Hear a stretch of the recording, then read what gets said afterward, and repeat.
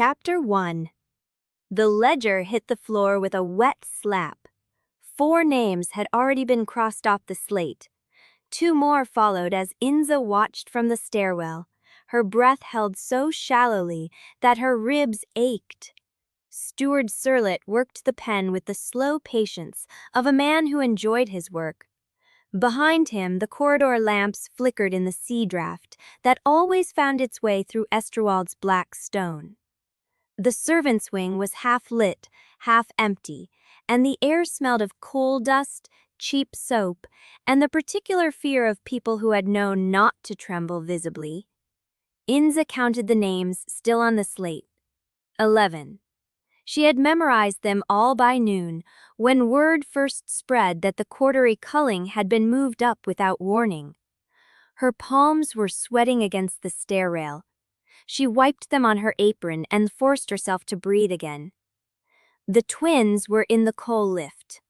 She had put them there herself an hour ago, when Surlet's clerk started knocking on doors. Bren had fought her, twisting and swearing until she clamped a hand over his mouth and whispered that if he made one sound, she would leave him to the stewards herself. Melly had gone quiet, which was worse. Melly understood what the culling meant. The lift was a dumbwaiter shaft for the kitchen coal, narrow, rust-caked, and ventilated only by the gap where the rope ran through. It was not meant for children, but it was the only place in the servants' wing the stewards never searched. Inza had hidden there herself once, 8 years old, pressed against coal dust and splinters, listening to footsteps pass on the other side of the wall. She had learned that night that survival was a matter of knowing which spaces were too small or too filthy for the house to bother with. The steward's pen stopped moving. She watched his shoulders shift as he scanned the remaining names. The room was quiet enough to hear the scratch of his thumbnail against the ledger spine. When he spoke, his voice carried the polished boredom of someone who had delivered worse news over better wine. The Sevwick twins are not in their quarters. Inza's stomach turned cold. A clerk shuffled papers. They were seen at supper, Surlet. Seen at supper, Surlet repeated flat. And now they are not. Find them. Sir. The clerk hesitated. The girl, the older one, Inza Kessani, she's their room assignee. Surlet looked up. His gaze found her without effort. She had not moved from the stairwell, but somehow he had known she was there. His eyes were the color of old dishwater and just as warm. Kessani. She stepped into the corridor. Her hands were steady. She had learned that trick young, too. Numbness looked like composure if you held it long enough. Surlet. You know where they are. It was not a question. Inza kept her voice even. I haven't seen them since supper. The lie tasted like iron on her tongue. Surlet studied her for a long moment. The clerks had stopped moving. The corridor was so quiet she could hear the coal lift's cables groaning somewhere in the dark, and she prayed the twins had the sense to stay still. You're a reliable servant, Kessani, Surlet said, almost kindly. Don't let your record become a conversation piece. He turned back to the slate. His pen hovered over the remaining names. Inza's body moved before her mind finished the calculation. If they're struck from the slate, she said, I'll take any reassignment. The words landed like stones in still water. Surlet turned, slowly. His pen dripped ink onto the floor. Any reassignment, he repeated. Any. You don't know what that means. I know what the culling means. She held his gaze. Her hands were still steady. The numbness was spreading up her arms now, into her chest, making her feel follow and useful at once. This was the shape she knew. Offer herself before anyone thought to take. The twins are 11, she said. They work, they don't cause trouble. The house gets nothing from selling them off.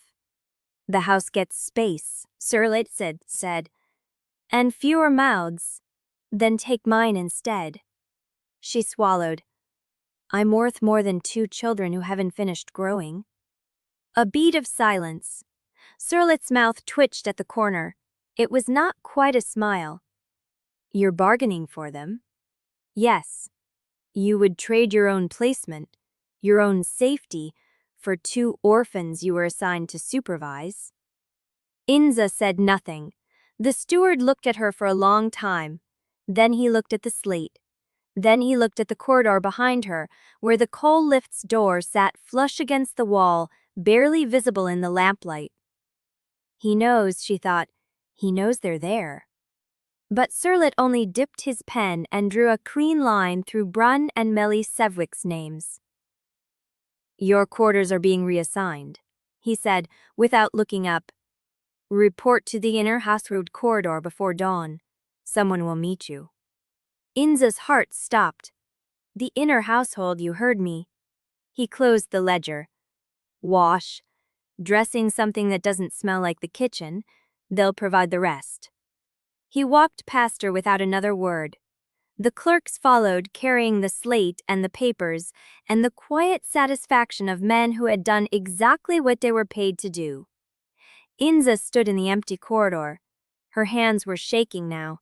She could not remember when they had started. The coal lift door creaked open behind her. Melly crawled out first, black with dust, her dark eyes too large in her face. Bren followed, swearing under his breath, his knuckles scraped from bracing against the shaft walls. What happened? Melly whispered. Why did he stay here? But you said, Chapter 2. The corridor stretched ahead like a throat. Inza followed the gray-eyed woman past doors set far apart, each one banded in brass, each one silent. The candles here burned with a steadier flame than the ones in the servants' wing. No guttering, no smoke, no cheap tallow smell. The light fell on walls of polished black stone, shot through with veins of silver, that caught the glow like nerves laid bare. Her bare feet made no sound on the heated floor. The dress moved against her skin like a second layer of it, silk sliding over places that had never known silk. She could feel every seam, every stitch, the weight of the fabric settling against her ribs as if measuring her. The coal dust was gone from her nails, her scalp, the creases of her knuckles. She was empty of it. She was empty of everything that had made her recognizable to herself. The gray-eyed woman stopped at the third door. She did not knock. She did not announce. She simply opened it and stood aside, her pale eyes fixed on some point beyond Inza's shoulder, as if the girl in the bone-white dress was already accounted for and filed. The heir's chambers, the woman said. He is waiting. Inza stepped past her. The room stopped her breath.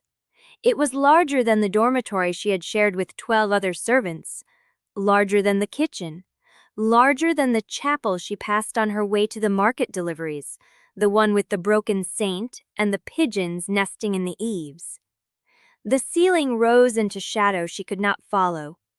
Tapestries hung on the walls, deep blue threaded with silver, scenes of hunting and feasting, and something else she did not look at long enough to name. A fire burned in a hearth carved to look like a gaping mouth. The furniture was dark wood, polished to a gleam that hurt to see. And in the center of it all, a man stood with his back to her. He was tall. That was the first thing she noticed. Tall and built with the kind of spare, economical strength that came from movement, not display.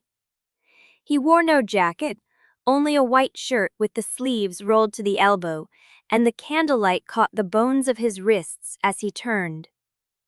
Corwise Vimmer. She had seen him before. Once, from the gallery during a formal dinner, a shape at the high table surrounded by faces she had been trained not to meet. She had known his name the way all servants knew the names of the family, as a fact of weather, as something that could crush or spare without noticing. He looked at her now. His eyes were dark, not black, but a deep, unreadable brown, the color of the stone after rain. His hair was cut short, uneven at the temple as if he had done it himself. His mouth was ordinary. His hands were still. He looked at her the way the gray-eyed woman had looked at her, like a thing to be assessed. But something shifted in his face when their eyes met, a flicker she could not name, and she understood that she had been wrong about one thing. He was not surprised to see her. Kessani. His voice was lower than she expected, quiet, the kind of voice that did not need to compete. Yes. You took the reassignment. I was told to take it. Told. He repeated the word as if testing it. By Steward Surlet. By the woman who let me in. Gray eyes, iron hair. My mother. The words landed like stones dropped into still water. Lady Melilda Uxon. The woman who had opened the door, who had worn a steward's badge like a costume, who had looked at Inza the way a buyer looked at livestock. Inza said nothing. There was nothing to say that would not be a confession of ignorance or fear. Corwise moved then. He crossed the room with the same economical grace she had noticed in his stillness, and stopped 3 feet from her. Close enough that she could smell him, soap, wool, the faint metallic tang that clung to all vampires, the thing that made human skin prickle in their presence. You're afraid, he said. It was not a question. I was told to report to the inner household, Inza said. I was told someone would meet me. I was not told what would happen after. That's true. He studied her. You haven't asked. I was going to. But you waited. I was waiting to see if the answer would matter. His mouth carved. It was not quite a smile. It was something else, recognition maybe, or the beginning of a calculation she could not follow. It matters, he said. I chose you. The words hit her like a blow to the chest. You? I reviewed the household rolls, the steward's assessments, the kitchen reports, the health records. He said it plainly, as if describing a routine task. I identified 3 candidates. I eliminated 2. You were the one I wanted. Inza's hands were still. She had made them still somewhere in the corridor, forced the shaking down into her buns where no one could see it. Why? Because you hide children in coal lifts. Her blood turned cold. Surlet told you. Surlet does what I tell him. Corwise's voice did not change. The culling was mine. The timing, the target wing, the choice of steward to conduct it. I ordered the inspection of your quarters specifically. I knew you would hide them. You know. She stopped, breathed, started again. You knew I would hide them, and you used that to see what you would do. Yes. The fire crackled, the shadows on the walls stretched and contracted like breath. Inza stood in the silk dress and felt the full weight of the room press against her skin. Every detail of the past hour rearranged itself in her mind.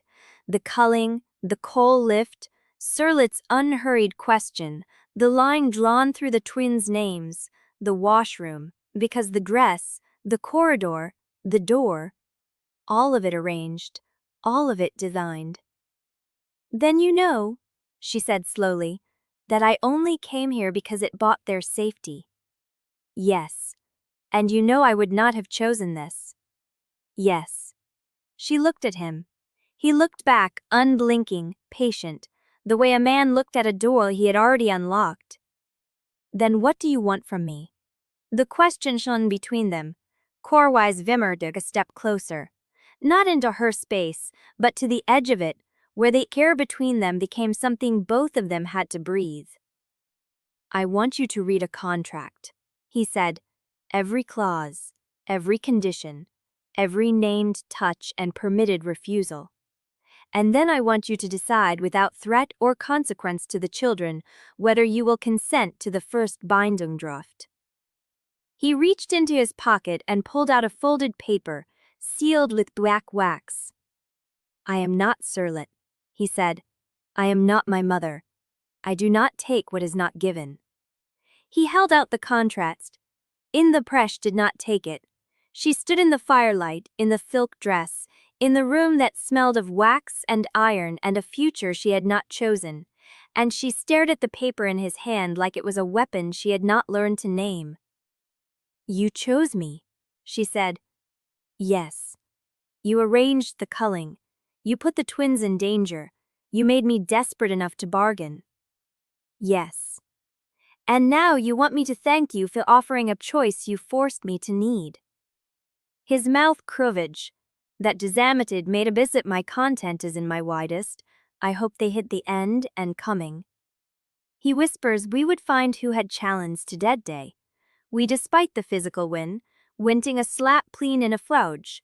It diamond by it dollars in the unstartler host of Fairby. The Mearsnay's widest, which is the worman unlikely then fro an apolog. Just veld up bait. He whispered for attentional lides wilernly. "Will the twins still be free if I refuse tomorrow?" The silence stretched. Corwise's hands stayed extended. His face gave nothing away. But something in his eyes changed. A flicker she had seen before, at the threshold of the corridor, when the gray-eyed woman had opened the door and Inza had stepped through into a life she had not asked for. It was not calculation. It was doubt. "I thought so," Inza whispered. She reached out. Her fingers closed around the contract. The wax was warm against her palm. She did not break the seal. Not yet. She held it like a thing she might still set down, and the firelight moved across her face, and the man who had chosen her watched her hands with a stillness that felt like waiting for a verdict.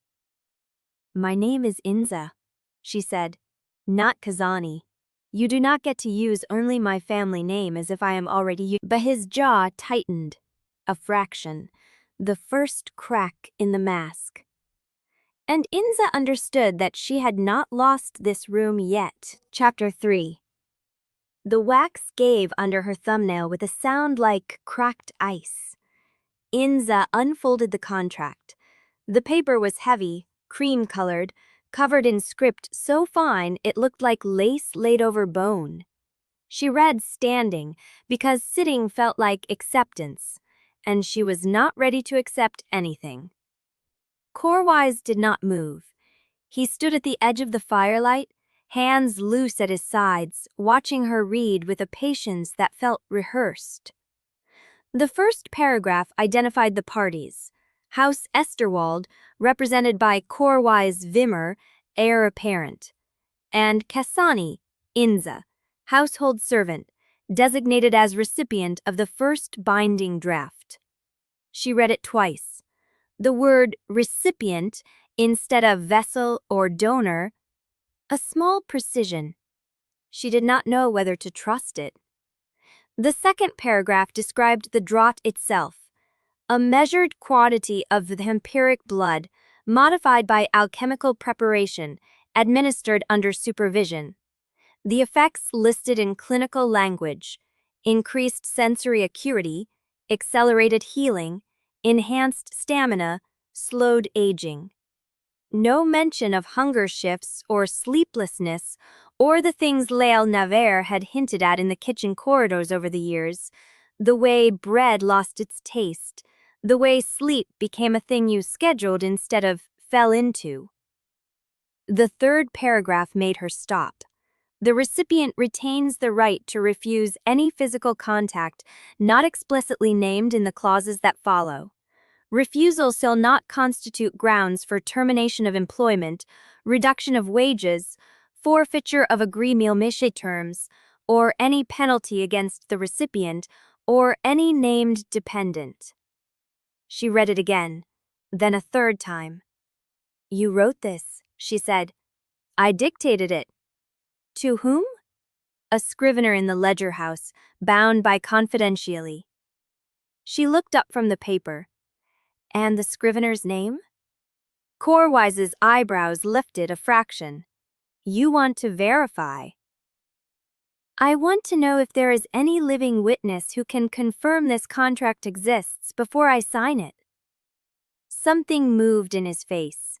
Not anger, not offense, something closer to recognition, as if she had answered a question he had not yet asked. Harville Tremaine, he said. Ledger House 7, stall 42, on the Lower Market Arcade. You can find him any evening past the 10th bell. He keeps his own records. She memorized the name, feeled it behind her teeth where no one could take it. She returned to the contract. The clauses that followed were precise and narrow.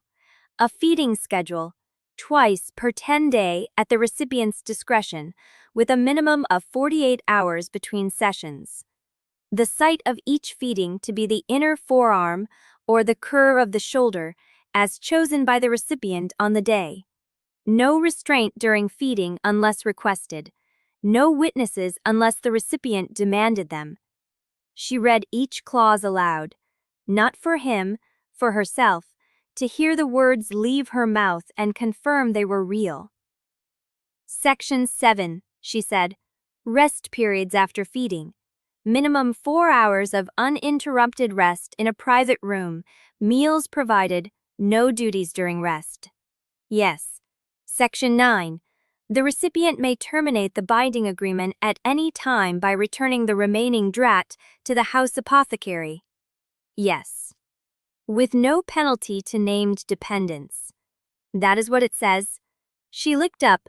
What happens to me if I terminate? His jaw tightened, that same tack from before. You lose the cumulative benefits, the sensory gains, the healing. You return to your baseline human state within a full turning of the seasons. And the children? Unchanged. Their manumission pathway is a separate article, Article 12. She found it. Article 12.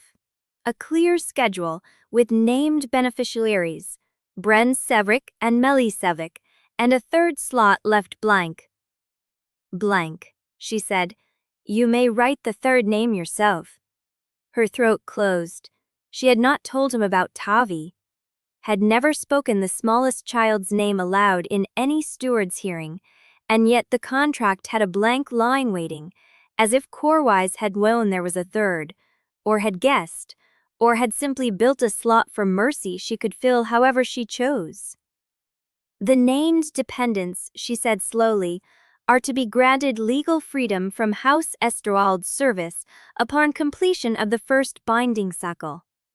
5 years, Corwise said, measured from the first draught. 1 year per child if you prefer to stagger the releases, or all 3 at once at the end. The contract allows flexibility. Flexibility, yes. She stared at the blank line. Tavi, 7 years old, small-boned, silent, the last survivor of a culling 2 years ago, slid into Inza's cot in the dark with nowhere else to go. No one knew. Not even Dorn, not fully. Inza had kept the child hidden in the old linen press, fed from her own portions, taught to read in the dark by touch. And Corwise Vimmer had left a blank line, which meant he knew, or had guessed, or had built enough margin into the contract that he did not need to know, that he was willing to let her name whoever she wanted because the cost to him was negligible, and the cost to her was everything. I have a condition, she said. Name it. The children leave Esterwald the day the contract is signed. Not at the end of the cycle. They go into hiding outside the house with funds I provided, and they do not return until the manumission is legally recorded. Corwise was silent. The contract says 5 years, he said quietly. If they leave now, you lose the leverage of proximity. The house cannot punish you through them if they are already beyond its reach, but you also lose their protection. If you fail to complete the cycle, their manumission does not vest. I know. Are you certain? She looked at him, really looked at the dark eyes that gave nothing away, at the still hands, at the face of a man who had arranged a culling to test her character and now stood in firelight pretending he was offering a choice. "No," she said, "but I am certain that if they stay, the house will find a way to use them against me." "You said yourself that Sirlet does what you tell him. If your mother decides to countermand this contract, the twins vanish into the lower floors and I never see them again." Corwise was viewly wielding. He actually heard the Jods its onload. Chapter 4. The cup was warm. Not the metal itself, that cooled the moment it left the candle flame, but the liquid inside. Inza felt it through the rim against her fingers, a steady heat that had nothing to do with temperature. She had not moved from the desk. Corwise stood 3 paces back, exactly where he had stepped after sealing the amendment. His hands were still. His breathing had dropped to something she could barely hear, slower than a human heart had any right to be. "The first draught," he said, "is not poison. You should know that before you decide." "I know what it is." "You know what the house says it is." She looked at the cup. The liquid inside was the color of old wine, dense and faintly iridescent, the surface catching the firelight in ways that made her eyes water if she stared too long. "What does the house say it is?" "A binding agent. Alchemical preparation that stabilizes the gift in human blood so it can be shared without harm to either party." "And what do you say it is?" Corwise was quiet for a long moment. When he spoke, his voice had dropped, rough at the edges in a way she had not heard before. "I say it is a door. Once you walk through it, you cannot unwalk the ground on the other side. You will be changed. Some of those changes are useful. Some of them are permanent. All of them are costs you will carry without being able to explain them to anyone who has not also carried them." Inza's grip tightened on the cup. "You have taken it." "Yes. Does it hurt?" "No." His paws stretched. "But it hollows things you did not know you needed. Food stops tasting like anything but fuel. Sleep stops feeling like rest. The world gets louder and brighter and more immediate, and you cannot turn it off." She thought of Lael Nevers, the half-gifted woman who moved through the kitchen corridors like a ghost, her hands trembling in the lamplight, her eyes tracking sounds no one else could hear. "Is that what happened to Lael?" Corwise's expression flickered. Surprise, maybe, or recognition. "You know about Lael." "I know she is half-gifted. I know she eats alone because bread tastes like dust to her. I know she hears things in the walls that make her weep." She was not supposed to be half-gifted. The words came out flat, clinical, as if he was reading from a file. The binding was interrupted before the cycle completed. The partial transformation left her caught between states. Stronger than a human, less than a vampire, unable to finish the process without starting over from the beginning, and unwilling to pay that price twice. Inza looked at the cup. "Is that what happens if I stop halfway?" "No. If you terminate the contract, the effects recede. Not entirely. The body remembers what it has been given. But you would not become Lael." "Then what would I become?" "Someone who knows what power tastes like and chose light to swallow." The words hung between them. Inza lifted the cup. The smell hit her first. Iron, honey, something sharp beneath like crushed herbs or old copper wire. Her body reacted before her mind caught up. A pull low in her chest, a hunger that had nothing to do with food. "Before you drink," Corwise said, "I take from you. That is how the gift is shared. The draught is prepared from the alchemist's base, but it requires the binding host's blood to catalyze. A small amount. I will do it now, or we can wait." Inza's pulse jumped. She had known this was coming. The contract had specified it in precise language. The master shall draw from the recipient's vein before the first administration of the alchemical binding agent to establish the blood recognition necessary for the gift to take. But knowing and standing were different things. How small? Enough to wet the draught, a few drops. She set the cup down, rolled up her left sleeve, presented her wrist, the pale skin over the vein, the old burn scar on the inside of her right wrist catching the firelight from a different angle. Corwise stepped forward. His hands were steady now. "Is that why you chose me?" Corwise's jaw tightened. "I chose you because you were the only one who hid them, the only one who fought, the only one who looked at the culling slate and did not look away. But you knew I would hear. I knew the gift would strip the distance away. I did not know what you would do with what you heard." The crying swelled, then faded, then swelled again. Inza turned toward the door. Chapter 5. The crying pulled her through the corridor like a thread through flesh. She did not decide to move. Her body simply went, bare feet on cold stone, the silk dress whispering against her thighs.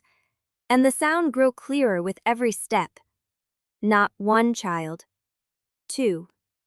The high, thin wail she had heard first, and beneath it a lower sound, a child trying not to cry and failing. The hallways twisted in ways she did not recognize, broad-shouldered, red-faced, one hand twisted in the boy's collar and the other raised to strike again. A loaf of bread lay crushed on the floor between them, crumbs scattered like evidence. Bren's lip was split, blood ran down his chin. "I'll ask you again, boy. Who told you could steal from the master's table?" Bren said nothing. His eyes were fixed on something past the steward's shoulder, something only he could see, and his jaw was set in the stubborn silence that had kept him alive through 3 cullings. The steward drew back his hand. Inza moved. Later she would not be able to explain what happened. The distance had been 15 paces, maybe 20.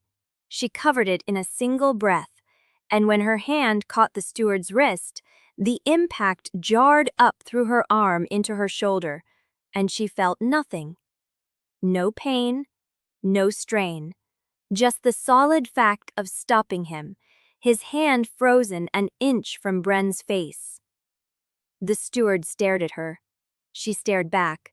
She was aware of the kitchen around them, the cook at the stove, gone still, 2 maids with flour on their arms, watching, a boy with a bucket, frozen mid-step. The room had stopped breathing. "Release him," Inza said. The steward's wrist was thick in her grip. He was taller than her by a head, broader by half again, and she could feel the strength in his arm, the coiled readiness to strike. But he did not strike. He looked at her hand on his wrist, looked at her face, and she watched understanding arrive in his eyes like a slow tide. "You're the heir's new woman." Not a question. "I am the servant assigned to his corridor," she said. "And this boy is under my protection, under the terms of the contract witnessed and sealed at Ledger House 7. The steward laughed. It was not a kind sound. "A contract doesn't fill a boy's belly. He stole from the household stores. That's a lashing offense." "The household stores are not the master's table. That bread came from the secondary pantry, which is allocated to servant rations, and those rations have been cut by 1/3 since the culling."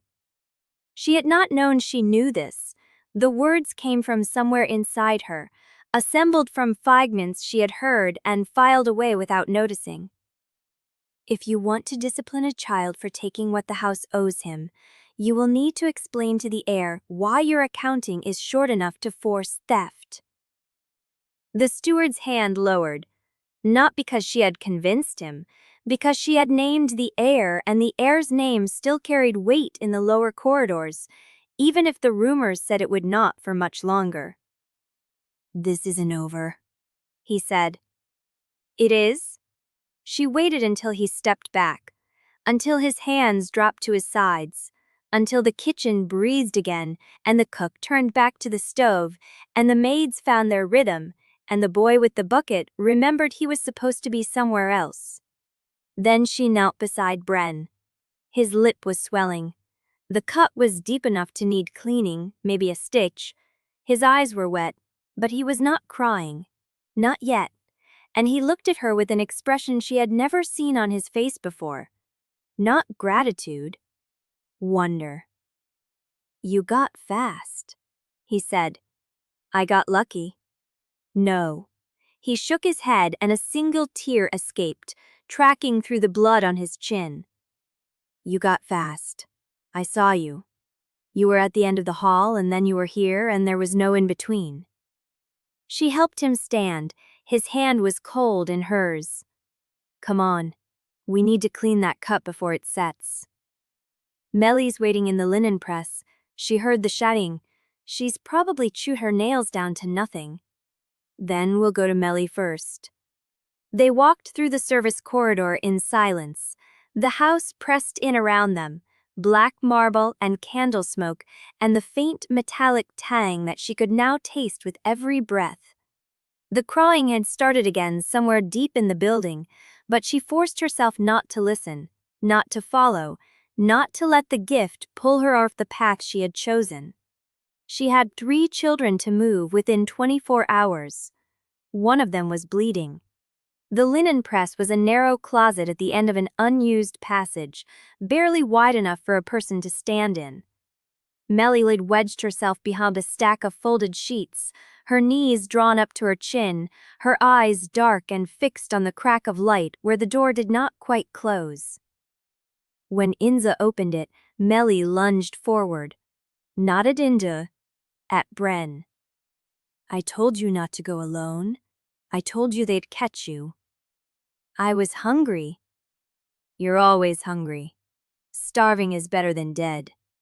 Bren did not argue.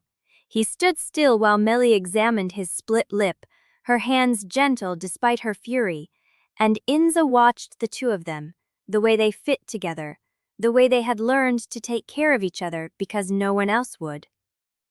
"We're leaving," Inza said. Both of them looked at her. "Tonight, before dawn. I have a contract that says you can go, and I have a scrivener who will convert it. But we have to move fast, and we have to move quiet, and we cannot tell anyone where we are going." Mellie's eyes narrowed. "Tavi too?" "Tavi too. What about you?" The question landed like a stone. "I stay." Bren's face twisted. No, we're not leaving you here." "You are. Because if you stay, everything I signed for means nothing." She reached out and took his hand, the one that was not shaking. "I cannot bargain for this so you could refuse the exit. Do you understand?" He looked at the floor. "I understand." But his hand held hers too tightly, and Mellie was watching her with those old, knowing eyes, and Inza realized she had just become something none of them had words for.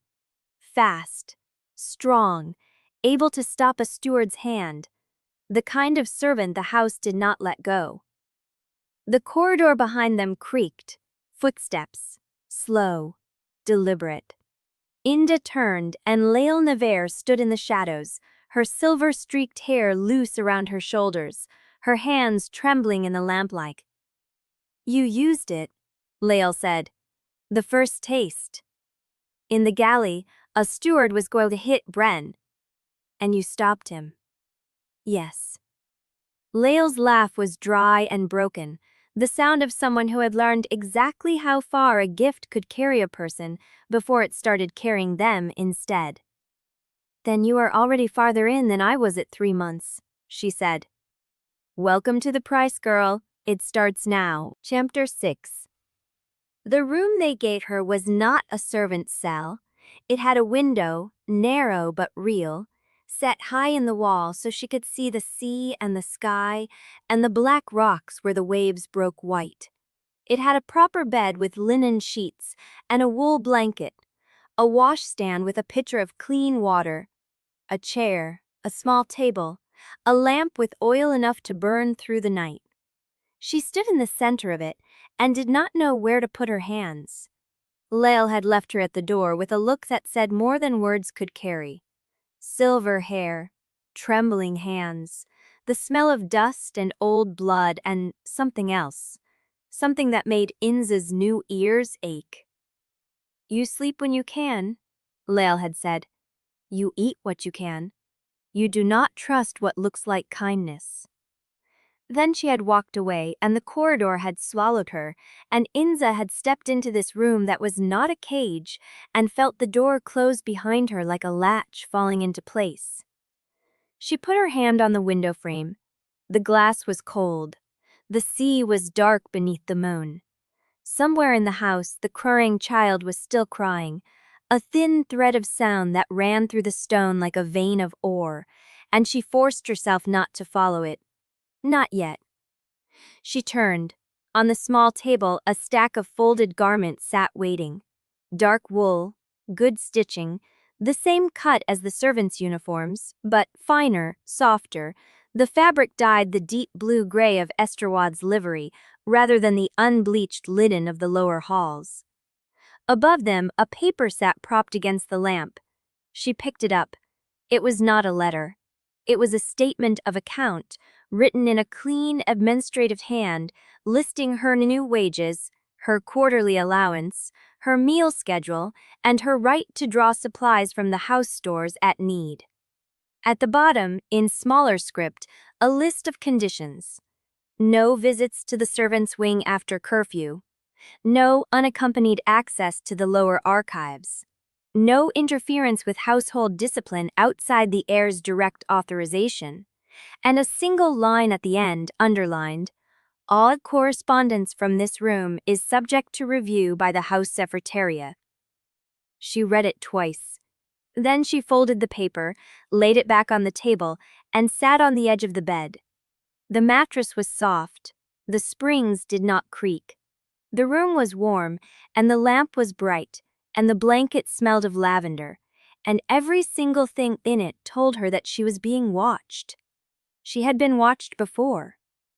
In the servants' wing, surveillance had been crude. Stewards who counted heads at meals, maids who reported whispered conversations, the constant pressure of being seen and catalogued and valued only as long as you produced more than you cost. This was different. This was a room that felt like a gift, and the gift came with terms she had not read until now. She lay back on the bed and stared at the ceiling. It was white, clean. The plaster had been recently repaired. She traced the lines of it with her eyes, memorizing the seams, and tried to think. The contract was sealed. The amendment was signed. The children were supposed to leave before dawn. But the paper on the table had said, "No visits to the servants' wing after curfew." It was past curfew now. She could not go to them. Could not check if they were packed. Could not whisper the plan through the coal lift shaft one more time. Could not make them promise to stay quiet. Could not hold Mellie's hand and tell her it would be all right. She was in a better room, and she had never been more trapped. A knock came at the door. She sat up. Her heart was fast, but her hands were steady, and she crossed the room in 3 strides, the gift moving her before she told it to. She opened the door. A woman stood in the corridor. Not Lael, not Malalda. Someone younger, with a round face and steady eyes and a small brass key on a chain around her neck. "Kessani," the woman said. "I'm Submit. I've been assigned to help to settle." Help. The word landed wrong. "I don't need help. Everyone says that." Submit smiled, and it almost reached her eyes. "But the heir asked me to make sure you had everything you needed. Linens, writing materials, a warm meal if you want it." A warm meal. The gift had hollowed out something in her throat, and she could not remember the last time she had felt hungry for anything but the taste of blood and salt. No meal. Writing materials then, And I'm to tell you that the scrivener will call on you tomorrow morning to review the manumission requirements. You'll need witnesses, signatures, a formal declaration of intent. A formal declaration. She had signed a contract. She had drunk the first draught.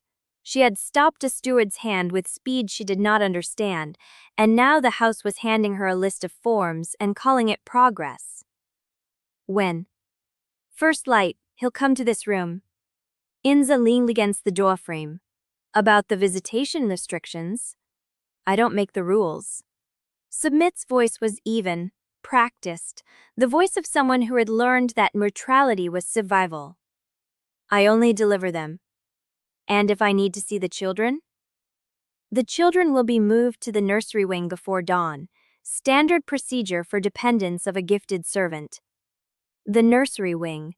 She had never been to the nursery wing, but she had heard the crying child, and the sound had come from somewhere deep, somewhere below, somewhere she could not reach from a room with a locked door and a window that faced the sea. Sedender Trusier, she repeated. Yes. And who decides what standard procedure is? Submit's smile tightened. The House Kessani. The House decides. She held out a small leather pouch. Inza took it. Ink, pens, a sheaf of clean paper, a wax stamp with a blank seal, waiting for her to choose a mark. First light, Submit said. Don't be late. She turned and walked away, her footsteps soft on the marble, the brass keys swinging at her throat like a promise of doors she could not open. Inza closed the door. She stood in the quiet room with the lavender-scented blanket and the clean white ceiling and the paper that told her all her letters would be read. And she realized that Esterwald had not given her anything it could not take back. Better rooms, better wages, better food, a better cage. She sat down at the small table, dipped the pen, and began to write. She wrote the date, the hour, the name of the scrivener she would meet at first light. Then she wrote a letter to the children, knowing it would be read, knowing it would be filed, knowing that every word she put on paper would become evidence of something she had not meant to confess.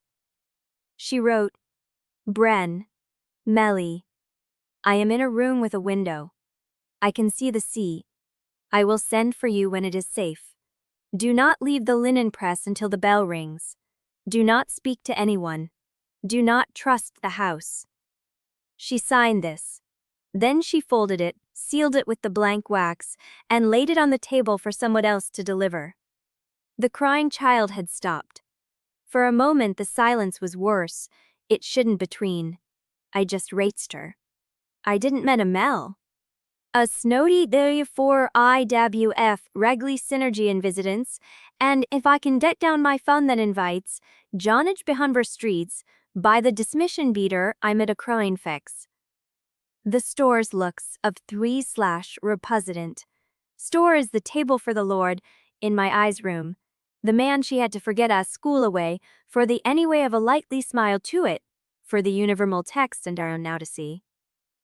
The park not still stupidly was everyone is a world starry. I can make everything that I should have. Chapter 7. The scrivener came at first light, just as Submit had said. He was a thin man with ink-stained fingers and a ledger that smelled of old leather and older secrets. He asked questions in a voice that never rose above a murmur, and Inza answered them while the morning light crept across the marble floor, and the crying child stayed silent somewhere in the dark beneath the house. Yes, she understood the terms. Yes, she affirmed the dependents named in the contract. Yes, she confirmed the amendment in her own hand. The scrivener wrote. He sealed. He left. And Inza stood in the quiet room with a copy of the declaration and a hollow feeling that looked like victory, but tasted like nothing at all. She needed to see the kitchens, not because she was hungry. The gift had burned that clean out of her.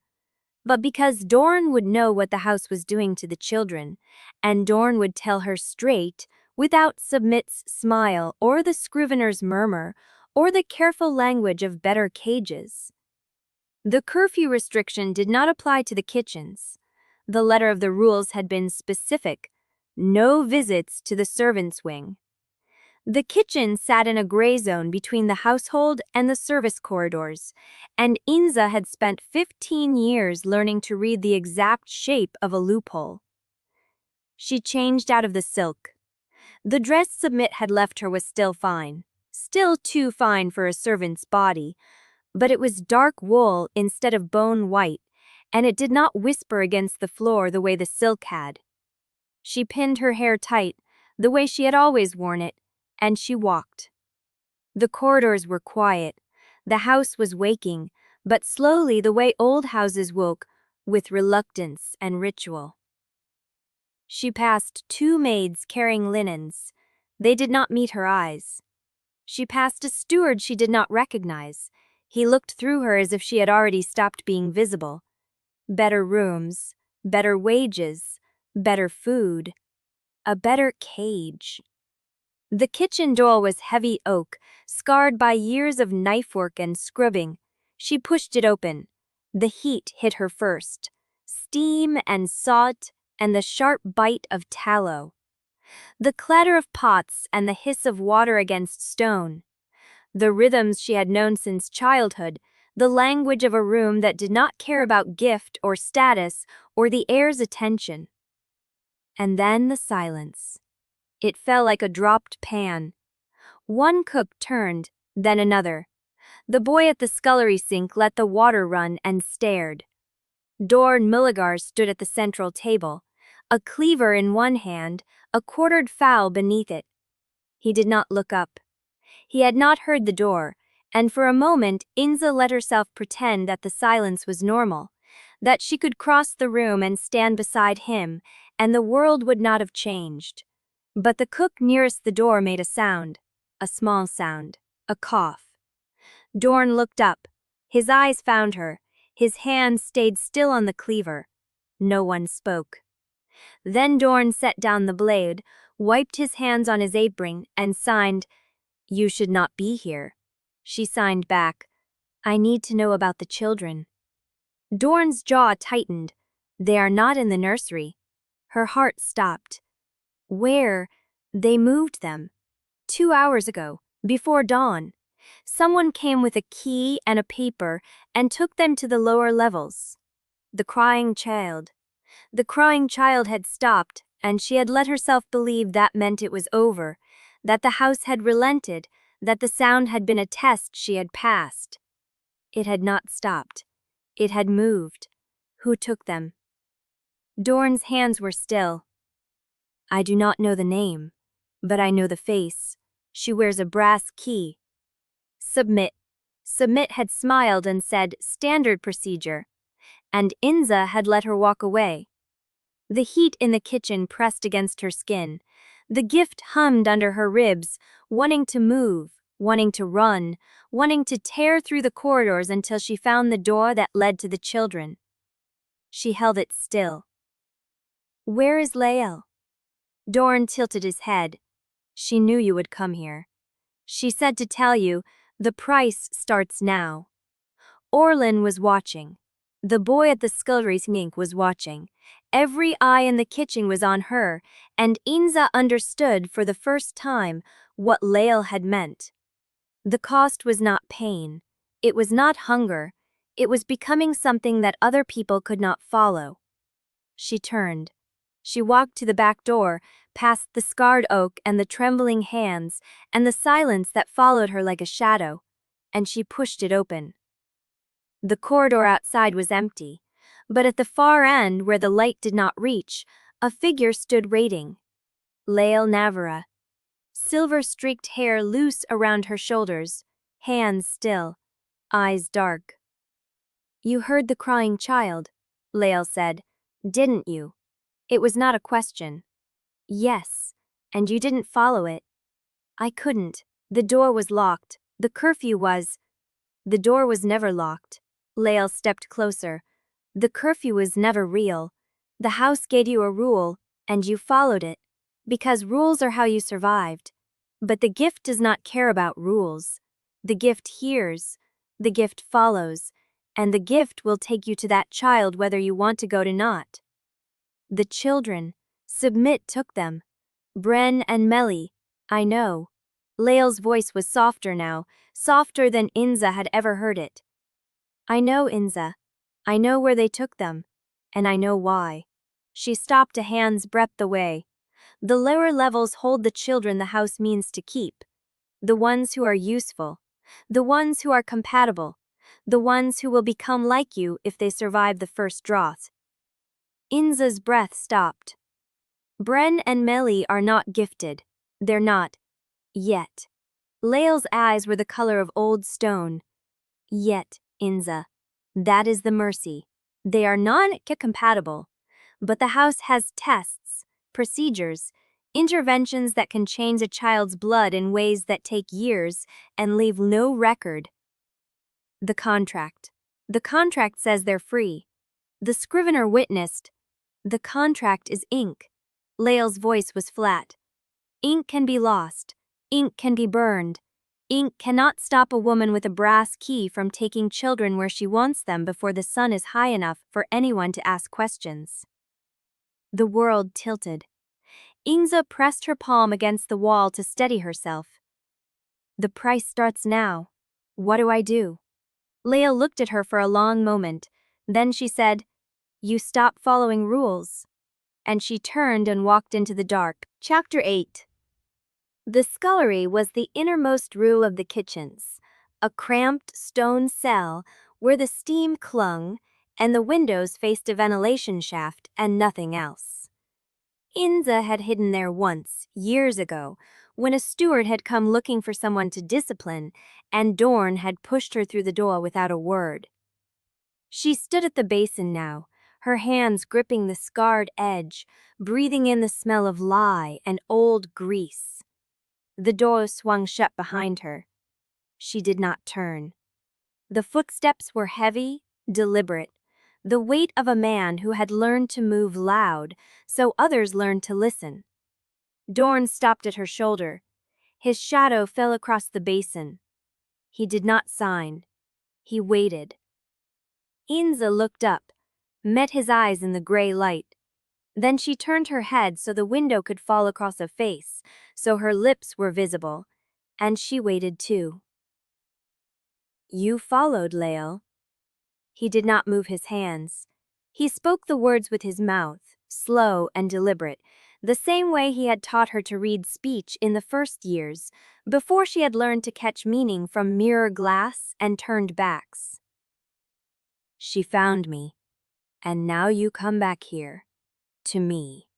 After you left smelling like his rooms, after you signed papers that mean nothing, after you let them take the children. I did not let them. You did not stop them. I did not know. Dorn's jaw tightened. He leaned closer, and she caught the smell of him, smoke, and bread flour, and the sour edge of old fatigue. You did not know because you stopped listening. You stopped watching.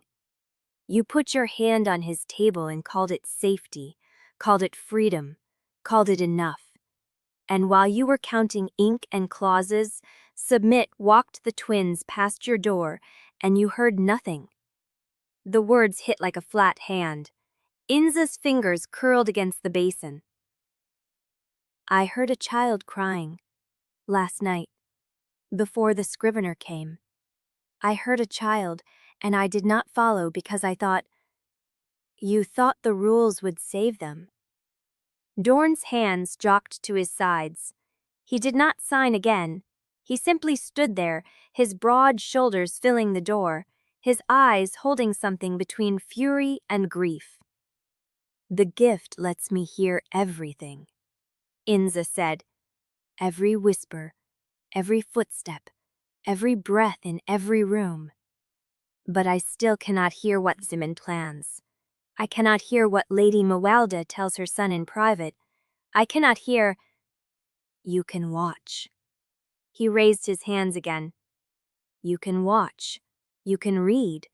You can remember every face and every door and every key that passes a hand. That is what I taught you. That is what you forgot. The silence pressed. Inza's fingers curled against the basin. I heard a child crying last night, before the scrivener came.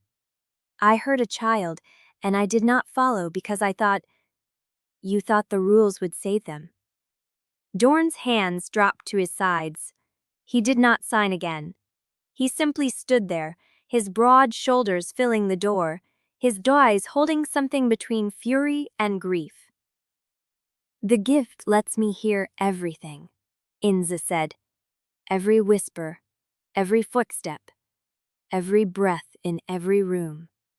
But I still cannot hear what Submit plans. I cannot hear what Lady Mawalda tells her son in private. I cannot hear. You can watch. He raised his hands again. You can watch. You can read. You can remember every face and every door and every key that passes a hand. That is what I taught you. That is what you forgot. The silence pressed. Inza's fingers curled against the basin. I heard a child crying last night, before the scrivener came. I heard a child, and I did not follow because I thought, you thought the rules would save them. Dorn's hands rushed to his sides. I heard a child, bolding to the guards, bolding to the first passes. That is a people the Eth. It was waiting to swirled command and turn. And today, literate left with this under. To the kratz of overed Skansen. Inza's tastic by his shoulders remember, shopping the times now, expressing in this run, a nothing that let the will. He sounds a blag porm, slately on the paints days. Then take me to Ronsmond. I cannot want. Why? Dorn's hands lowered. He looked at the knife between them, and then he looked at her, and for the first time she saw fear in his eyes, because he was summoned to the lower levers an hour ago, and he has not come back. The scullery went cold. The children are there now. Yes. And Rosamond is there. Yes. And Submit. Yes. Inza looked at the blade. She thought of the crying child, the door that was never locked, Leal walking into the dark, Dorn standing watch because there was no one else left to watch. If I go down there, she said slowly, I break every rule. I break the contract. I break whatever safety the gift was supposed to buy. Yes. Corwise will know. The house will know. Everyone will know. Yes. And if I do not go, she said, the children will not survive the day. Dorn's hands moved. That is the choice. He watched her and she watched him, and in the silence she reached out and closed her hand around the handle of the knife. It was warm. It was heavy. It was real. She met his eyes. Then I choose. And she turned and walked toward the door that led to the lower levels, the knife in her hand, the gift thrumming under her skin, and she did not look back. I have no joined. It is hit stage. That rated the cynics of reporting to the group. You guys loved. The such a gathery baremaning having her hard helps him. I just does not. Dorn, he spikles the heavy, switched the caught day of some of their doublers, to moles, a riding. The gift table was so much that he should rename it. No. No, you have been waiting. For me. For Leal. For someone to tell you what to do with the children. Yes. And you will help me. But only if I say the words you need to hear. Dorn's hands were still. Say them. Inza breathed. The heir's favor can ruin more than it rescues. Again. It can ruin more than it rescues. I know. I have always known. I thought the contract would be different. I thought the paper is paper. He signed the words sharp. Ink is ink. The house does not care. The house only cares what you become, and you are becoming something that can be used, and used, and used until there is nothing left but the debt. Then help me stop it. How? Tell me where the children are. Tell me what Submit intends. Tell me what the lower lovers look like, and I will go and I will bring them back. Dorn looked at her for a long moment. Then he said, I do not know the lower levels. No servant knows. That is the point. Then who knows? Rasmund, the physician, the man who had watched her too closely, asked too many questions. Dorn. He tends the children. Before and after. He knows the doors. He knows the keys. He knows what Submit does with the ones who fail. The ones who fail? You have seen it. I have seen what comes back. Inza's stomach turned. Then take me to Runs but cannot. Why? Dorn's hands lowered. He looked at the knife between them, and then he looked at her, and for the first time she saw fear in his eyes. Because he was summoned to the lower levels an hour ago, and he has not come back. The scullery went cold. The children are there now. Yes. And Rasmund is there. Yes. And Submit. Inza looked at the blade. She thought of the crying child, the door that was never locked, Leal walking into the dark, Dorn standing watch because there was no one else left to watch. If I go down there, she said slowly, I break every rule. I break the contract. I break whatever safety the gift was supposed to buy. Yes. Corwise will know. The house will know. Everyone will know. Yes. And if I do not go, she said, the children will not survive the day. Dorn's hands moved. That is the choice. He watched her and she watched him, and in the silence she reached out and closed her hand around the handle of the knife. It was warm. It was heavy. It was real. She met his eyes. Then I choose. And she turned and walked toward the door that led to the lower levels, the knife in her hand, the gift thrumming under her skin, and she did not look back. Chapter 9. The corridor stretched ahead, narrow and dark, the walls sweating damp where the stone met the earth. Inza's boots made no sound. The knife stayed low at her side, blade catching the faint light from a single lamp at the far end. She had taken 3 steps when a hand closed around her wrist. Inza spun, blade coming up, and found Lael Navarre standing so close the silver streaks in her hair caught the lamp glow like threads of frost. Lael did not flinch from the knife. She did not move at all. You will not reach them that way. Inza's pulse hammered. Then show me another.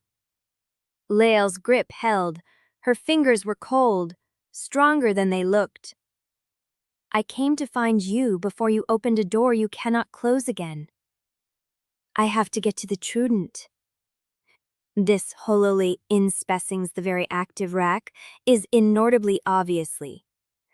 You have to get to the newslongs, but you've always understood the residual of Facelor, the ones that lock from the outside and the ones that lock from the inside. The lower levels are the second kind. Once you go down, you do not come back up the same. Inza's fingers tightened on the knife handle. I do not care what I come back as. Lael laughed, a dry sound with no humor in it. That is exactly the problem. She turned and walked down the corridor, not toward the door that led to the lower levels, but away, toward a small alcove where the wall held a single lamp and a stone bench that had not been sat on in years. She sat. She waited.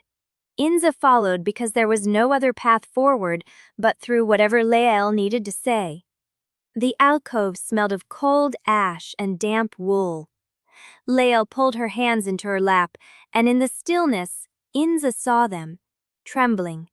Fine and constant, a tremor that never stopped, the hands of someone whose body had been pushed past what human flesh could bear.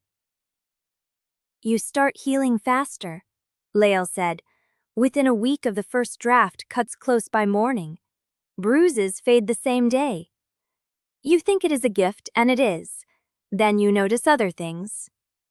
She reached for the lamp and turned the wick higher.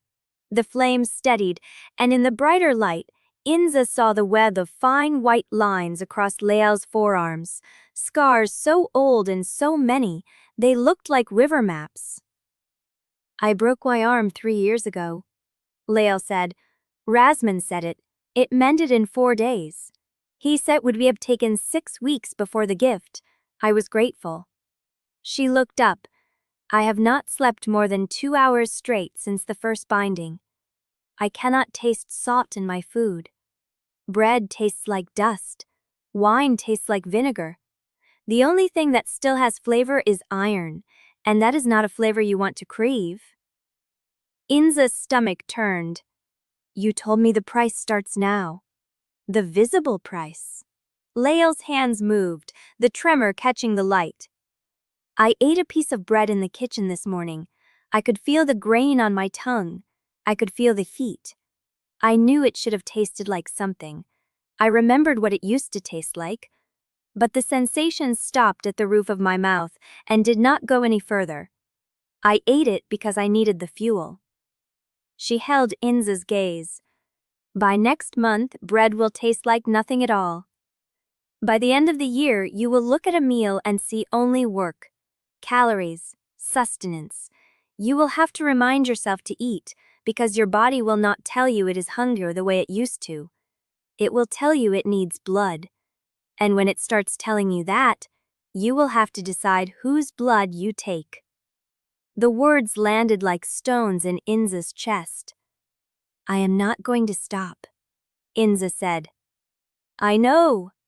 Lael's voice was flat. That is not why I am telling you. I am telling you so you know what you are carrying when you go down those stairs. The gift does not make you stronger. It makes you harder. There is a difference. She stood, and the tremor in her hands faded as she pressed them flat against her thighs. I was 3 months in before I reached where you are now. 3 months of draughts, rindings, feedings, careful increments. You did it in a day. That means the house has been waiting for you. That means your blood was ready before you were born. She paused. You need to understand what that means before you walk into the place designed to prove it. Inza's throat tightened. They took the twins. I know. Submit is down there with them. Rasmund was summoned. Dorn said the ones who fail do not come back. The words hung between them. Lael stepped closer. In the lamplight, her eyes were the color of old iron, patient and worn. The lower levels are not a prison. They are a workshop. Gift-compatible blood is rare. The house has spent centuries learning how to make more of it. Interventions that change a child's blood chemistry over months, sometimes years, until they match a compatible line. Injections, transfusions, sealed rooms, quiet procedures that leave no records and nothing worth finding if the child does not survive. She said it the way a soldier described old wounds, clean, precise, stripped of feeling. The reason you cannot see Rasmund's records is because he keeps them.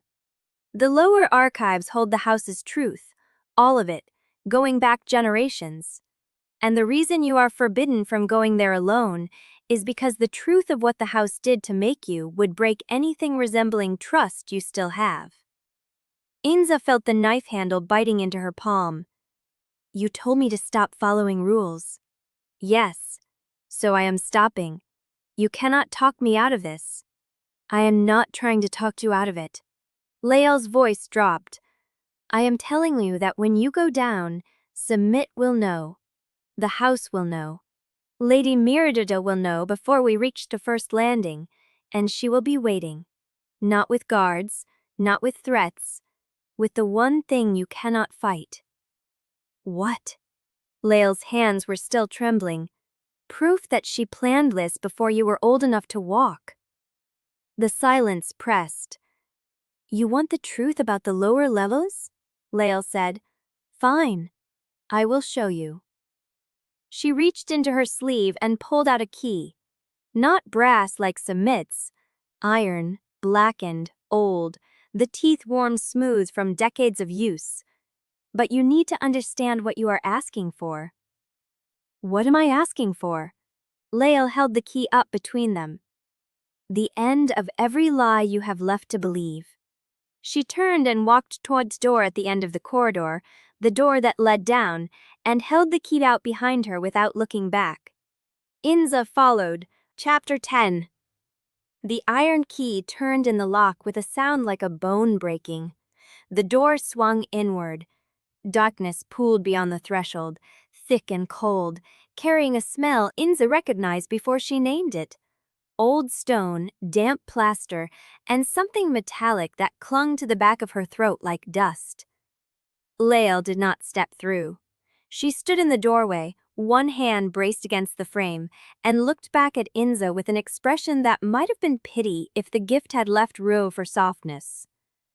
The lower levels run under the entire house, Lael said. 3 floors.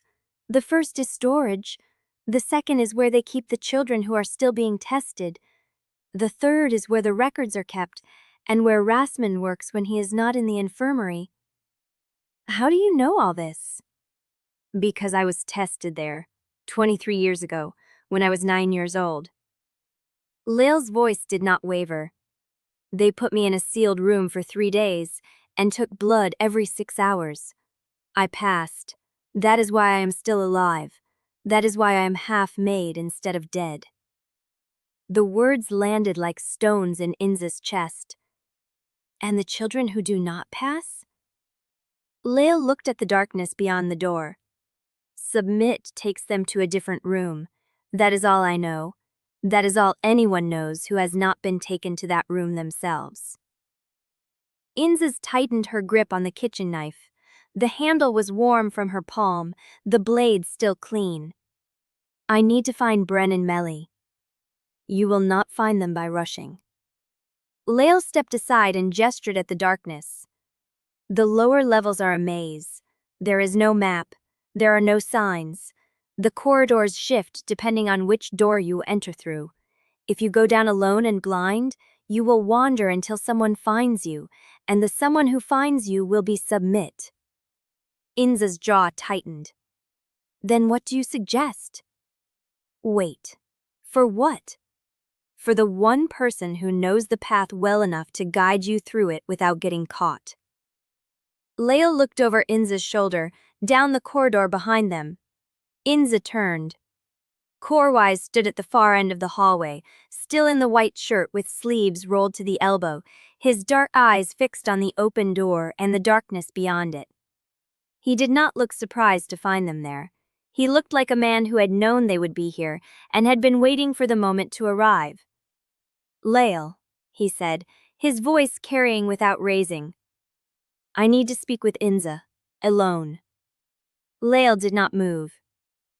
She is about to walk into the lower levels to find the children your mother's servant took from her. There is nothing you can say that matters more than that. There is something she needs to know before she goes. Inza's hand tightened on the knife. Tell me here. Corwise took a step closer. The candlelight caught the shadows under his eyes, the tired set of his mouth. I told you I chose you because you hid children. That was true, but it was not the only reason. I know, Inza said. Your mother told me you chose me to provoke her. Something flickered in his face. Not surprise, pain. She told you that? Before I ever reached your rooms. She wanted me to know that your interest in me was not admiration, it was rebellion. Silence settled between them like dust. And the children who do not pass? Lael looked at the darkness beyond the door. Sinmurktable and spite the pot of fusting, amassed Inza's braggle turned with the twetters, but I did not look surprised to find them there. He looked like a man who had known they would be here and had been waiting for the moment to arrive. Lael, he said, his voice carrying without raising. I need to speak with Inza, Alone. Lael did not move. She is about to walk into the lower levels to find the children your mother's servant took from her. There is nothing you can say that matters more than that. There is something she needs to know before she goes. Inza's hand tightened on the knife. Tell me here. Corwise took a step closer. The candlelight caught the shadows under his eyes, the tired set of his mouth. I told you I chose you because you hid children. That was true, but it was not the only reason. I know, Inza said. Your mother told me you chose me to provoke her. Something flickered in his face, not surprise, pain. She told you that? Before I ever reached your rooms. She wanted me to know that your interest in me was not admiration. It was rebellion. Silence settled between them like dust. She was not entirely wrong, Corwise said, and the words came out rough, scraped of all polish. I chose you because I knew you would matter to her, because I knew she had been watching your line for years, because I wanted to take something she considered hers and make it mine. He stopped walking. But that was the first night. That was before I watched you read the contract like a ledger and catch every clause designed to trap you.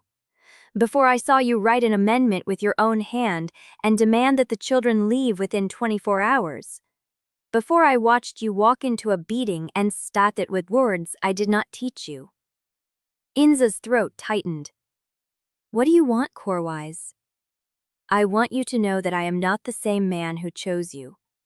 He held her gaze. And I want you to know that I will help you get those children out of the lower levels, even if it costs me everything my mother built. Lael let out a breath that might have been a laugh. You expect her to trust you because you had a change of heart? I expect nothing. Corwise's voice was quiet. I am telling her the truth because she deserves to have it before she makes a decision that will cost her the rest of her life. He looked at Inza. There is a way into the lower levels that Submit does not control. A service tunnel from the old chapel ruins on the cliff. It opens into the third floor of the archives, where Rasmund keeps his records.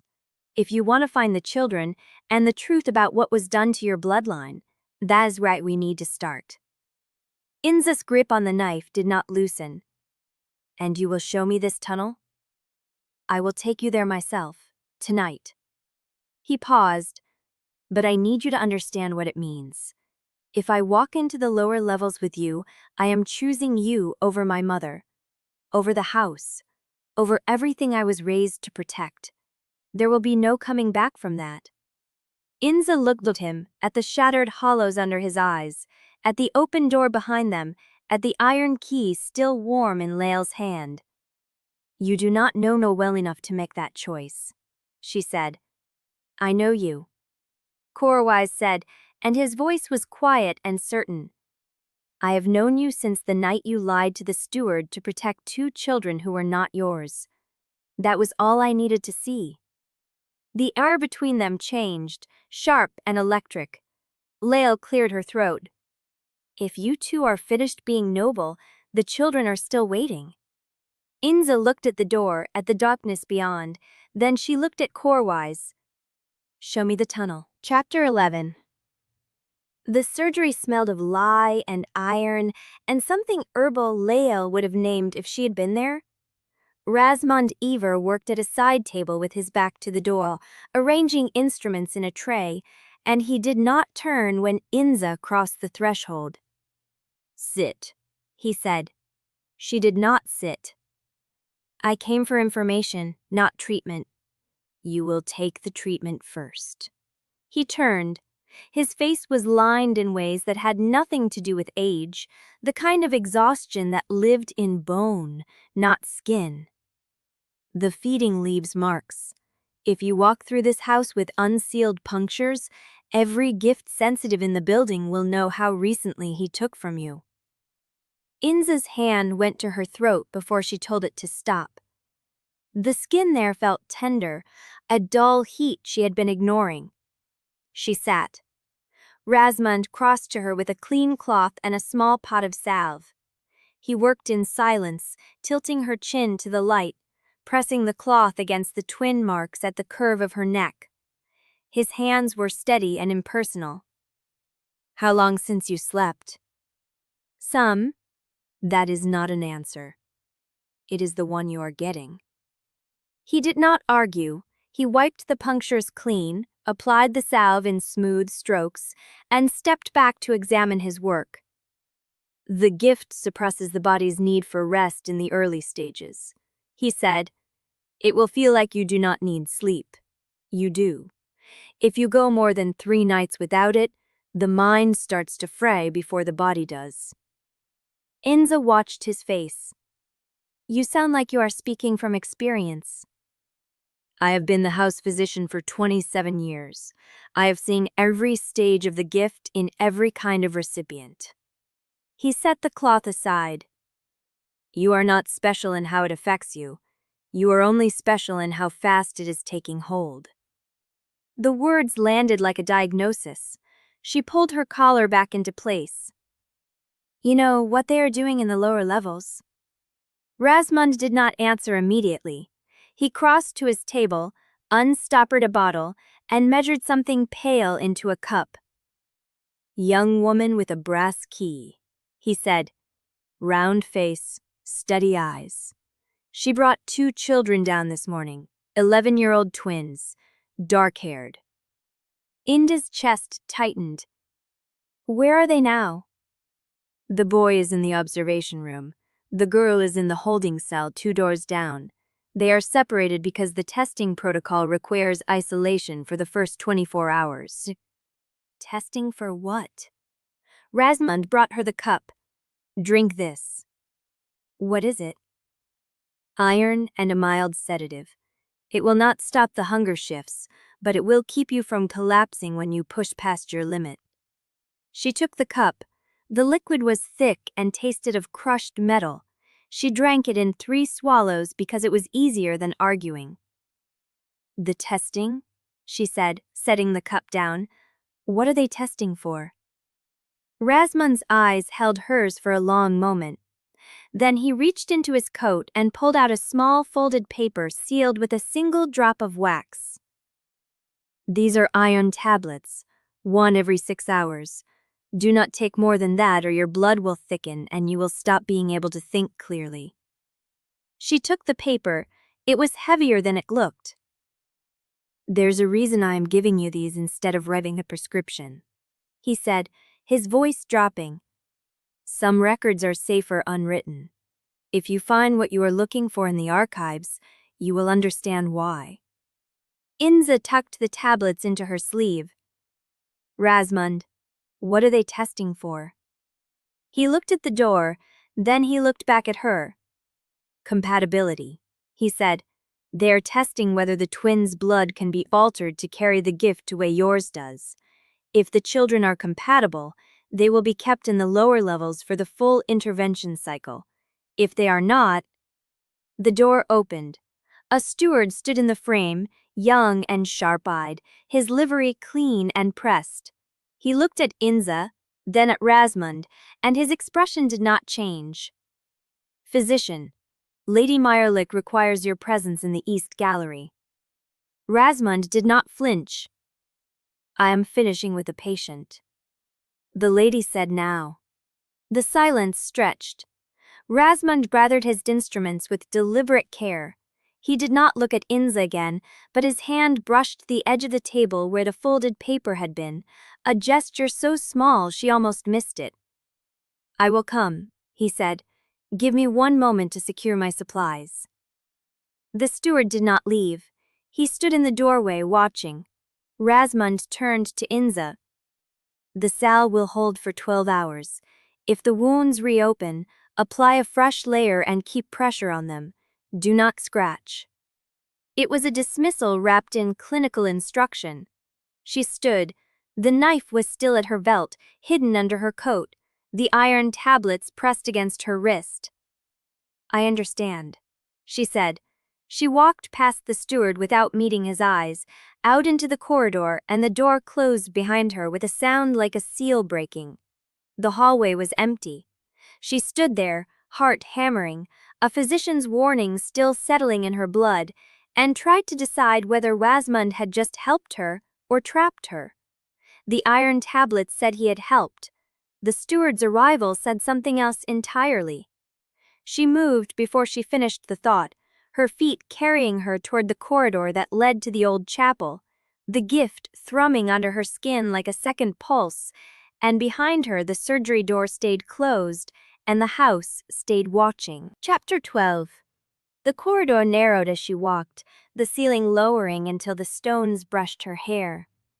The gift sang under her skin, mapping every turn, every locked door, every breath held behind walls she had never noticed before.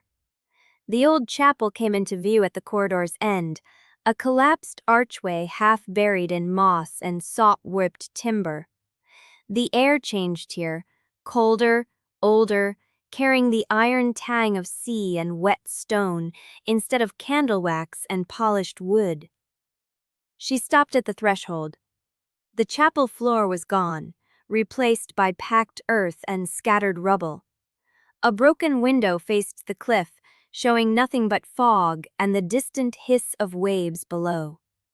Against the far wall, a dark opening gaped where the altar should have been, stone steps leading down into blackness.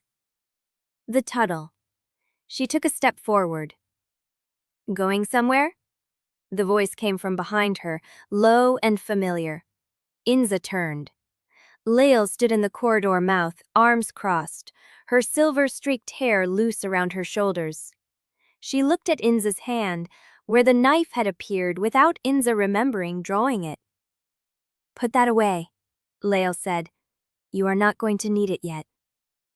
Inza did not put it away. "How did you find me?" "I followed the gift. You are loud, Inza.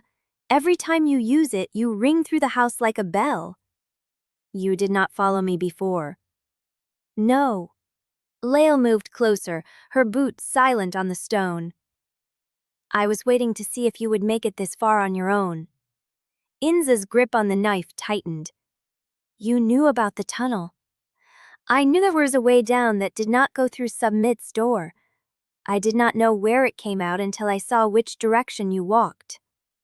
They stood facing each other in the chapel ruin, the fog drifting through the broken window, the sea gnawing at the cliff below. "Rasmund gave me iron tablets," Inza said, "and a warning. He would. He has been waiting for someone to ask the right questions for years." "Then why did he not tell me the truth directly?" Lael's mouth curved, not quite a smile. "Because Rasmund Ever has survived 27 years in this house by never saying anything that could be repeated. He gave you tablets and a hint. That is more than he has given anyone else." Inza sheathed the knife. "The twins are in observation rooms," she said. "Separated. 24 hours of isolation before they start the intervention cycle." "I know." "Then help me get to them." Lael was silent for a long moment.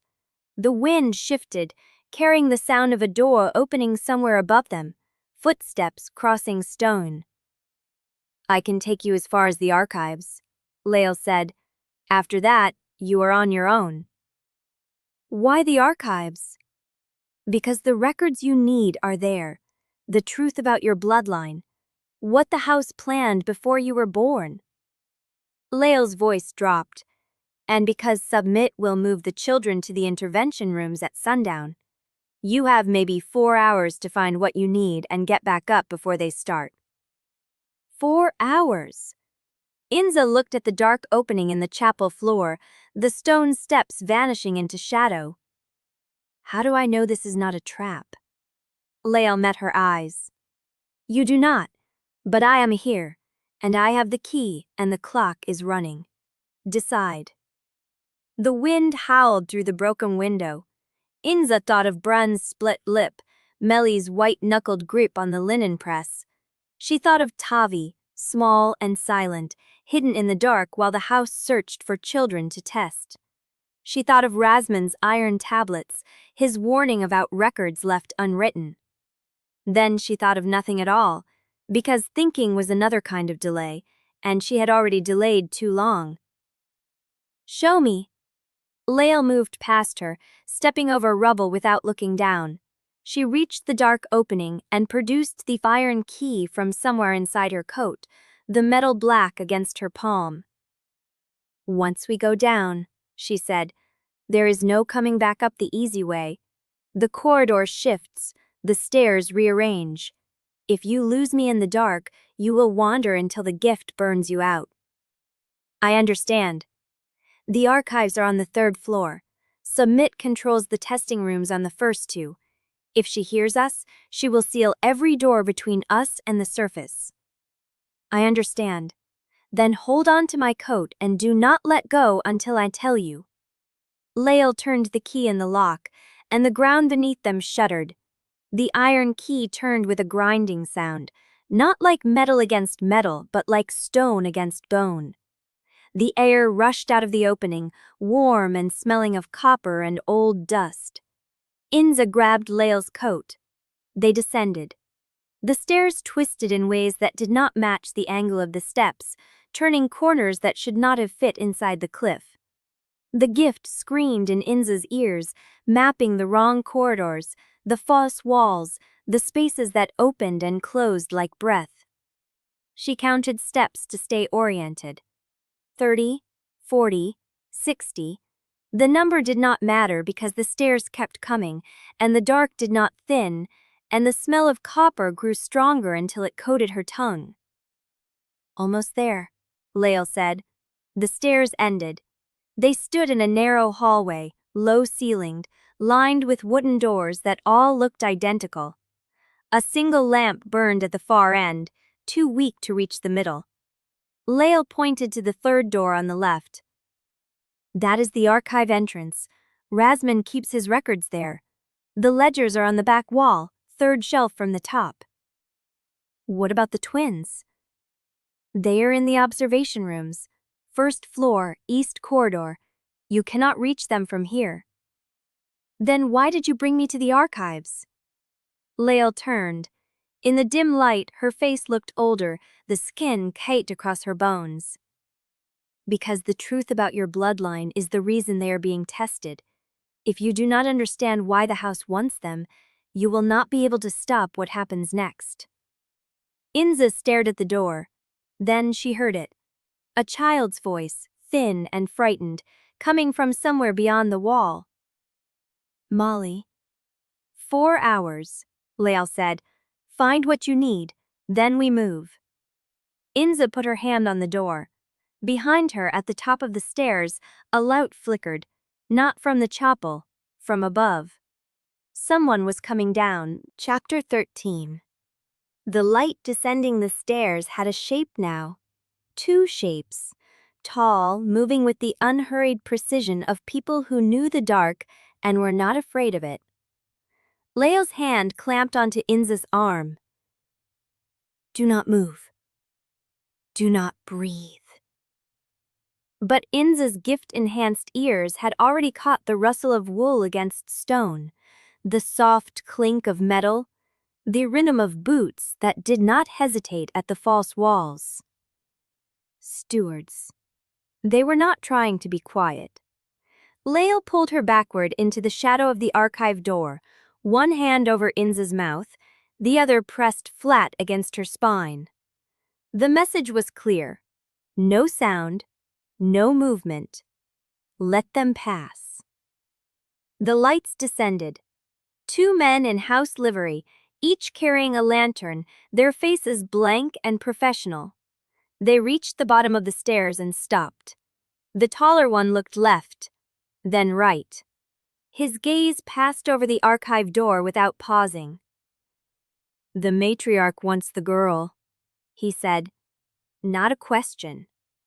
The other steward nodded, and they moved down the corridor in the opposite direction, their footsteps receding into the dark.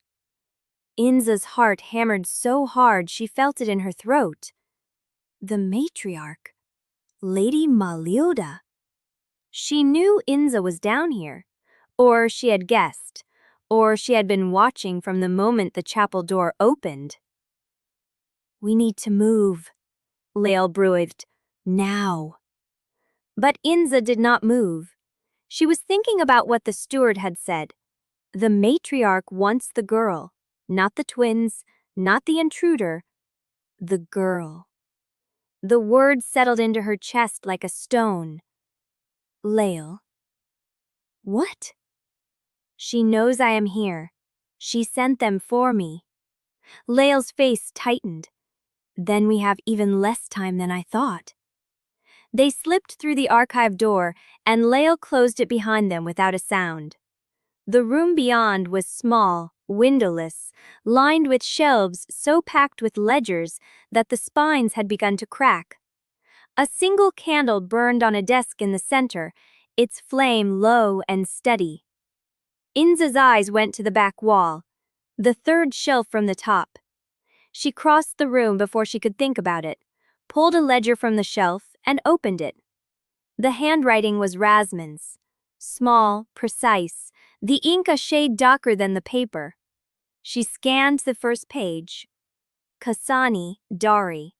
Born 8th of Harvest Mern, year 437. Entered service age 14. Assigned, kitchens. Compatibility test, positive. Weak. Outcome, retained for observation. Her grandmother. Inza turned the page. Kessani, Malel. Born 12th of Frost Rune, year 461. Entered service age 12. Assigned, laundry. Compatibility test, positive. Outcome, retained for observation. Bloodkin match, Lael Lemaire, her mother. Inza's hand trembled. Kasnani Inza. Born 3rd of Rob Rune, year 485. Entered service age 9. Assigned, general labor. Compatibility test, positive. Outcome, retained for observation. Bloodkin match, Ruel Lemaire, heir. The date of the compatibility test was 3 months after her birth. 3 months. Lael was watching her. You see now. Inza could not speak. She had been measured before she could crawl, tested before she could speak, marked for Corwise before she knew what a vampire was. Every step she had taken, every choice she had made, every time she had thought she was acting for herself, the house had already calculated the outcome. She closed the ledger. I need to see the twins. Lael shook her head. You cannot reach them from here. The testing rooms are sealed. Submit has the only key, and she will not open them until sundown. Then I will break the door down. The gift is not strong enough. Not yet. Inza's hands clenched at her sides. The knife was still in her coat, its weight a small comfort against the vast, suffocating truth of the books around her. Then what do I do? Lael looked at her for a long moment. Then she reached into her coat and pulled out a second key, smaller than the iron one, made of something that looked like bone. There is a door at the end of the archive corridor, she said. It leads to a service passage that connects to the first floor. Submit does not know about it. Why are you telling me this now? Because the matriarch knows you are here, and if she finds you in the archives, she will seal you in with the rest of the truth she had buried. Inza took the key. The bone was worn against her palm, as if it had been held by someone else recently. How do I know this is not another trap? Chapter 14. The stair ended at a door that opened onto a corridor she did not recognize. Inza stepped through, and the bone key clicked behind her, sealing the passage shut. The corridor was narrow, the walls paneled in dark wood, the air warm with the smell of beeswax and old paper. A single lamp burned at the far end, its flames steady. She stood still, listening. No footsteps, no voices, no stewards with lanterns.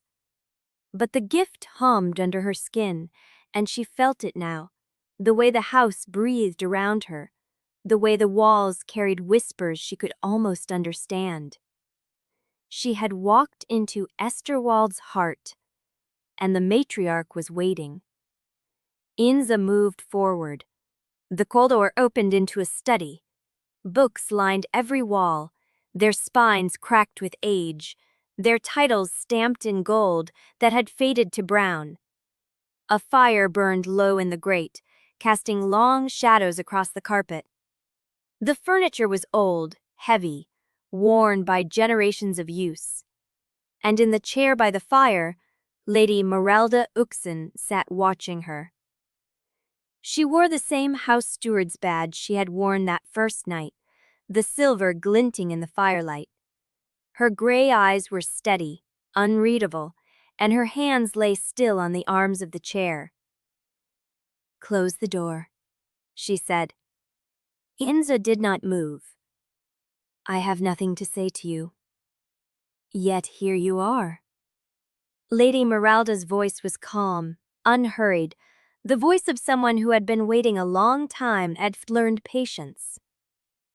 "In my study, in the middle of the night, climbing secret stairs I did not know existed." "Then you did not plan well enough." The old woman's mouth curved, just slightly. "No, I did not plan for the Leil Never to give you a key. That was a miscalculation." Inza's hand tightened on the knife in her coat. "What do you want from me?" Lady Merelda's rose from the chair. She was tall, spare, her iron-white hair coiled in braids that caught the firelight like thread. She walked to the window and looked out at the sea, dark and endless beyond the glass. "I want what I have always wanted," she said. "The survival of this house, the continuation of its line, the safety of its people." "But they don't this plan well enough." The old woman's mouth curved, just slightly. "No, I did not plan for Leil Never to give you a key. That was a miscalculation." Inza's hand tightened on the knife in her coat. "What do you want from me?" Lady Merelda's rose from the chair. She was tall, spare, her iron-white hair coiled in braids that caught the firelight like thread. She walked to the window and looked out at the sea, dark and endless beyond the glass. "I want what I have always wanted," she said. "The survival of this house, the continuation of its line, the safety of its people. By breeding them like livestock." Lady Merelda's turned. Her gray eyes met Inza's, and there was no denial in them. "Yes." The word hung in the air between them, simple and absolute.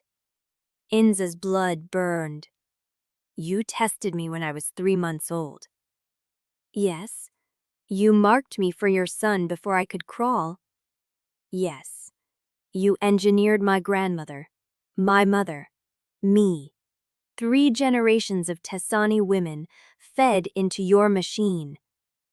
Lady Merelda's expression did not change. "Your grandmother Derry was a kitchen girl with weak gift potential. She was not suitable for the full program, but her blood carried a marker we had not seen before. We retained her for observation." She paused. "Your mother Malala was stronger. We matched her to Leil Never, but the bond was interrupted before it could complete. A loss." Inza's hands were shaking. "And me. And you." Lady Merelda's voice softened, almost imperceptibly. "You were the first in 3 generations to test strong positive. The first whose blood could carry the full gift without rejection. The first who could bond with a vampire of the direct line and survive." She stepped closer. "I have waited 24 years for you, Inza Kessani. I have watched you grow, watched you work, watched you hide children in coal lifts and lie to stewards, and do everything in your power to protect the weak." Her gray eyes held Inza's. "I chose Corwise's father for the same reason I chose you for him. Strength, intelligence, the will to survive. Inza's throat was dry. You are telling me that I was born for this. I am telling you that you were born with the capacity for it. Lady Meralda's voice was quiet, almost kind. What you do with that capacity is your choice. But do not pretend you came here by accident. Do not pretend the gift took root in you by chance. Your blood was ready. It has always been ready. The fire crackled. Inza stood in the center of the study, the knife heavy in her coat, the ledger's words still burning in her mind. She had been measured, tested, designed, but she was still holding the knife. Where are the twins? Lady Meralda's eyes flickered, the first crack in her composure. Submit has them. Then Submit will give them back. She will not. The testing is not complete. Then I will break the door down. You cannot. I will burn this house to the ground. Lady Meralda's mouth tightened. You will not. Because if you do, you will never see the children again, and you will never know the full truth of what the house has hidden. Inza's hand went to the knife. She thought of Bren's split lip, Millie's white-knuckled hands, Tavi's silent face in the linen press. She thought of her mother's name in the ledger, marked interrupted. She thought of Lilel's voice, saying the clock was still running. And she thought of Corwise standing in the chapel ruins, offering her a tunnel and a choice. I am not your harvest, she said. I am not your breeding stock, and I am not your daughter's future. She turned toward the door. Lady Meralda's voice followed her. The children will be moved to the intervention rooms at sundown. If you have not found a way to reach them by then, the testing will begin, and there will be no stopping it. Inza stopped. And if I do find a way, Lady Meralda was silent for a long moment. Then you will prove me wrong, she said, and I will have to decide what that means. Inza did not look back. She walked out of the study, down the corridor, through the dark until the door closed behind her and she stood alone in the house's quiet heart. The bone key was warm in her palm, and somewhere above, the clock was ticking toward sundown. We would stop with this transference. The inspilent progress, you vow, first sleep is highlighted in the partible. And then we could be full lost as we think it. Why did my go skin? Looking to the pence who haven't deboard a mythical go. I between this other Ford together inside of the violent sound and the tapping faces this one's is open slightly worked one. Wanna know podcasts how anyone expideds in. Right, and I am telling you that you were born with the capacity for it. Lady Meralda's voice was quiet.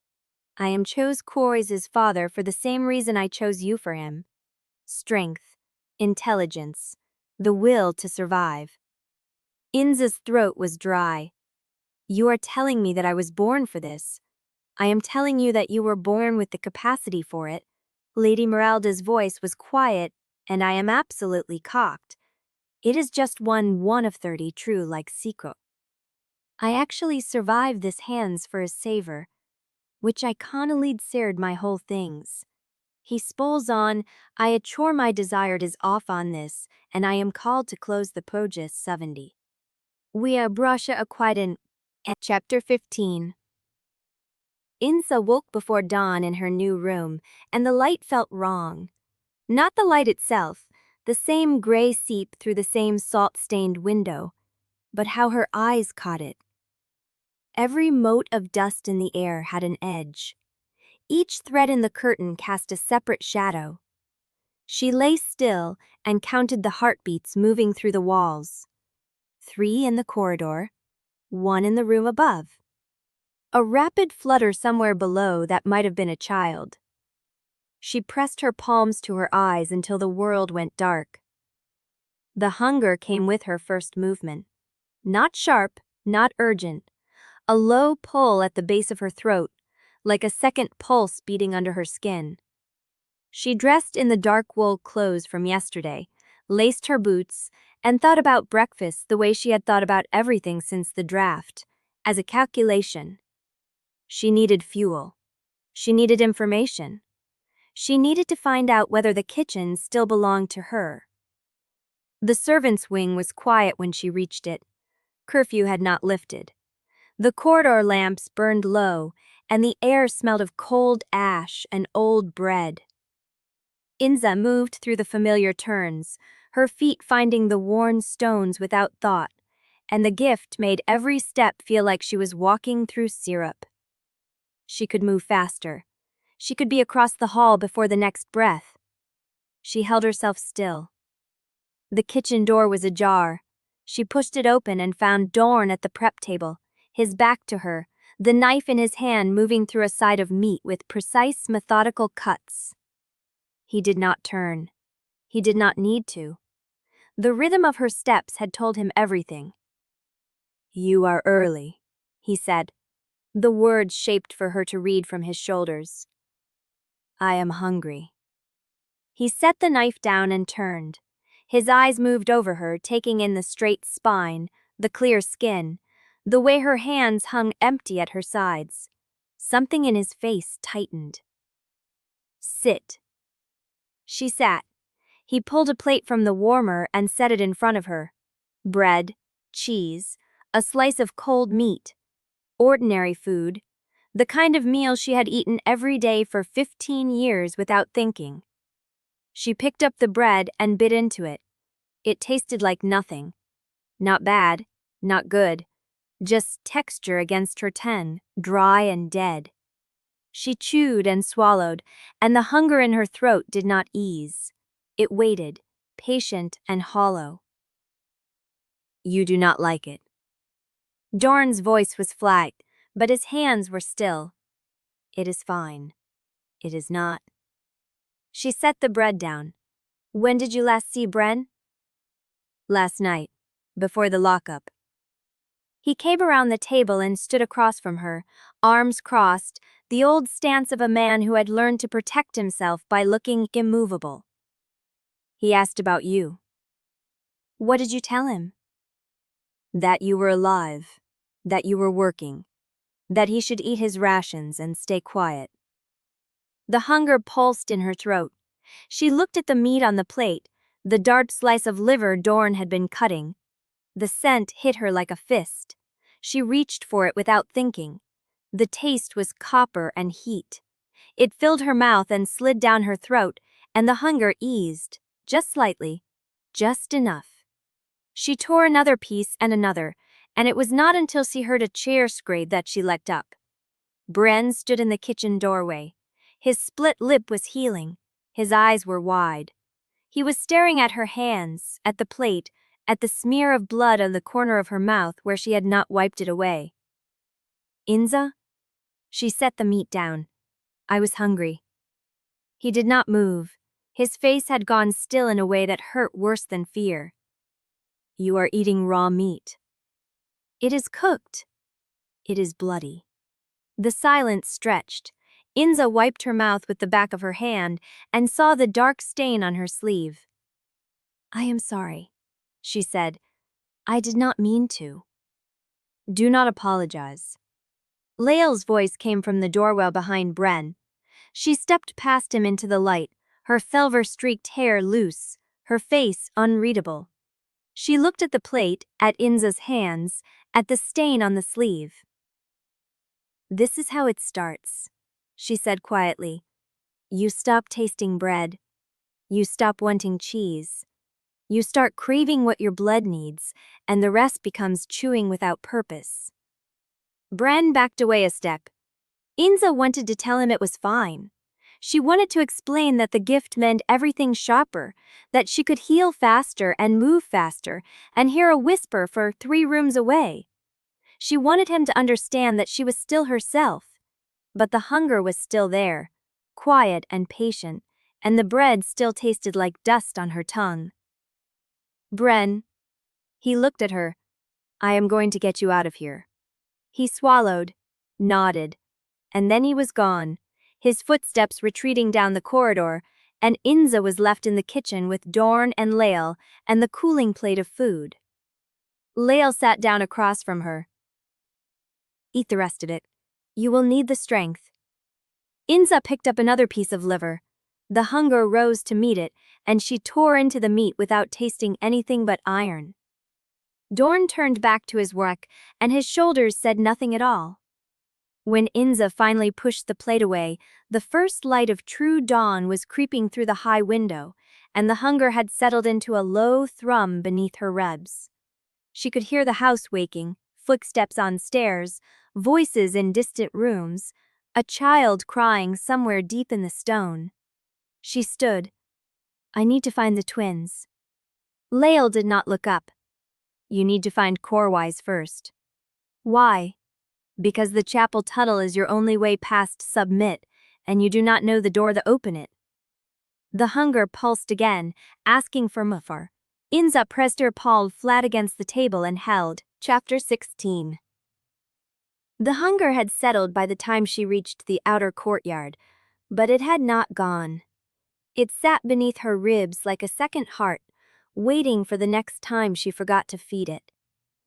The Ledger House sat at the bottom of the cliff road, 3 stories of pale stone wedged between a chandler shop and a boarding house. The sign above the door read, "Tremaine and Sons, Contracts, Scriffinging, Blood Law," in gold lettering that had not been touched in years. Inza pushed through the door. The air inside smelled of ink, dust, and the faint metallic tang of sealing wax. A clerk sat at the front desk, young, sharp-chinned, with ink stains on both cups. He looked up, took in her dress, her cleaned hands, the absence of any servant's badge, and his expression shifted into profession neutrality. "How may the Ledger House assist you today?" "I need to verify a manumission procedure." She set the folded copy of the contract on the counter. The clerk opened it, read the seal, and his eyebrows lifted a fraction. "This is an Esterwald document." "Yes." "Signed by the heir personally." "Yes." He read further, his lips moving slightly. Then he set the paper down and looked at her with fresh attention. "The manumission pathway requires 3 witness signatures at the first sealing stage, 2 from outside the household, 1 from the bloodkin's legal representative.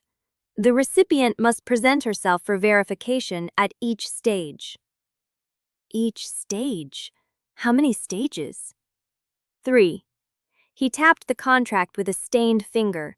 "First seal establishes intent. Second seal confirms the binding draft has been completed. Third seal releases the named dependents from the household roll." Inza's stomach tightened. The contract does not say 3 stages. The contract lists the final outcome. The stages are standard procedure under blood law. Every house uses them. She picked up the paper and read the clauses again, searching for the gap between what was written and what was real. The words were precise. The loophole was not in the language. It was in the custom the language assumed. "Who provides the outside witnesses?" "Any licensed scrivener or blood law notary. The Ledger House can provide one for a fee." "And the legal representative?" The clerk hesitated. "That would be a representative of the household, someone authorized by the bloodkin." "By Corwise Vimmer? Or by Lady Myrelde Ayuksen as head of House Esterwald?" The name landed like a stone in still water.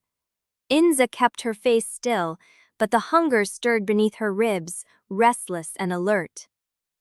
"What happens if the representative refuses to sign?" The clerk closed the contract and slid it back across the counter. "Then the second and third stages cannot proceed. The dependents remain on the household roll until the representative signs or the recipient completes a formal petition before the Sable March Tribunal." "How long does a petition take?" 6 to 18 months, depending on the tribunal's calendar." He paused. "The children remain in the household during that period." The room felt smaller. The ink and dust air pressed against her skin. She folded the contract and put it away. "Thank you." The clerk nodded and reached for a ledger. He opened it, dipped his pen, and began writing. She should have left. She knew she should have left, but the hunger wanted more information, and she had learned to trust what the gift to her. One more question. He looked up. How does hereditary suitability affect the manumission process? The pen stopped. The silence was brief, barely a heartbeat, but the gift caught it. His hand had frozen mid-word, and the ink had begun to pool where the nib touched the page. I am not sure what you mean, he said carefully. Hereditary suitability. For the gift. If a recipient's bloodline was selected before birth, does that change the legal standing of the contract? The clerk set the pen down. Where did you hear that term? From a physician. He studied her. His professional neutrality had thinned, and beneath it she saw something like wariness. Blood law does not recognize hereditary designations in manumission proceedings, he said. The contract is the contract. What happens before the recipient signs is not material to the dependent's release. But it is tracked. Tracked? The ledger house keeps records, suitability tests, blood markers, family lines. His jaw tightened. Those records are sealed. They are not part of the manumission process and cannot be introduced as evidence without a tribunal order. Sealed by whom? By House Esterwald, by the Sable March Registry, by the... He stopped. Inza waited. He picked up the pen and dipped it again, but his hand was not steady. I would advise you not to pursue this line of inquiry, he said. The contract before me is valid. The manumission pathway is open. Everything else is speculation. He closed the ledger with a snap. The sound echoed in the small room. Inza picked up her contract and turned toward the door. Her hand was on the latch when he spoke again. You should know. She looked back. The sealed records cannot be opened without the matriarch's consent. The hunger pressed against her ribs. Thank you for your time. She stepped out into the morning light and walked back up the cliff road with the contract folded against her chest, and the clerk's face burned into her memory. He had known the word hereditary before she finished saying it, and he had been afraid. Chapter 17. Melly came just after midday, slipping through the scullery door with coal dust on her cheek and a fold of bread in her fist. Inza caught her before she reached the pantry. The girl flinched when Inza touched her shoulder, and the hunger stirred at the scent of fierce sweat under the kitchen smell. Melly, what happened? Melly shook her head. Bren said to come quiet, said you'd know what it meant. Dorn appeared in the inner doorway, towel over his shoulder, eyes moving between them. He signed a single word. Trouble. Inza knelt and made herself smaller. Tell me. Melly's hands twisted in her apron. Someone's been asking about where we sleep, about who hides us when the stewards come. The words landed like cold water. Who asked? I don't know. Melly's voice shook. They came to the nursery wing last night, after curfew, a woman with a brass key. Inza's chest went still. Submit. What did you tell her? Nothing. I said we slept in the dormitory like everyone. She looked at me too long and then she left. Melly's fingers twisted harder. But this morning, Orlin said someone was asking about Tavi, asking where the little ones go when they're not on the rolls. Dorn's jaw tightened. He signed again. How many questions? 3 that I know of. Inza said. Maybe more. She stood and crossed to the prep table, where the knife she had carried to the lower levels still lay. She had not put it back. She did not put it back now. Stay here, she said. Melly grabbed her sleeve. You promised. The words hit like a blow. Inza looked down at the girl's fingers, dark against her wrist, and remembered the contract, the 3 seals, the clerk's fear, the sealed records that could not be opened without the matriarch's consent. I know what I promised. She found Lael in the still room, measuring dried herbs into a mortar. The older woman did not look up. I heard. Then you know Submit is circling the children. Lael set the mortar down. Submit answers to the house. The house is Lady Meleda. If the matriarch wants to know where the children sleep, she will learn. Then we move them. Where? Lael turned. Her face was tired, the hollows beneath her eyes deeper than they had been that morning. You have no route past Submit without Corwise, and Corwise has not been seen since the feast preparations began. You have a legal contract that depends on the house's representative, and you have until sundown. I have tonight too. Tonight is not guaranteed. Inza set her jaw. Then I will make it enough. She left Lael in the still room and walked back through the service corridor, counting doors, counting steps, mapping the house in her head the way she would learn to survive the culling nights.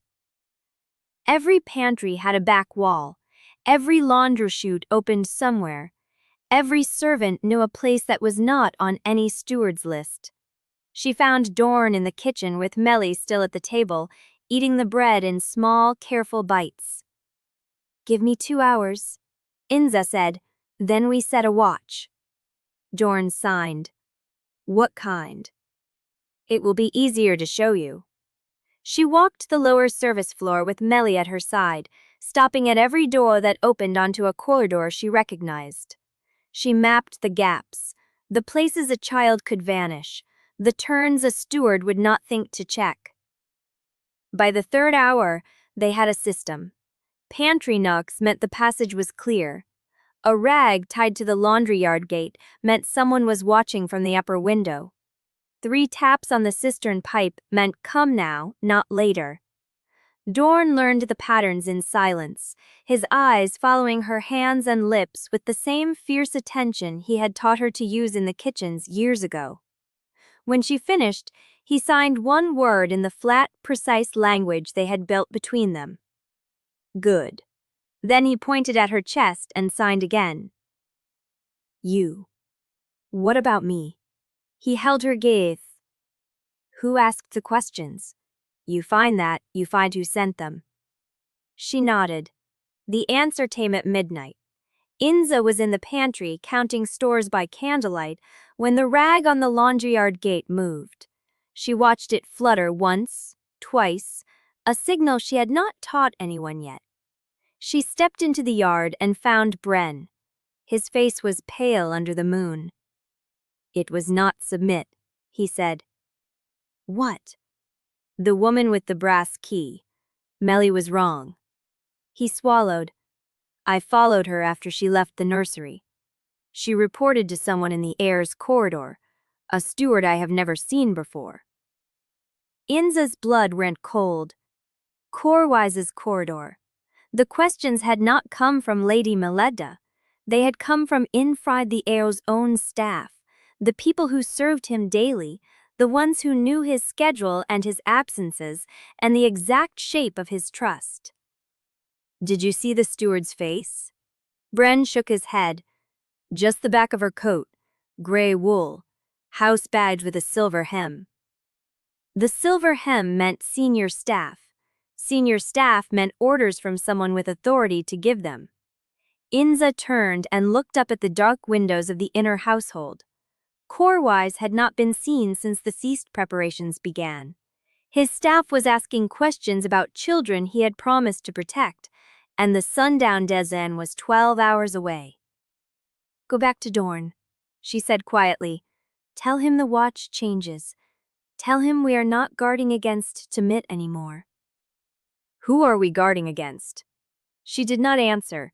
She walked to the private stair instead, the one she had climbed in silk on her first night in the inner household, and began the ascent toward Corwise's chambers with the knife at her belt and the hunger pulsing beneath her ribs like a second heart. Chapter 18.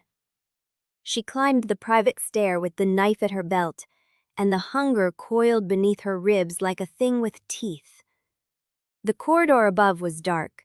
No candles, no steward waiting with a polished greeting, just the muffled weight of the inner household breathing in its sleep. And at the end of the hall, a door left ajar the width of a hand. She pushed it open. Corwise sat at the window with his back to her, shirt sleeves rolled, shoulders set in a line that looked carved rather than relaxed. A single candle burned on the sill. He did not turn. You came up the service stair. You knew I would. I knew you had questions. His voice was quiet, stripped of the formal ease he wore in company. I did not know which ones you would ask first. Inza closed the door behind her. The latch clicked like a seal breaking. The steward with the silver hem, she said. The one asking about the children in your corridor. Do you know who she reports to? Corwise turned then. His face was tired in a way that went deeper than sleeplessness, the bones showing through as if something inside him had been scraped clean. Mildell's people, he said. I have known for 2 days. I've been trying to find out which of my staff she turned before I moved against her. 2 days? While you were in the ledger house? While you were in the archives? While you were learning what my mother made of your name? He stood. I did not tell you because I had no proof yet, only a pattern I did not want to believe. Inza's hand found the knife at her belt, not drawing it, just touching the hilt, grounding herself on something real. Your mother admitted it to my face. 3 generations. She bred my grandmother like livestock and waited for me to be born. I know. You know. I found the ledger 2 days before you did. His voice cracked on the last word, the first fault she had ever heard in it. Rasman showed me. He said I had the right to see what my name I'd purchased. The silence stretched between them like a wound left open. Inza wanted to be angry. The anger was there, hot and clean and ready. But underneath it she heard something else, his voice breaking on purchased, and she recognized the shape of that grief because she carried it too. Why did you not tell me? Because I was afraid. He said it plainly, without apology. If I told you before you saw it yourself, you would have thought I was controlling the story, managing your anger, making sure you learned it in the version I chose. And if I had never found the ledger, I would have showed it to you myself, when you were ready to see it without needing me to explain what it meant. She believed him. That was the terrifying part. She believed him because the answer fit the shape of who he had been since the contract, since the chapel, since every moment he had set power down instead of using it over her. I am going to the chapel ruins tonight, he said. I will be there until the tide turns. If you come, it will not be as my blood servant or my charge or the woman my mother designed for me. He held her gaze. It will be because you chose to walk that corridor alone. And if you do not come, I will understand, and nothing changes between us. The children still leave. The contract still holds. You owe me nothing for staying away. The hunger stirred beneath her ribs. The knife was warm from her palm. She thought of the senior steward with the silver hem, the questions moving through Corwise's own corridor like poison through a well. She thought of Sundown, of Submit and the intervention rooms, of the bone key that sealed passages behind her. She thought of what it would mean to walk toward him without being sent. Where is the chapel? East Cliff. The old road past the salt sheds. You will know it by the broken barge and the smell of the tide. She turned and walked out before she could change her mind. The corridor narrowed as she followed the eastern passage, past storerooms she had never entered, past doors locked with chains she did not test. The air changed. Candle smoke gave way to salt and stone dust, and the faint rot of seaweed at Loch Hyde. The chapel had been old when Esterwald was young. Broken arch, Corwise had said. What remained was a shell of black stone open to the sky, The roof collapsed inward centuries ago, leaving moonlight to pool on the flagstones like spilled milk. The altar was a slab of sea-worn granite, cracked across the middle, veined with something that glittered when the light caught it right. She stepped inside. The wind came through the gap where the east wall had fallen, carrying the sound of waves against the cliff below. The salt taste on her tongue was the first thing she had tasted all day that was not blood or iron. She waited. Footsteps on stone. Not a servant's shuffle, measured and careful. A stride she recognized from the private corridor, from the study where he had handed her a contract and told her she could refuse. She turned. Corwise stood in the broken arch, the moon at his back, his face in shadow. He did not step forward. He waited for her to close the distance herself. Footage shifted, preying sock up from the cliffs and threading through the gaps in the broken walls. Inza stood where the moonlight pooled, her shadow stretching long across the cracked flagstones, and watched Corwise wait in the arch. He did not move. The moon was behind him, cutting his face into shadow and silver edge. His hands hung at his sides, still and open.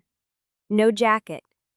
Sleeves rolled the way she had seen them in his study, the way that made him look less like the heir and more like someone who worked with his hands. She could walk away. He had said it plainly, without conditions or hidden hooks. Nothing changes between us. The children still leave. The contract still holds. She could turn now, walk back through the salt sheds, climb the narrow corridor to her room, and never have to know what it felt like to close this distance without being sent. The hunger stirred beneath her ribs, patient and waiting. She stepped forward. Her boots scraped on stone. The sound echoed once and died against the open walls. Corwise's breath caught, just barely, a sharp intake she would not have heard 3 days ago. She crossed the chapel floor one step at a time, past the fallen stones where moss had grown thick and silver in the dark, past the altar with its glittering mineral veins catching the moonlight like veins of frozen fire. 3 paces from him she stopped. He was close enough that she could see the pulse in his throat, the way his chest rose and fell, like he had been holding his breath since she walked into the chapel. "I came," she said. "I see you did. Because I chose to." "I know." His voice was low, rough at the edges. "I could feel you coming.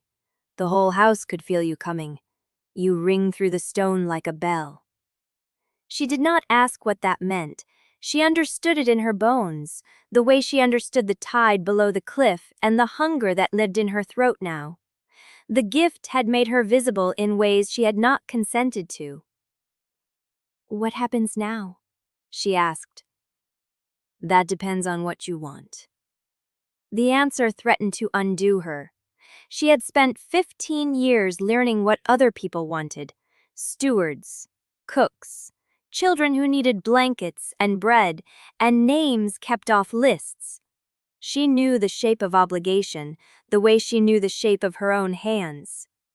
She did not know what to do with a question that left the answer in her keeping. "I do not know how to want anything cleanly," she said.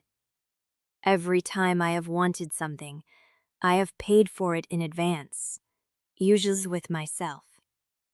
Corwise's jaw tightened. "That is not wanting. That is buying permission to exist." "Then teach me the difference." She heard what she had said. The words hung in the salt air between them, heavier than she had meant them to be. He moved then, not toward her. He lowered himself to his knees on the stone floor, the moon catching the back of his neck, the line of his spine through his shirt. He knelt before her in the ruin of an older vow and looked up at her with eyes the color of river stones after rain. "I am asking you," he said slowly, "to let me love you without making it a transaction, without you counting what you owe me for the privilege." Her throat closed. You knelt. I know what I am. You are the heir to House Esterwald. I am a man who has spent his whole life taking what he wanted because it was there to take. His voice did not waver. I do not want to take you. I want you to choose to stay. And if you walk away tonight, I will still spend every resource I have getting those children out of this house, because I promised you I would, and because it is the only thing I have ever done that felt like it might make me worth your trust. The wind moved through the chapel, carrying the smell of the tide. Inza reached down and took his hand. His fingers closed around hers, warm and still. He rose slowly, letting her hold his weight, letting her decide when he stood. When he was upright, she did right let go. You knelt, she said again, because she could not seem to move past it. I would do it again. Why? Because you deserved someone who asked instead of assumed. And I did not know how else to show you that I understand the difference now. She stepped closer. The knife was still at her belt. The hunger still pulsed beneath her ribs. The clock was still running toward sundown, toward submit and the intervention rooms, and whatever Lady Mia Blue had waiting. But here, in the chapel dust and the salt wind, none of that existed yet. She raised her free hand and touched his face. His breath stopped. His skin was warm, warmer than she had expected, and she traced the line of his jaw with her thumb, feeling the stubble there, the slight roughness, the way he held himself perfectly still under her hand, like he was afraid any movement would break the spell. In the study, she said, when you handed me the contract, when you told me I could refuse. That was the first time anyone ever set power down instead of using it over me. You do not owe me for that. I am not offering payment. She let her hand settle against his cheek. I am telling you what I remember, what I carry. His eyes closed, just for a moment, like he was letting himself feel the weight of her hand without guards. When he opened them, there was something raw in his gaze that made her chest ache. Inza? Yes. May I kiss you? The question undid her. Not the kiss itself, but the asking, the way he held himself back and made space for her answer. Yes. He leaned in slowly, giving her every chance to pull away, and when her lips met his, the world went quiet. The wind stopped. The tide ceased its pulling. The hunger in her throat went still, like even the gift recognized this as sacred ground. His mouth was warm and cautious, asking instead of taking, and she pressed into him because she did not know how else to say yes, and his hand found her waist, gentle, his thumb tracing the seam of her dress like he was memorizing the shape of her. She kissed him back. The world tilted. She lost track of where the chapel ended and the night began. There was only his breath, his hand, the salt taste of his skin, the way his whole body leaned into her without crowding her, without demanding more than she gave. Footsteps, stone scraping under a boot. The sound came from the nave, somewhere beyond the broken arch, and Corwise's hand tightened on her waist as he pulled back, his eyes sharp, his breath uneven. Chapter 20. The voice came from the nave, close now, close enough that Inza heard the scrape of stone under a boot heel and the slow exhale of someone climbing over fallen rubble. Corwise's hand was still on her waist. His eyes had gone sharp. The softness of the kiss burned away in an instant. Do not move, he breathed. She had no intention of moving. The knife was at her belt. The hunger was stirring again beneath her ribs, waking from its brief silence, and she pressed her palm flat against the altar stone to keep herself still. Corwise? The voice again, male, older, carrying the flat authority of someone who had the right to use the heir's name without title. I saw you come down here. Are you alone? Corwise's jaw tightened. He knew the voice. She saw it in the set of his shoulders, the way his hand dropped from her waist and moved behind his back, signaling her to step away. She stepped. The shadows of the broken arch swallowed her. The altar's glitter-veined stone pressed cold through her dress as she pressed herself against its far side, the knife half drawn, her breath held. Corwise turned toward the nave. "I am alone," he said. His voice was steady, unhurried, the same voice he used in the study when he handed her the contract. "The chapel helps me think. You know that." The footsteps stopped. A pause stretched. Inza heard the wind moving through the collapsed roof, the distant pull of the tide against the cliff below. Her heart beat too loud in her own ears. The gift had sharpened everything, and she heard the man's breathing now, measured, unhurried, the breath of someone who did not believe what he had just been told. "Your mother wondered where you had gone," the man said. "The feast preparations are behind schedule. She wants you in the Great Hall before the first guests arrive." "I would be there," she said tonight. "And I said I will be there." Corwise did not move. "Is that all?" Another pause. The man said nothing. His footsteps turned, grinding against stone, and the sound receded back toward the nave, back toward the house, slow and deliberate, like he was already feeling the separation settle into his chest. "The footsteps in the chapel," she said. "Whoever called for you, you knew it was Finral before he spoke. I recognized his stride. Then you knew, when you kissed me, that someone was close enough to hear." "He saw us. He saw enough." Corwise turned then.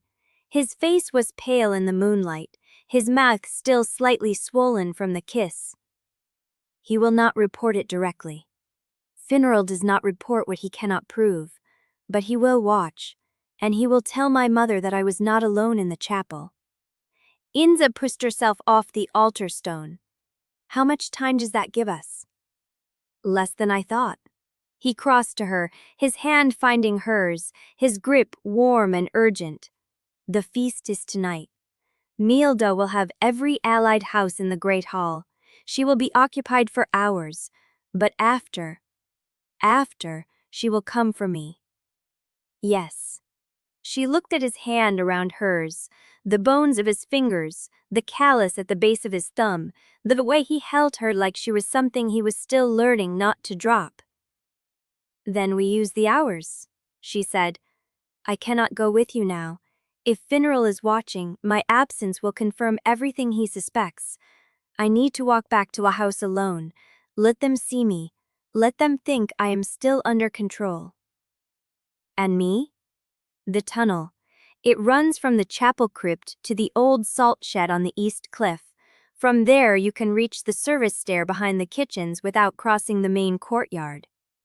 He led her to the far side of the altar, where the broken stone met the chapel wall. A low arch, half collapsed, filled with rubble and shadow. She looked at the opening. "Corwise?" "I know. If you go back to the house alone and something happens, if Meilda has already moved against the children, then you will reach them before I can." His voice was rough. "That is the point. You can move faster than any of us now. You can hear things I cannot. You have the knife, you have the bone key, and you have my name if you need to use it." He reached into his pocket and pressed something into her palm. Cool metal, a signet ring. "Take it. Your seal. If anyone stops you, show them that ring and tell them you carry the heir's authority. It will not work on my mother's inner circle, but it will open doors below stairs." She closed her fingers around it. The ring was warm from his body, heavy, real. "Do not wait for me," he said. "If the children are in danger, move. I will find you when the feast allows." She looked at him. The moonlight carved his face into hard lines, but his eyes were stout, almost bruised, like he was already feeling a separation settle into his chest. "The footsteps in the chapel," she said. "Whoever called for you, you knew it was Finral before he spoke." "I recognized his stride." "Then you knew, when you kissed me, that someone was close enough to hear." He did not answer. She searched his face, looking for the lie, the deflection, the thing he was protecting by not saying it aloud. "I would have kissed you anyway," he said finally. "I would have kissed you with the whole house listening." The words settled in her chest like a stone dropped into deep water. She stepped forward and pressed her palm against his chest. His heart beat under her hand, fast and steady, the rhythm of a man who had just chosen her ozel caution for the second time. "Go," she said. "Walk back to the house. Let them see you alone." He caught her hand and brought it to his mouth, pressing a kiss to her knuckles, quick and warm, before he let go. Then he turned and walked toward the nave. She watched him go. The shadows swallowed his shape, the sound of his footsteps fading into the wind, and then there was only the chapel, and the tide, and the cold ring in her palm. She did not wait. The tunnel was tight, low, the ceiling scraping her hair, the walls damp with salt. She moved fast, one hand on the stone, the other gripping the knife. They hung there pulsing beneath her ribs like a second heart. The tunnel opened into the salt shed. Ropes, barrels, the smell of fish and brine. She climbed out through a broken slat and found the service stair behind the kitchens, dark and silent. She took it 2 steps at a time. The house was awake. She felt it through the gilt, the shift of servants in corridors, the murmur of preparations, the distant clatter of the great hall being dressed for the feast. Every heartbeat reached her, every footstep. She reached her door and stopped.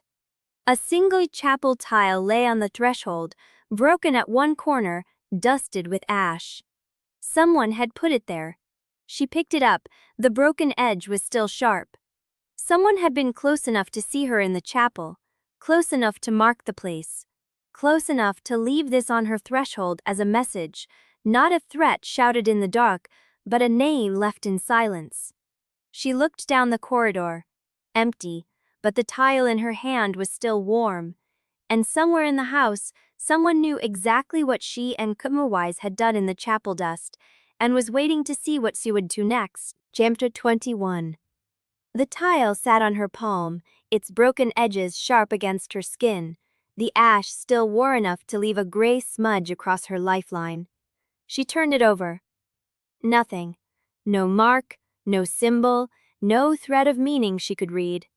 Just a piece of chapel stone, cracked at the corner, dusted with the residue of burnt things. Someone had carried it from the ruins to her threshold. Someone had placed it where she would find it first, not where it could be seen by passing eyes. The precision of that told her more than any note could. The person who left it knew her door, knew her schedule, knew she would come back alone before dawn. She closed her fingers around it and stepped inside. The room was exactly as she had left it, the bed untouched, the candle burned to a stub, the draught from the window lifting the corner of her tract. She crossed to the writing table and set the tile down beside the inkwell. Evidence. She would need to think about it later, when her head was clearer, when the hunger was not pulsing beneath her ribs like an animal wanting out. But later did not come. She sat on the edge of the bed and watched the candle gutter out. The dark was not dark to her anymore. She could see every thread in the blanket, every grain of the floorboards, the faint glow of the ash on the tile. The silence was not silent either. Somewhere in the east wing, a steward turned in his sleep. In the kitchens below, a rat scratched at a barrel. Her own heartbeat sounded loud as a drum in her ears. She lay down. She did not sleep. The gift had taken that too. By the third dawn, the world had become a wound. Every sound reached her at the same volume. The creak of floorboards, the scuff of boots on stone, The distant clatter of pans, the pulse of a servant coughing 3 corridors away. She heard it all, layered and inseparable, a wall of noise that pressed against the inside of her skull. She had not slept, not for a single hour. Iron tablets kept the worst of it at bay, but the exhaustion accumulated beneath her skin like silt, slow and inexorable. Her hands trembled when she held them still. Her eyes felt dry, hot, too wide in their sockets. The world had taken on a brittle clarity, every edge too sharp, every color too saturated, as if someone had turned a lamp inside her head and forgotten to dim it. She went through the motions anyway. She checked on Melly in the nursery.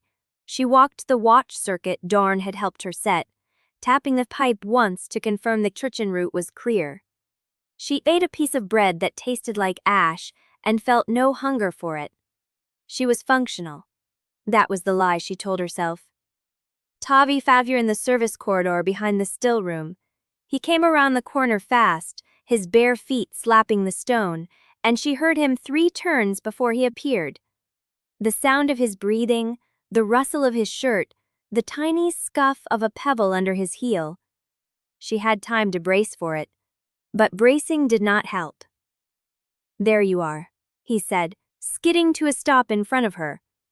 "Melly said you were supposed to come at noon, and it's past noon, and I thought..." "Tavi, you might have forgotten, but I know you wouldn't forget because you promised." "Tavi, stop."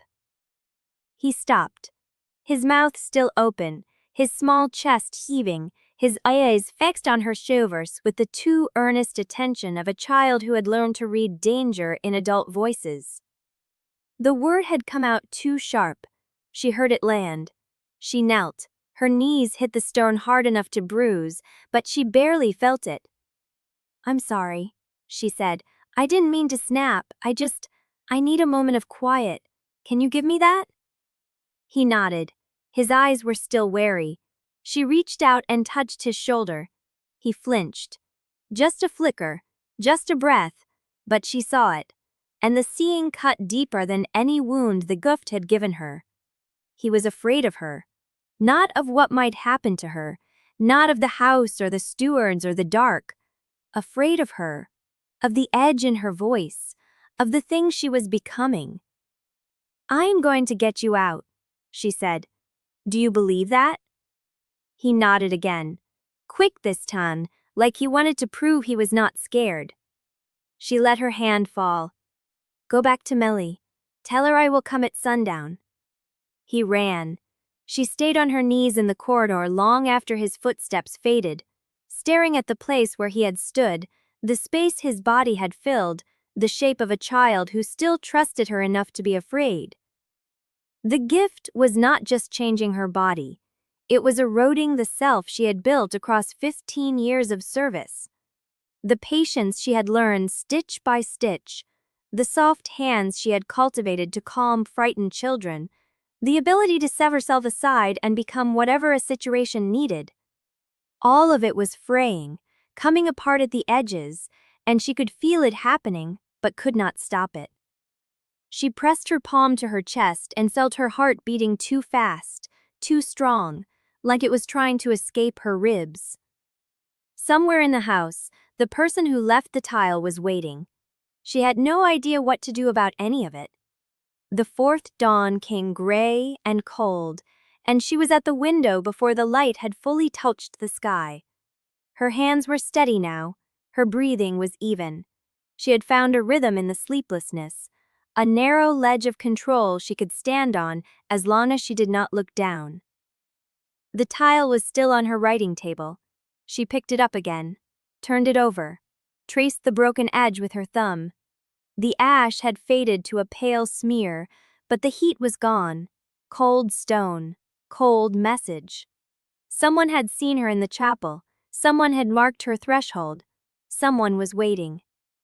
The hunger stirred beneath her ribs, and she pressed her hand against it, the way she might press a wound to stop the bleeding. There was a knock at the door. She did not move. It came again. 3 sharp raps. She crossed the room and opened it. Darn stood in the corridor, his face unreadable, his hands empty. He looked at her for a long moment, then signed a single word. Come. She followed him down the service stair. Behind her, the tiles sat on the table, cold and silent. And in the corridor ahead, someone had left another mark on the wall. A streak of ash, barely visible, shaped like an arrow, pointing the way. She stopped. Darn stopped too. He followed her gaze, his jaw tightened. The house was watching. And someone was guiding her somewhere. Chapter 22.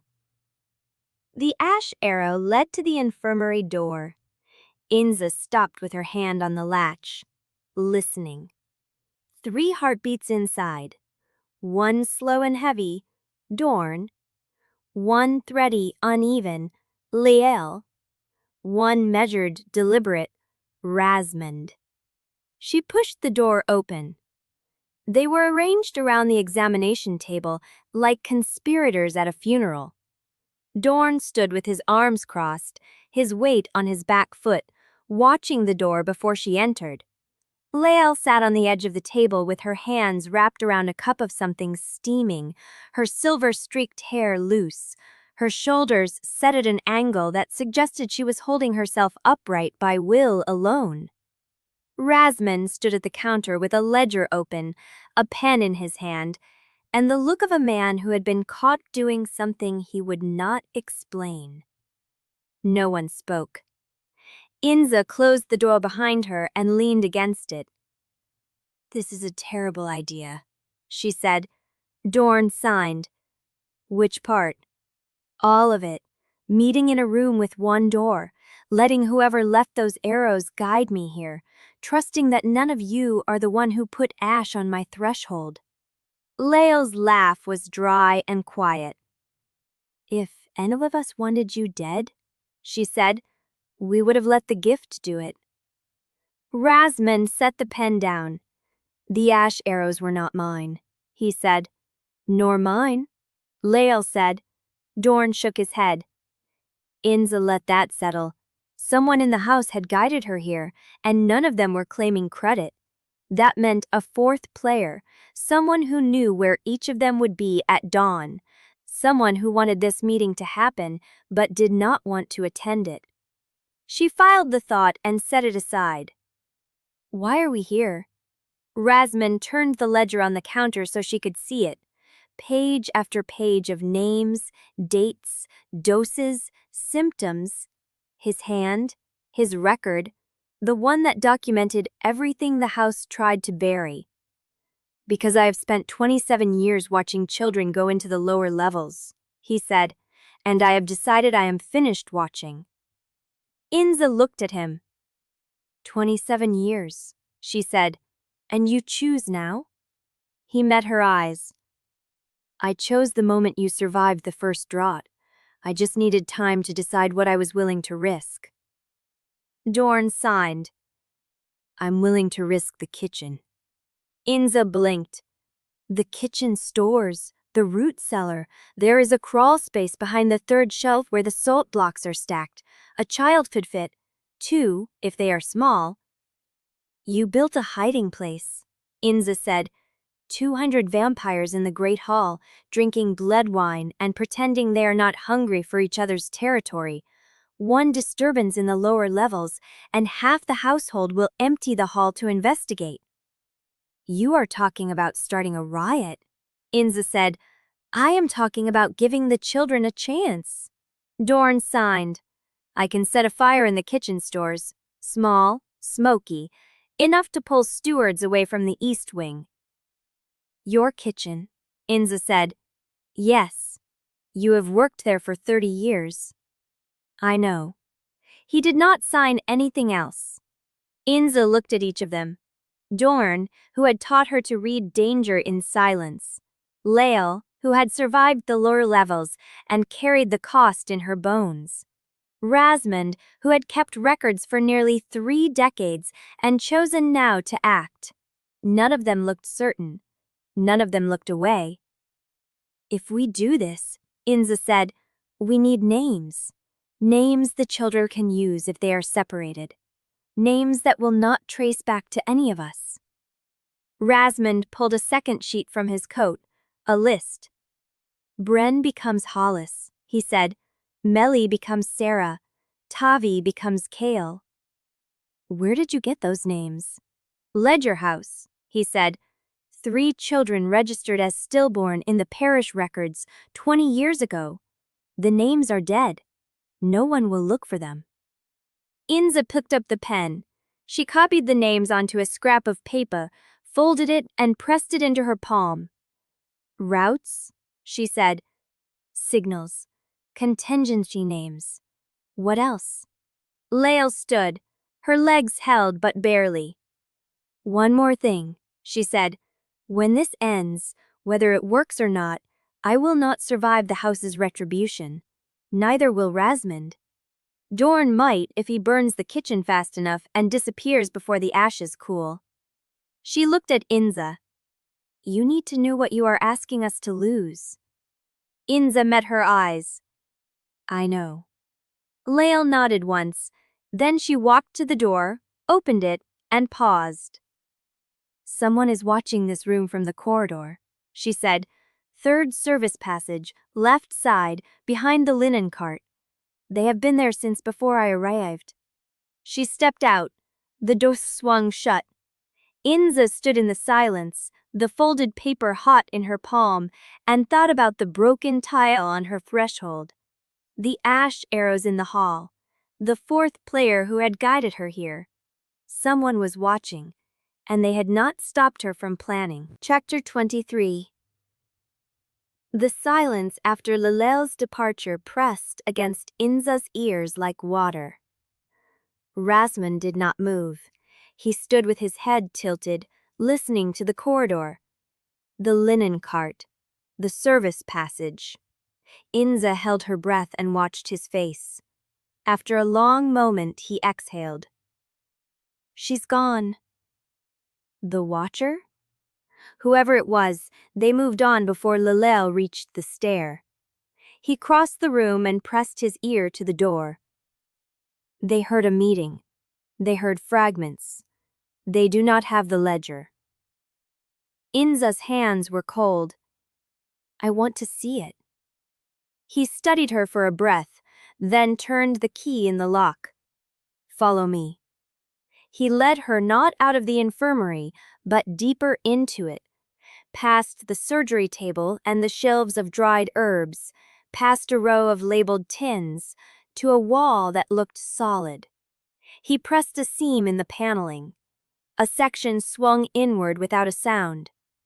A narrow stair led down. The air thickened with dust and old paper. The room below was the size of a linen closet. A desk. A chair. Shelves crammed with ledgers bound in dark leather. One candle burned low on the desk, its flame steady in the stillness. Rasmund pulled a volume from the 3rd shelf. Thicker than the others, the spine cracked from use. 27 years, he said, setting it on the desk. Every symptom, every pairing, every birth, every death. I did not know who I was keeping them for until I saw your grandmother's blood marker. He opened the cover. The pages were covered in his precise hand. Inza stepped forward. The names hit her before the dates. Daria Kessani, Kitchen Girl, weak positive, rare alpha marker, observation recommended. Below it, in smaller script, Daria matched to Pello Sevet, stables. Varing produced Murele Kessani. Inza's throat closed. She turned the page. Murele Kessani, moderate positive, bloodkin match, Lalaire Navarre. Interruptures undermended. Below it, in smaller script, Daria matched to Pello Sevet, stables. Varing produced Murele Kessani. Inza's throat closed. She turned the page. Malele Kessani, moderate positive, bloodkin match. Lalaire Navarre. The interrupts are protioned for the eye. Status active. First binding draught administered. Progress accelerated. Below it, in a different hand, sharper, less patient. The bloodline is stable, the vessel is receptive. Proceed to full binding at the feast of the tide. She recognized the handwriting from the contract. Lady Maleg. She wrote in your ledger. She reviews it every quarter. I keep the records. She annotates them. Inza traced her name with her fingertip, her whole life marked and filed before she could speak. There is more, Rasmund said. She wrote in your ledger. She reviews it every quarter. I keep the records. She annotates them. Inza traced her name with her fingertip, her whole life marked and filed before she could speak. There is more, Rasmund said. They are complete resporting this possess competent of recep. It's not completed. I thought you might be here, physician, he said to Rasmund. The matriarch expected this. Rasmund's hand came out of his pocket empty. Figler looked at Ginza. She wants to see you. Both of you. Now. He stepped aside. The corridor behind him was full of stewards. Chapter 234. Inza held the ring flat against her palm. Corwise's signet, heir's authority. Finral's gaze dropped to it. Held. The heir's seal, he said. Given freely? He put it in my hand himself.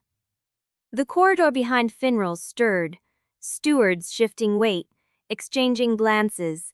They knew the ring. They knew what it meant below stairs. Finral's mouth tightened. The matriarch's orders supersede. The matriarch is not here. Inza stepped forward. One step. The ring caught the candlelight. I am standing in the heir's corridor with his signet on my finger. You can test which authority the stewards obey first, or you can step aside and let me pass when I am ready. She did not look back at Rasmund. She did not check whether he followed her lead. The stewards did not move. Finral's jaw worked once. Then he inclined his head. A fraction. Not a bow. A measurement. The heir's ring commands the household below the matriarch's presence. He said, flat, recited. I will not obstruct you, but I will report what I have seen. Report it! She walked toward the stair. The stewards parted. Finral did not. She passed him shoulder to shoulder in the narrow space and felt his gaze track her like a blade held to the back of her neck. Rasmund followed. They climbed the infirmary stair in silence. Behind them, Finral did not move. The infirmary door clicked shut. Rasmund crossed to the cabinet and pulled out a leather satchel, began filling it with vials, bandages, the small iron box that held the tablets. We have minutes, he said. He will go straight to her. Then talk faster. Inza set the ledger on the examination table. Open. The pages she needed. Rasmund paused with a roll of linen in his hand. You want the full account. I want to know how they built me. He set the linen down, came to the table. His hand hovered over the open page. Daria was not accidental. He said, she was identified at 14 by a visiting agent who tested kitchen staff for blood markers. The house did not recruit her. They placed her. Placed her where? In the kitchen of a wool merchant in Noctis K, a man named Pello Sevwick. They knew his bloodline carried a dormant compatibility marker. They arranged the marriage within 6 months of identifying her. Inza traced her grandmother's name. Daria Kessani, kitchen girl, weak positive. She never knew. No one knows. That is the design. The house does not breed openly. It arranges. Favors, positions, marriages, relocations. Each generation is moved closer to the center. He turned the page. Mirella was born in the wool merchant's house. They tested her at 6 weeks. Moderate positive. The house transferred Pello to a warehouse position in Sable March, closer to Esterwald. When Mirella was 12, they brought her into the household as a laundry maid. They took my mother as a child. They took her as an investment. Inza's hands were flat on the table. She could feel the grain of the wood through her fingertips, every sense amplified, every word landing like a stone dropped into still water. She was matched to Lael when she turned 16, Rasmund said. Not for Lael's benefit, for hers. Lael was already carrying the gift. The bond would have accelerated Morel's compatibility, prepared her for the next stage. Lael was part of it. Lael was a tool, like everyone. Inza thought of Lael's trembling hands, the way she warned Inza about the price, the guilt that lived behind her eyes. What interrupted the match? Rasmund's mouth pressed thin. Mirella became pregnant, before the binding was complete. The bond could not be finished without risking both her and the child. Lady Melinda ended it. She ended it because I was worth more. Yes. The word sat between them like a wound.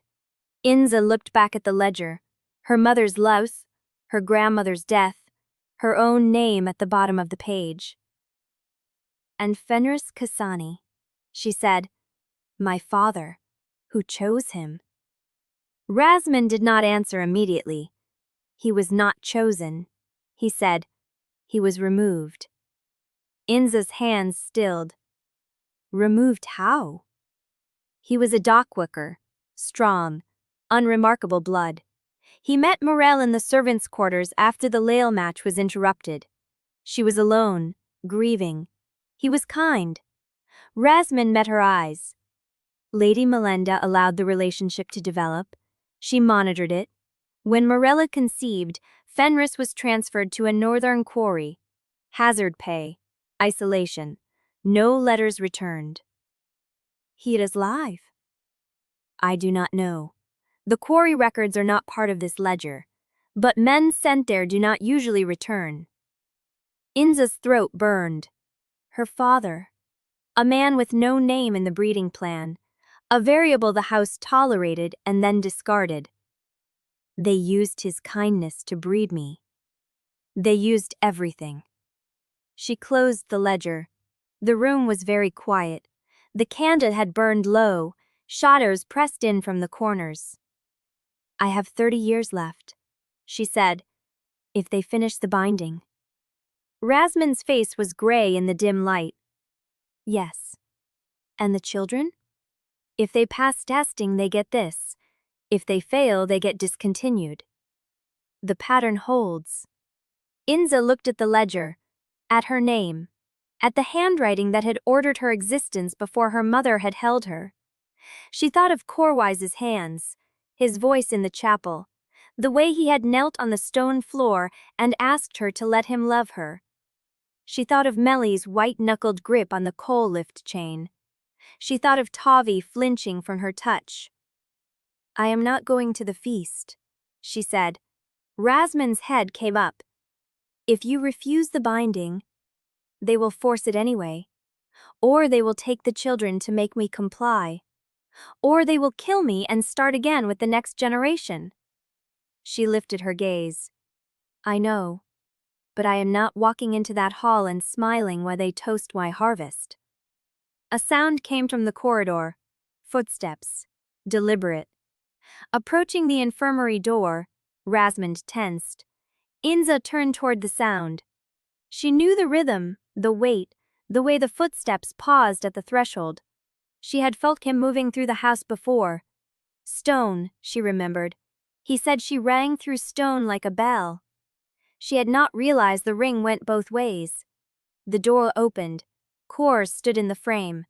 His eyes went first to her, then to the ledger on the table, then to Rasmund's face.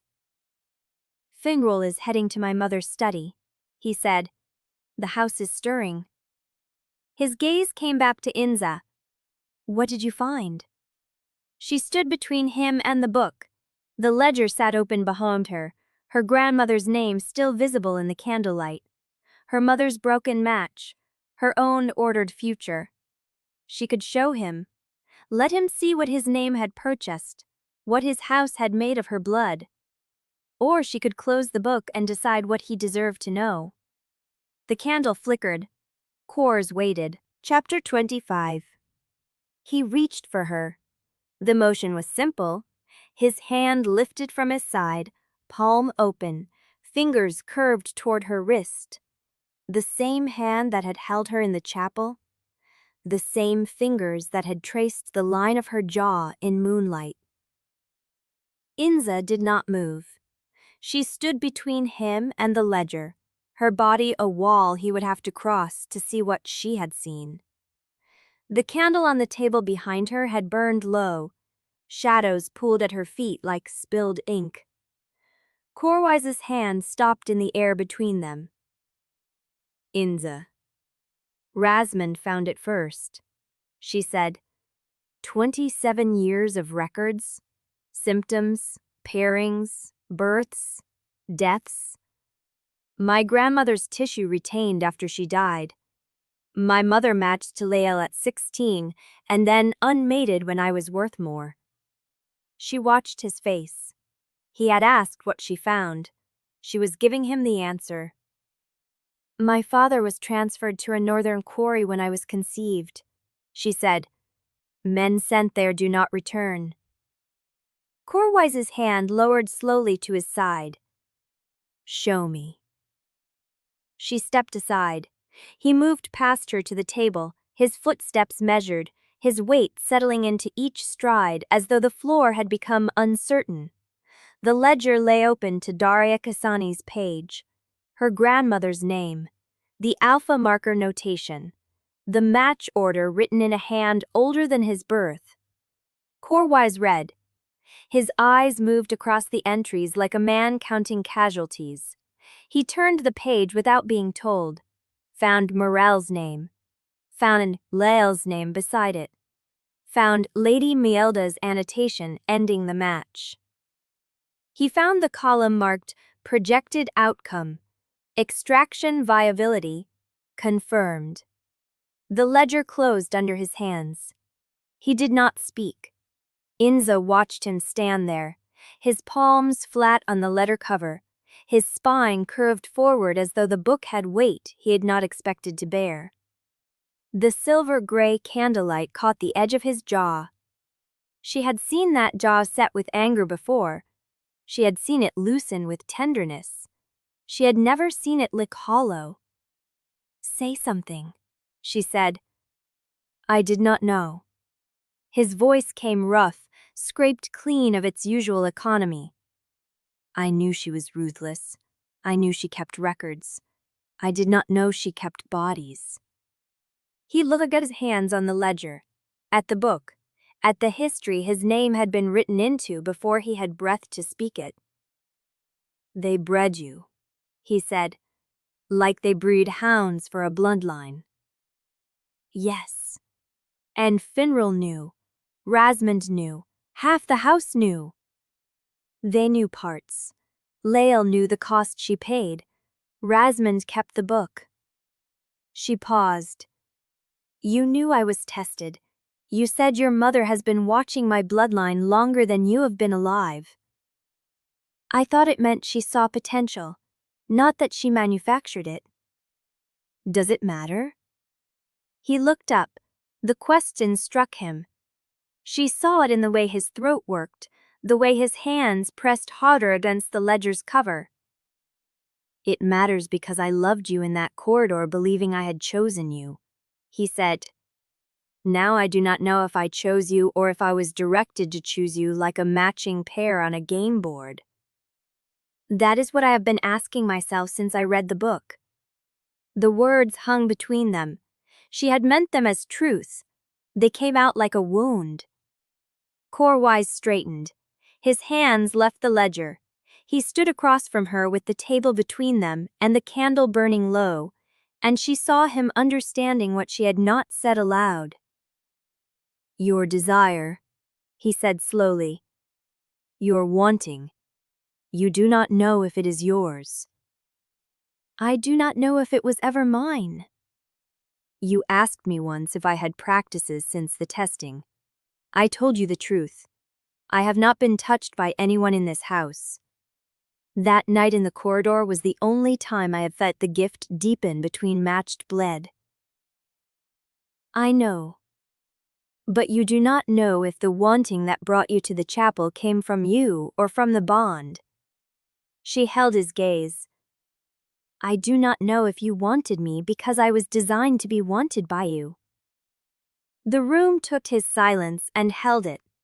He did not argue.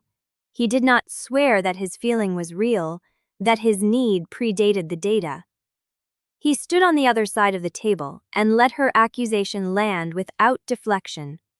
And that restraint, that refusal to make it easier for himself, hurt more than denial would have. "Then we find out," he said. "How?" "Time, choice, the absence of leverage." He looked at the ledger. "You will not drink the final draft until you are certain, and I will not touch you again until you tell me that what you feel is yours, not theirs." Her throat tightened. She had not expected him to offer that. She had expected his horror to curdle into defense, into justification, into the thousand ways powerful men learned to say they had not meant the damage they had caused. Instead, he stood in lamplight, stripped of certainty, and offered her the thing she needed most. Distance. Time. The space to want him or not want him without the gift whispering through her blood that she had been built to say yes. "You would wait," she said, "as long as it takes, even if I never come back to you." His jaw shifted, a muscle moved beneath the skin. "Then I would know that what I felt was real," he said, "and that I lost it because the house designed you away from me." She looked at him. The candle guttered. Shudders climbed the walls. She had expected rage. She had expected him to demand the ledger, to rush to his mother's study, to break something. Instead, he gave her the one thing that cost him more than anger. He gave her his silence. A knock came at the door. Inza turned. Masmond had not moved from his chair by the wall. His face was the color of old linen. The knock came again, softer, insistent. Corwise crossed to the door and opened it. Lael stood in the corridor. Her hair was loose.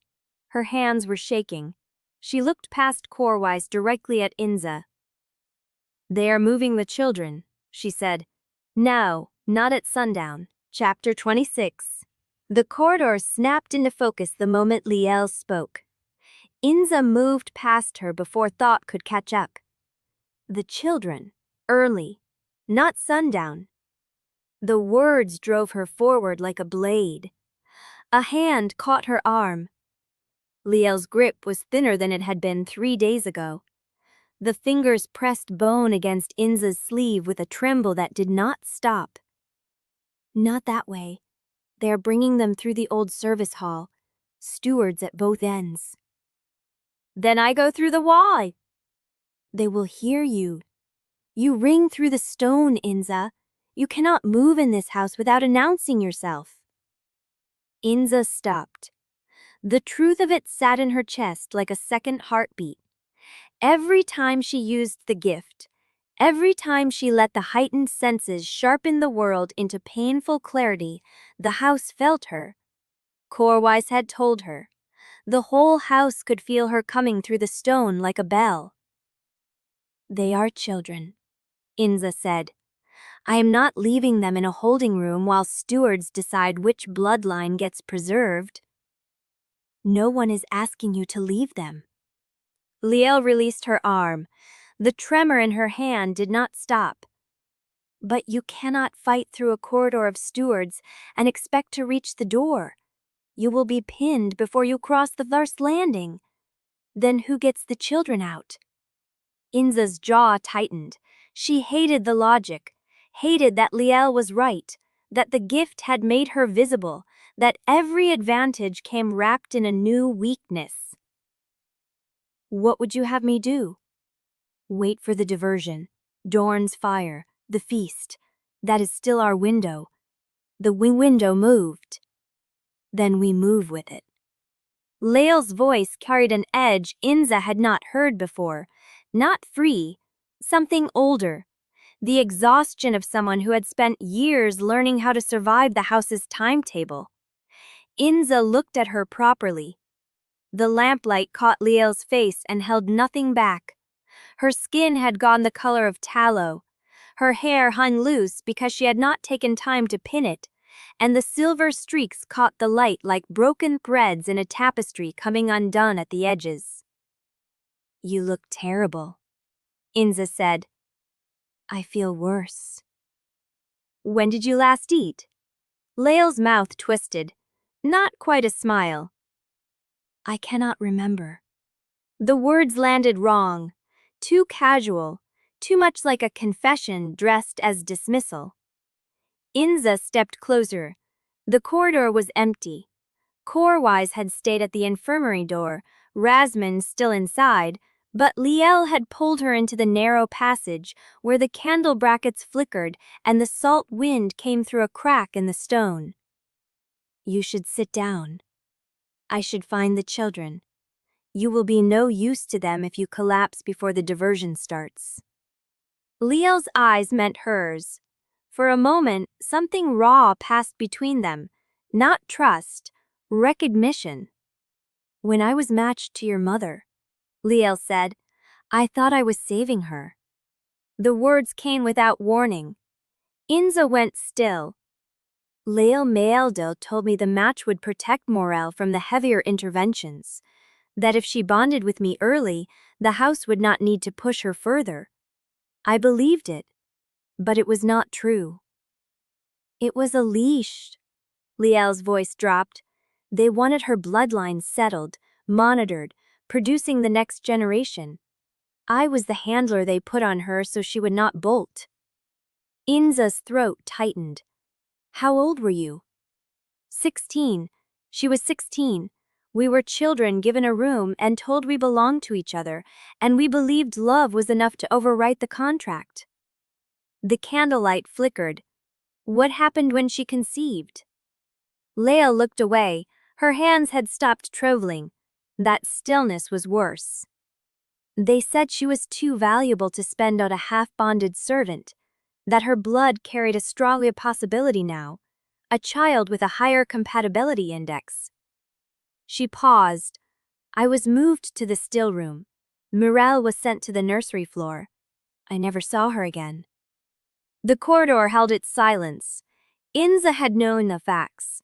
Rasmund's ledger had given her the dates, the names, the annotations in Lady Melelda's handwriting. But facts did not carry the weight of a woman standing in lamplight telling you she had loved your mother and been replaced by your unborn body. Lael, do not. I did not know. You were not supposed to know. None of us are supposed to know. Lael's voice cracked. That is how the house survives. It keeps us useful and ignorant and grateful for the scraps they call kindness. She pressed a hand to her chest. Her breath caught. Inza saw it before Lael could hide it. The tremor returned. Her knees buckled. She caught herself against the wall with a sound that was not a word. Lael, give me a moment. Your hands. Give me a moment. But her voice had thinned. The gift that had her alive for decades, sharpened her senses, let her hear the house's secrets, gave her strength beyond human measure, was failing. Inza caught her before she fell. Lael's body was lighter than it should have been, the bones pressed against her skin like the frame of a bird that had starved in winter. I am fine. You are not. The words came out harder than Inza intended. She guided Lael to the floor, her back against the wall, her head tilting forward as if the weight of it had become too much to hold upright. The gift, Inza said, it is taking something you cannot replace. Lael laughed. A broken sound. It has been taking since I was 9. The only difference is that now there is almost nothing left to take. Inza knelt beside her. The corridor was empty. The candle flames bent toward the salt crack in the stone. Them how hummed with the distant motion of servants preparing for the feast, of stewards moving children through passage Inza could not reach, of Corwise standing alone in an infirmary with a ledger that held the truth of 3 generations. What do you need? Leia lifted her head. Her eyes were dark and exhausted and terrifyingly clear. I need you to understand something. Tell me. The house makes you believe your usefulness is your purpose, that if you stop being useful, you stop having value.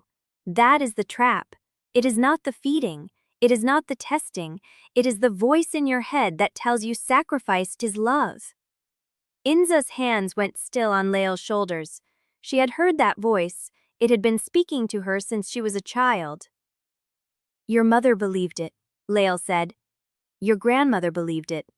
I believed it when I let them take Morel and told myself I was still protecting her by staying quiet. And now? Lael's mouth moved. No sound came out. She tried again. I am telling you so you do not believe it. The words hung in the cold air. Inza looked at the woman on the floor, the silver-streaked hair, the hands that had guided her through the archives, the body that had been spent like currency for 3 decades and was finally showing the cracks. You should not have spent yourself on me, Inza said. I did not spend myself on you. Lael's voice steadied. I spent myself on the chance that someone would do what I could not. The weight of it pressed against Inza's ribs. She helped Lael stand. The older woman swayed, caught herself, and straightened her spine with visible effort. The children, Lael said. In 2 hours. Dorn's fire, the diversion. Then we move. You will not wait if you hear them crying. Inza did not answer. Lael looked at her with something close to grief. Promise me you will wait from Fignal. I will do what the children need. That is not a promise. It is the only kind I have left. Lael's hand found hers. The fingers were cold. Then go. Find Corwise. Make sure he knows the plan. What about you? I will be at the service panel. If I can stand, I will pull them through. Inza held her gaze. The silence stretched. Then Lael turned and walked down the corridor, her footsteps unsteady, her back straight, her shadows stretching long and thin behind her like a mark the house had already drawn through her name. Inza watched until the darkness slowed her. Then she turned toward the infirmary, the ring cold against her palm, the clock ticking in her blood, and the voice in her head telling her she was already too late. Chapter 27. The infirmary doors stood open. Corwise was inside with the ledger still spread across the table, his back to the threshold, his head bowed like a man reading his own sentence. He did not turn when Inza entered. He did not need to. She could feel him feel her, the way the gift made her presence ring through the stone beneath their feet. The children are being moved now, she said. Not at sundown, now. He closed the ledger. His hands were steady, his face was not. I know. How? Finral told me. He thought I would want to witness the house's efficiency. Corwise's mouth twisted. He was wrong. Inza crossed the room. She set Corwise's signet ring on the table between them. The metal caught the candlelight, winked once, and went dark. I need to know if you are with me or with the house. Corwise looked at the ring, then at her. I am with you. Then tell me how to get to the service hall before the stewards close it. He drew a breath, let it out. You cannot. The hall is sealed until the procession begins. That is the house's rule. No one enters or leaves the lower corridors once the feast is announced. Then unannounce it. I cannot. Then, Inza.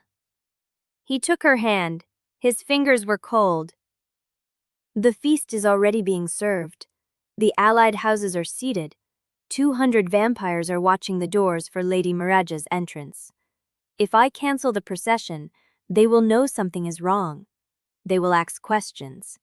And the children will still be moved, only faster because the house will panic. Inza pulled her hand back. Then what do you suggest? Corwise's jaw tightened. I suggest you attend the feast. The words landed like a blow. Attend. As my blood servant, as my chosen. The feast is the one place where the house cannot touch you in private, because every move is witnessed. If you are in the great hall, under the eyes of 200 vampires, the matriarch cannot move the children without causing a scandal she cannot control. Inza stared at him. You want me to walk into that room, dressed like a possession, while my children are being dragged toward intervention rooms? I want you to walk into that room while the whole house watches you survive it. Corwise's voice dropped. Because if you do not, Mirolta wins. She will move the children, she will seal the corridors, and she will have until dawn to finish whatever testing she has planned before anyone outside the house knows it happened. The silence stretched. Inza could feel the house humming around them, the distant clatter of silver, the murmur of voices gathering in the great hall, the thrum of 100 heartbeats, human and vampire, layered like music she had not been able to hear before the gift. She thought of Liel collapsing against a wall.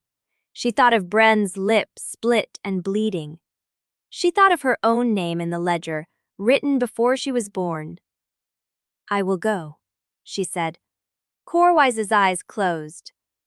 But you will owe me for it. I know. She picked up the signet ring and slid it onto her thumb. It was too large for any of her fingers, but it would stay. Then let us go. The great hall of House Esterwald was a cathedral of black marble and candlelight. The ceiling vaulted into darkness, lost beyond the reach of the flames. The walls were hung with tapestries that had not been cleaned in centuries, their threads stained with smoke and old blood. The tables ran in 3 long rows, the central dais for Lady Moedja and the allied vampire houses, the side benches for lesser nobility, and the far alcoves for household officers and favored servants. Inza entered through a side door Corwise held open for her. The room went still. Not slowly, not gradually. One heartbeat there was murmuring and laughter, and the next there was nothing but the rustle of silk and the scrape of a single chair pushed back too fast. Every head turned, every eye tracked her. She wore what Liel had pressed into her hands before leaving for the service panel, a dress a color of sea-stained copper, cut high at the collar and low at the back, made for someone else's body, too fine and too thin for work. Inza had not asked where Liel had found it. Corwise walked beside her. Not ahead, not guiding her with a hand at her elbow, beside. The message was clear. The silence held.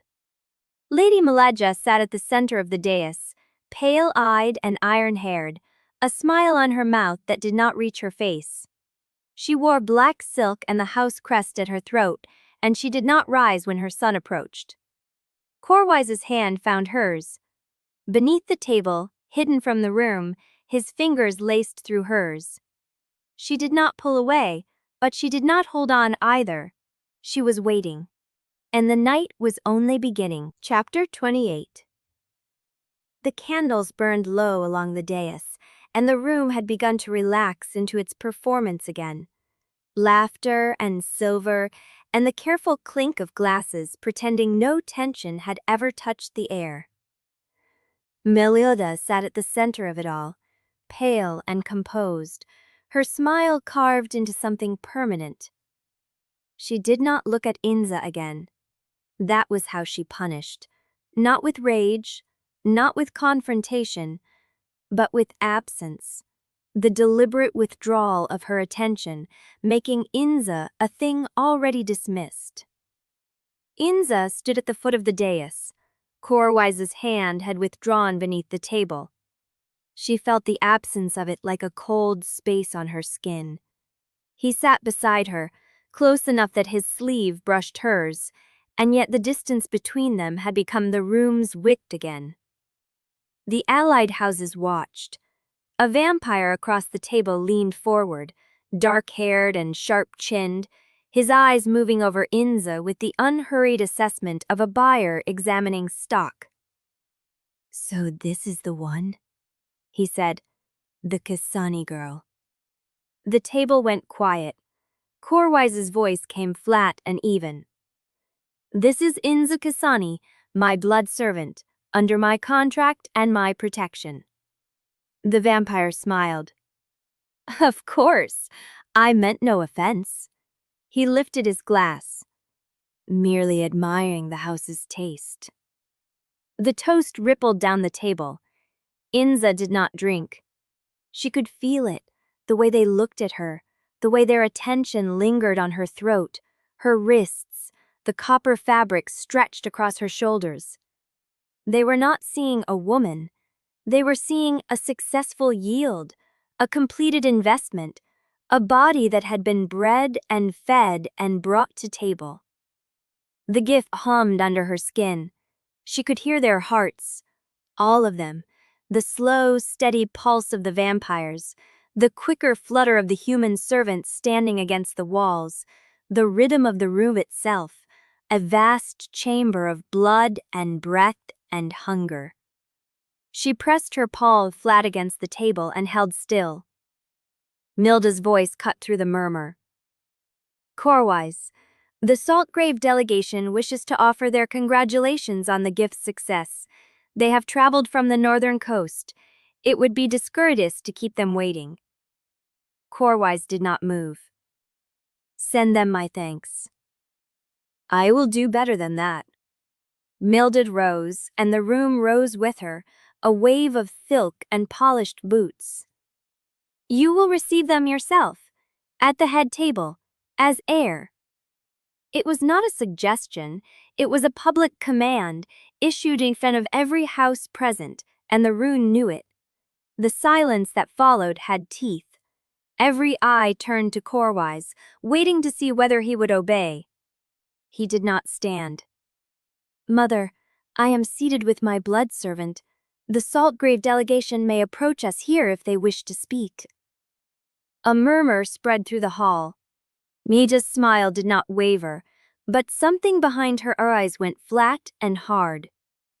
"Corwise, the heir does not receive visiting houses from the side benches.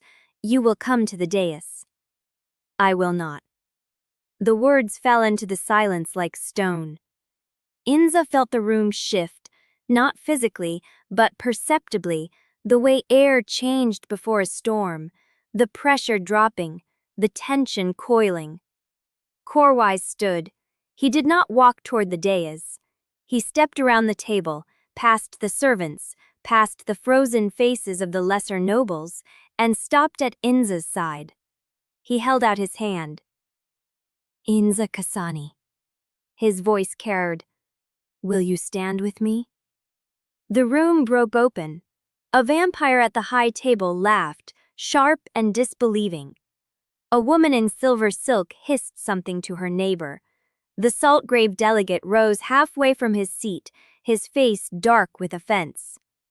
Milda's expression did not change, but the stillness of her, the absolute immobility of her hands on the table, told Inza everything she needed to know. The house had just split, in public, before every allied house in the Sable March. Inza looked at Corwise's hand. The room was waiting. The candles flickered. The hearts beat in their cages of bone and silk and ambition. She took his hand. She did not know if she trusted him.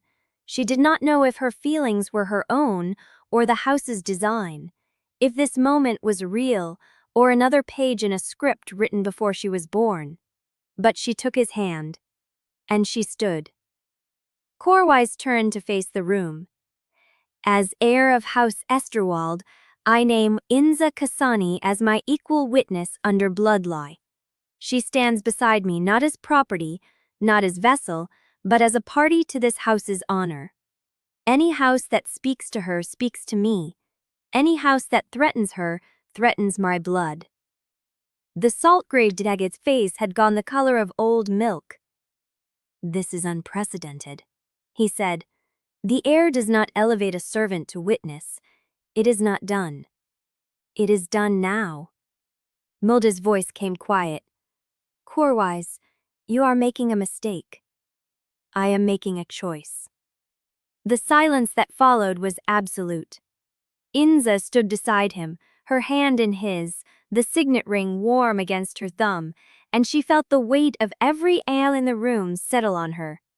She did not know what came next, but she was standing, and she was not alone. Let me do today. Chapter 29. The great hall emptied slowly, guests peeling away in clusters of silk and whispered speculation. Servants moved through the wreckage of the feast with averted eyes, gathering plates and half-empty glasses, and Inza felt their glances land on her like small, sharp stones. She stood where Corwise had left her, near the side door where the Saltgrave delegate had swept past without acknowledgement. The copper dress clung to her back, damp with the heat of bodies and candle smoke. Her hand still remembered the weight of his, the public fact of it. The signet ring was warm against her thumb. A servant passed with a stack of soiled linens. A girl Inza recognized from the laundry, 19, pale-haired, whose name she had never learned. The girl's eyes flicked to Inza's hand, to the ring, then away. The whisper started there. Equal witness. He named her equal witness. I heard. Before every house.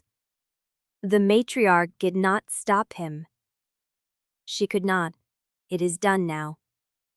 Inza moved before the words could pile higher. She walked through the service door, past the steward's corridor, down the narrow stairs that led to the kitchen wing. The stone was cold under her bare feet through the thin soles of Lau's shoes. She had worn them for 3 hours. They still felt borrowed. The kitchen was empty. Dorn's prep table was scrubbed clean. The fire had been banked to coals. The salt blocks stood in their usual formation against the far wall, and behind them, if she pressed her ear to the stone, she could almost imagine the crawl space. She leaned against the counter and let her eyes close. The gift hummed under her skin. She could hear the house breathing. The slow pulse of the stones, the creak of old beams, the distant murmur of servants and stewards, and the last guests being shown to their carriages. She could hear horses stamping in the courtyard, harness leather groaning, a man's voice calling orders in a language she did not recognize. The messenger. She opened her eyes and moved to the window. The courtyard was half lit by torchlight. A rider in Saltgrave colors was mounting a gray horse, his cloak already wet with sea fog. Another rider waited near the gate, this one in dark wool, no house badge that she could see. A third was already galloping down the cliff road, his lantern a small, fleeing star in the dark. Word was leaving. Before dawn, every house in the Sable March would know what had happened at the Feast of the Tide. The heir of Esterwald had named a servant equal witness. The matriarch had been defied in public. The house had split. Inza pressed her palm flat against the cold glass. She had wanted the children safe. She had wanted the scandal to hold Malada's hand. She had not thought about what came after the scandal left the manor. Bitter work, watching the messages fly. She turned. Rasmus stood in the kitchen doorway, his coat still buttoned wrong, his hair disheveled. He looked like a man who had not slept in days and was running on the brittle fuel of dread. I thought you would be in the infirmary, she said. I thought you would be with the heir. Their eyes met across the kitchen. The children? She asked. Rasmus's face flickered. Melly was in the nursery when I checked. Tavi too. And Bren? The pause was too long. When did you last see him? Rasmund's hands moved to his collar, adjusting a button that was not there. He was not in his bed, Inza. I have checked every room in the servants' wing. The laundry, the coal store, the chapel corridor. The air went thin. How long? Since the feast began. I thought he might have been watching from the gallery, but no one saw him there either. Inza's blood pressed against her skin, hot and sharp. She crossed the kitchen in 3 strides, past Rasmund, into the corridor. Where are you going? To find him. Inza, the house is still awake. The Saltgrave delegation has not left the grounds. If you go running through the corridors, then I run. She did not slow. The gift pushed against her ribs, filling her with a terrible, steady clarity. She could feel the stones under her feet, the drafts sliding through unseen gaps, the weight of the house above her. And somewhere in it, Bryn. She took the service stair 2 steps at a time. The nursery was dark when she reached it. Melly was curled on her cot, her face slack with sleep, her fingers still clutching the edge of her blanket. Tavi was beside her, smaller, paler, breathing in shallow, uneven gasps. Inza crossed to the empty cot at the far wall. The sheets were cold. She touched the pillow. The end of his head was still there, shallow and cooling. He had not been gone long. An hour, maybe 2.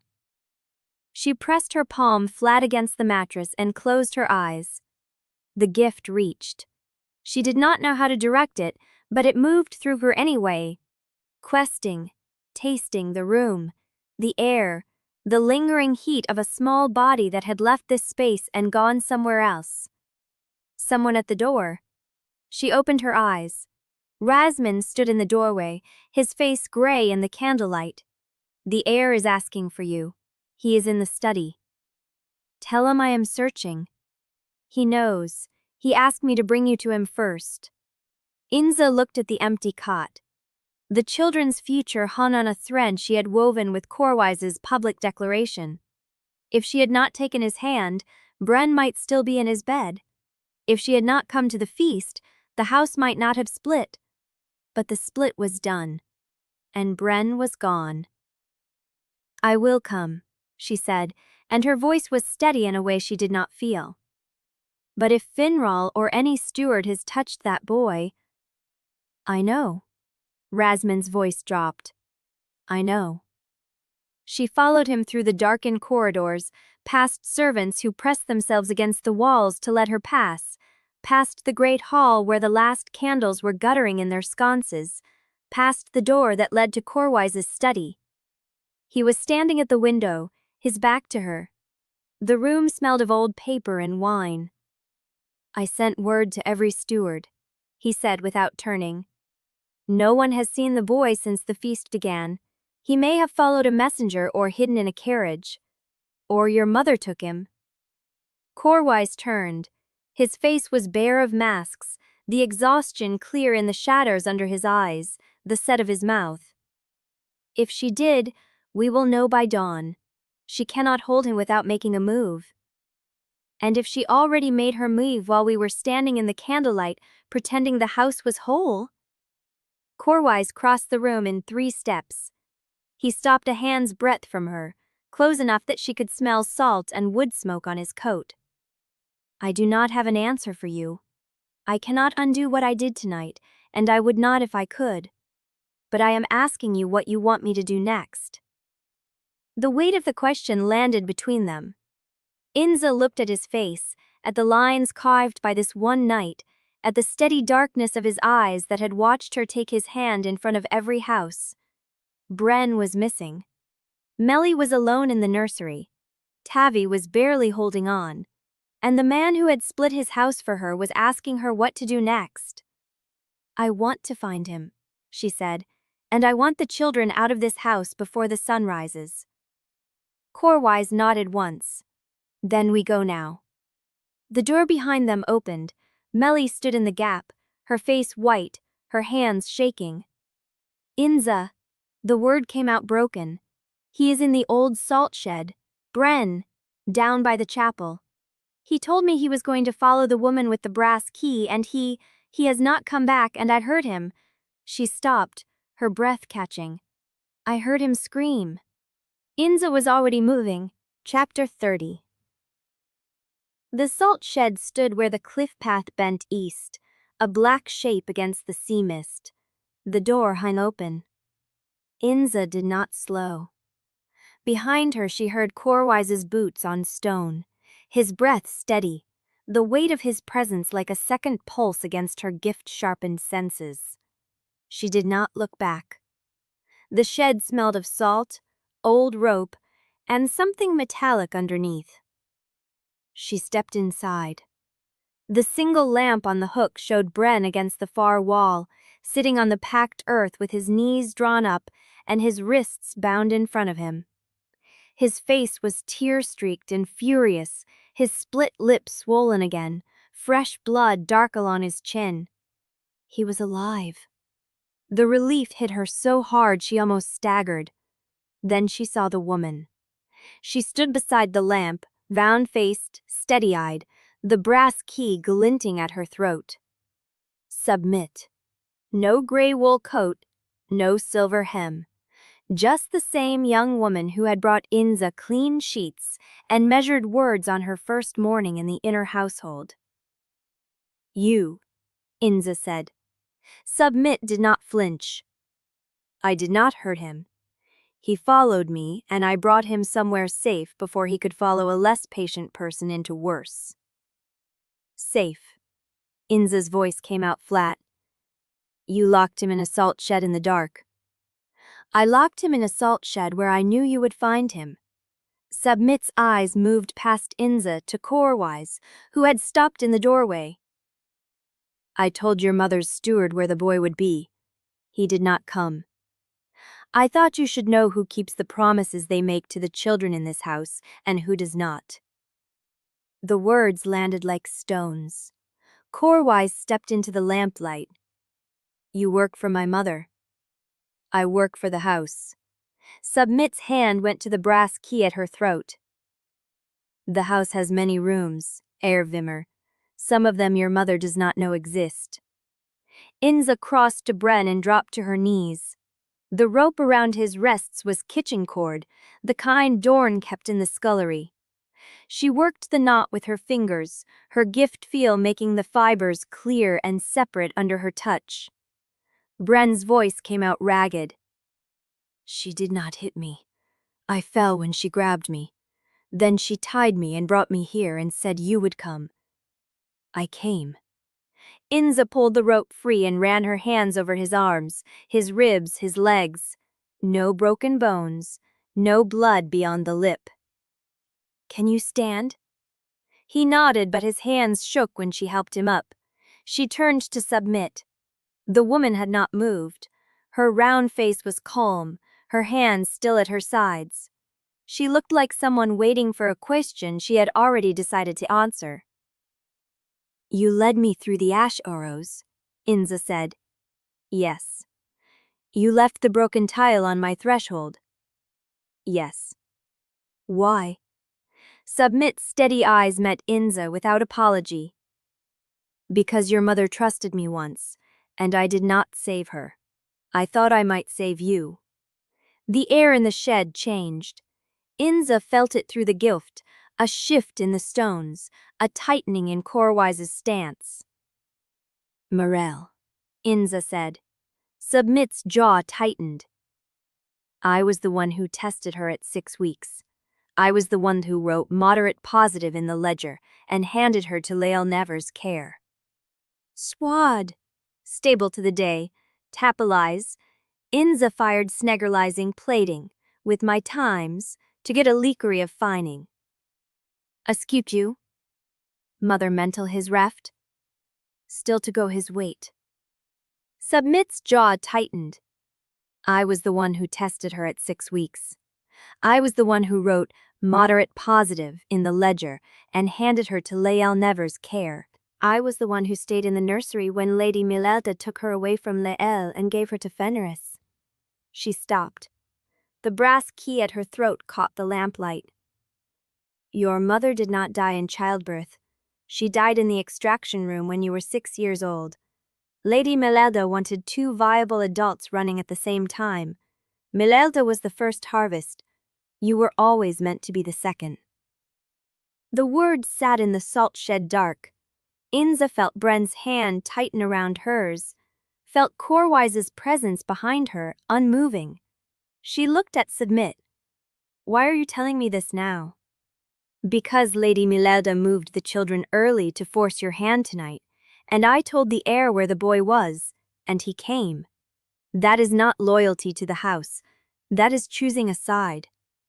Submit's voice dropped. The Saltgrave delegation did not leave. There in the East Wing, waiting to see what the Matriarch does next. There are 200 vampires in this manor, and every one of them knows your name now. You are not invisible anymore. You were never invisible. The house has been watching you since the day you were born. Inza's hand went to her belt. The kitchen knife was still there. She had not used it. She might not need to. But she wanted Submit to see where her hand rested. If you want to help, Inza said, get the children to the infirmary before dawn. Tell Darn the plan moves at first light. And if anyone stops you, tell them the heir's equal witness ordered it. Submit inclined her head. Then she turned and walked out of the shed, the brass keys swinging against her chest, her steps steady on the packed earth. The dark closed behind her. Bren pressed against Inza's side, his small body shaking. She said you would come. She said you would not leave me in the dark. She was right. I thought she was going to hurt me. I thought. I know. Inza pulled him close, felt his heart hammering against her ribs. I know, but I am here now. Corwise stepped forward. His face was gray in the lamplight, the lines around his mouth carved deep. Your mother, he said slowly, harvested Inza Kessani alive when Inza was 6 years old. It was not a question. Inza looked up at him. The gift was singing in her blood, the whole house pressing against her senses like a held breath. She could feel the tide turning in the cliff below, the slow pulse of the manor waking to a night that would not end cleanly. Yes, she said. And she means to do the same to me. The words hung between them. Bren pressed closer. Corwise's hands stayed at his sides, his dark eyes fixed on her face. Then we do not give her the chance, he said. First light, the children out, the house can burn for all I care. Inza looked at him. The heir who had split his house for her, the man who had knelt in chapel dust and promised he would not own her. The vampire standing in a salt shed with blood on the floor and a child shaking against her ribs. She wanted to believe him, but the gift hummed in her spine, and the house was listening, and Submit's words echoed in the dark. You were never invisible. First light, she agreed, but she did not let go of the knife. Chapter 31. They took the cliff path back toward the manor. Vren pressed between Inza and Corwise, the salt wind pulling at their clothes. The boy's hand was cold in hers. His grip kept tighten whenever the shadows shifted. Inza's senses stretched ahead of her, the gift mapping the house in pulses of heat and stone. She felt the stewards in the east corridor, the servants moving through the kitchen passage. The slow, hollow beat of something wrong coming from the still room. She stopped. What is it? Corwise asked. There. She pointed toward the service door at the base of the cliff wall. Lael was supposed to be at the panel by now. They found her on the still room floor. Lael lay crumpled against the leg of the work table, her silver-streaked hair spread across the flagstones like a spill of oil. Her hands were open at her sides, fingers twitching as if she were still reaching for something. The lamp above her had burned low, casting yellow light across the hollows of her face. Inza dropped to her knees. Lael. The older woman's eyes opened slowly. They took a long moment to focus. Inza. The word came out rough, scraped clean of breath. You should not be here. You should not be on the floor. Inza slid an arm behind Lael's shoulders and lifted. The body that rose with her was impossibly light, bones wrapped in paper-thin skin, muscle wasted to nothing. Lael had been failing for weeks, but Inza had not let herself see how far the failure had gone. I was going to the panel. Lael's voice wandered, losing its thread. I was going to pull them through. The service panel, the children. I told you I would. You did. There are stewards in the old hall. 3 of them, maybe 4. Lael blinked, her focus sliding sideways. I counted them. I was counting. 32 heartbeats in the east wing, 17 in the servants' stair, 1 in the salt shed. Inza's chest tightened. You are hearing them too. Always. Lael's laugh was a dry rattle. I have heard them for 40 years. Every pulse, every shift, every blink in the dark. The gift never stops, Inza. It does not sleep. It does not rest. It just listens and listens and listens until you cannot remember what silence felt like. Corwise knelt beside them. His face was unreadable, but his hands were still, that careful stillness that meant he was holding something back. How long has she been like this? Longer than I have had the courage to admit, Inza said. She looked at Lael's face in the lamplight. The skin across her cheekbones was translucent, blue veins visible beneath like threads in old paper. Her lips were gray. Her breath came in shallow, uneven pulls that did not match the rise and fall of her chest. You need the iron tablets, Inza said. Useless. Lael's hand flapped weakly. They stopped working 3 years ago. The physician made me a double dose, then a triple. Then he stopped giving me anything at all. He told me. Of course he did. Lael's mouth tried to shape a smile. Rasman never could keep a secret when it mattered. The lamp flame guttered. Inza felt the house pressing against her senses, the weight of 200 vampires breathing in their beds, the slow pulse of the tide below the cliff. She could feel Lael's heartbeat too, thin and erratic, a bird throwing itself against the walls of a cage. Tell me what happens after the final draught. Lael's eyes found hers. The question sat between them like a blade. Why do you want to know? Because I am going to drink it. That is what I was afraid of. Lael closed her eyes. The final draught seals the binding. You know that. You have had the ledger. I know what it does to the body. I need to know what it does to the rest. Lael was silent for a long moment. When she spoke, her voice was different, clearer, as if she had reached down into some deep reserve of strength and pulled out the last clean thing she had left. The first stage is pleasure, power. The lore gets sharper and brighter, and you think you have finally become what you were meant to be. She opened her eyes. The second stage is hunger.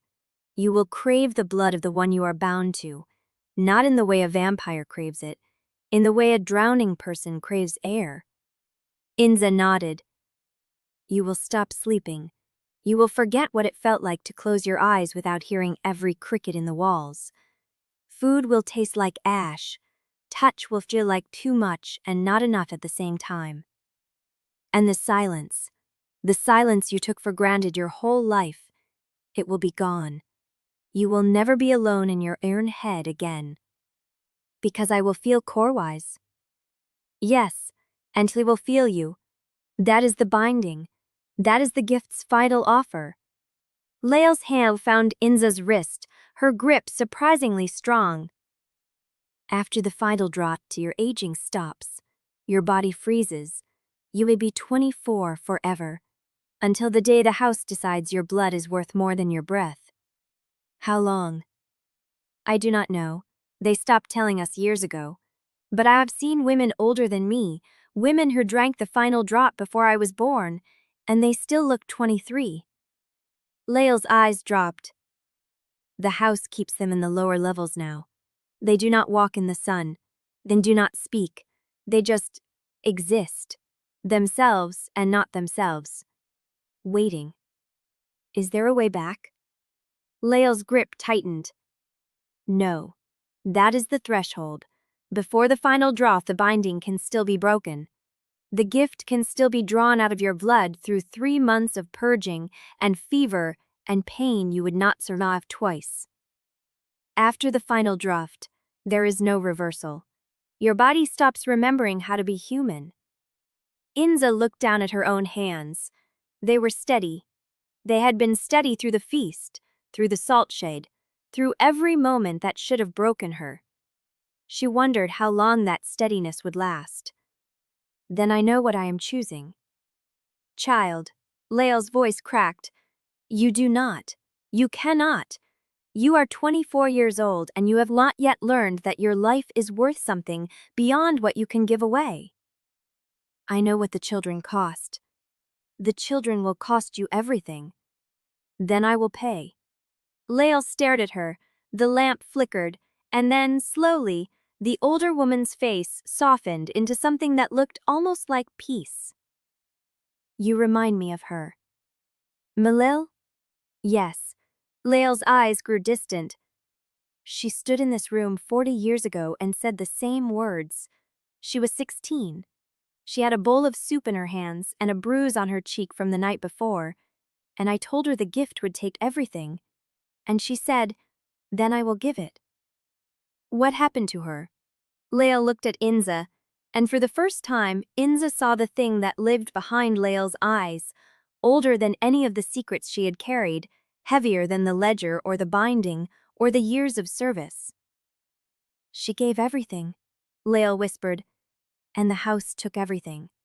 And I stood in the corridor and let it happen because I did not know how to stop it. The confession hung in the still room air. Inza did not look away. Then help me do what you could not. Lael's breath caught, and then, very slowly, she nodded. I will pull the children through the panel. I will get them to the infirmary, and when the house falls, I will be standing at your back. Inza helped her to her feet. The gift hummed in the stones beneath them, and somewhere in the east wing, a door opened. Chapter 32. The east wing door groaned open and then shut, the sound carrying through the stone like a pulse. Inza stood at the still room threshold, Lael's weight against her shoulder, both of them listening. The corridor beyond lay empty. No footsteps, no voices, just the house settling around them, breathing through its old bones. That was not a warning, Lael said. Her voice had steadied. That was someone changing the watch. Inza helped her into the corridor. Lael moved with the careful economy of someone who knew every inch of her body's capacity and had learned to measure each step against the reserves she had left. They found Rasman in the infirmary, his coat buttoned wrong, a half-empty cup of cold tea beside the ledger where it lay open on the table. He looked up when they entered. His eyes moved from Inza to Lael and back again, and whatever he saw in Inza's face made him set down the cup very deliberately. You have decided.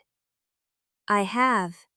Rasman nodded slowly, as if he had expected this answer and had been waiting for her to arrive at it on her own time. He turned to the ledger and began turning pages, his fingers sure despite the tremor in his hands. Then we need witnesses. The man-a-mission path still works, but only if the final binding is completed and the terms are sealed before legal witnesses under blood law. Lael lowered herself onto the cot with a sound that was half sigh, half pain.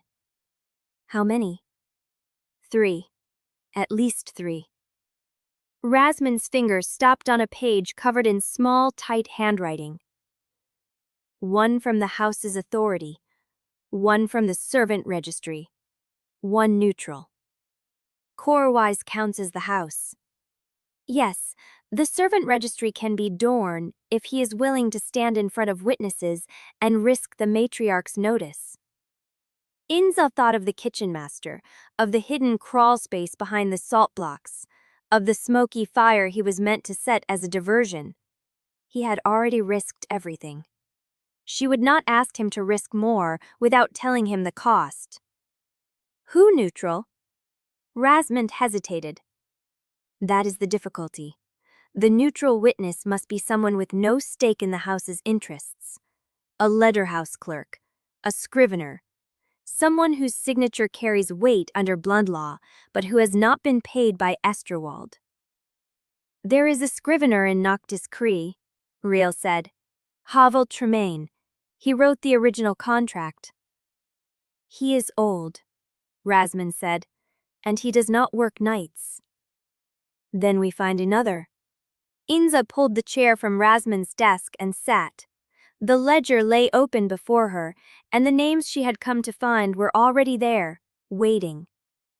Bren Sevwick, Melly Sevwick, Tahi, if we can get his full name from the parish records you found. Rasmund reached for a smaller book bound in worn leather. He opened it to a marked page and read aloud. Kale Morn, stillborn, year 14 of the current registry. Mother was a kitchen girl from the fishing villages. No father listed. That is Tavi's name now. Kale Morn. Rasmund wrote it down. Hollis Fen for Bren. Sarah Fen for Melly. The parish records give them a clean birth line, no connection to the house, no history of service. If the manumission holds, they walk out of Esterwald as free people with names the stewards have never heard.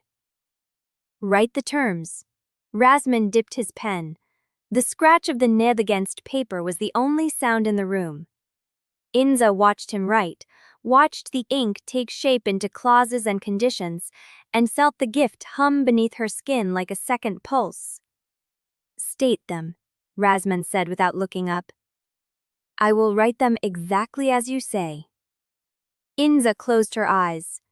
Bren and Melly Sevwick, also known as Hollis and Sarah Fen, are released from all service, debt, and obligation to House Esterwald. Their contract is void. Their blood is their own. No claim may be brought against them or their descendants. Rasmund wrote. Kale Morn is released on the same terms. His freedom is not conditional on age. He leaves with the others. Leave clause. Inza opened her eyes. All three are granted safe passage beyond Esterwald's territory. The house will not pursue, the house will not reclaim, the house will not contract their blood or service through any agent, proxy, or successor. Rasmund's pen paused. That is a strong clause. It binds anyone who inherits the house's authority. Yes, Inza said. It does. He finished writing and looked up at her. One more thing, she said. Add that the terms are sealed before the final binding draft is administered. The manumission is effective the moment the witnesses sign, not after the binding. Rasmund nodded slowly. That is smart. It prevents the house from arguing that you were not of sound mind when the terms were set. The pen moved again. When he finished, he read the terms aloud. The words settled into Inza's chest like stones laid one by one. She looked at the page. Her name was not on it. Of course it was not. She had never intended it to be. Lael reached across the cot and took her hand.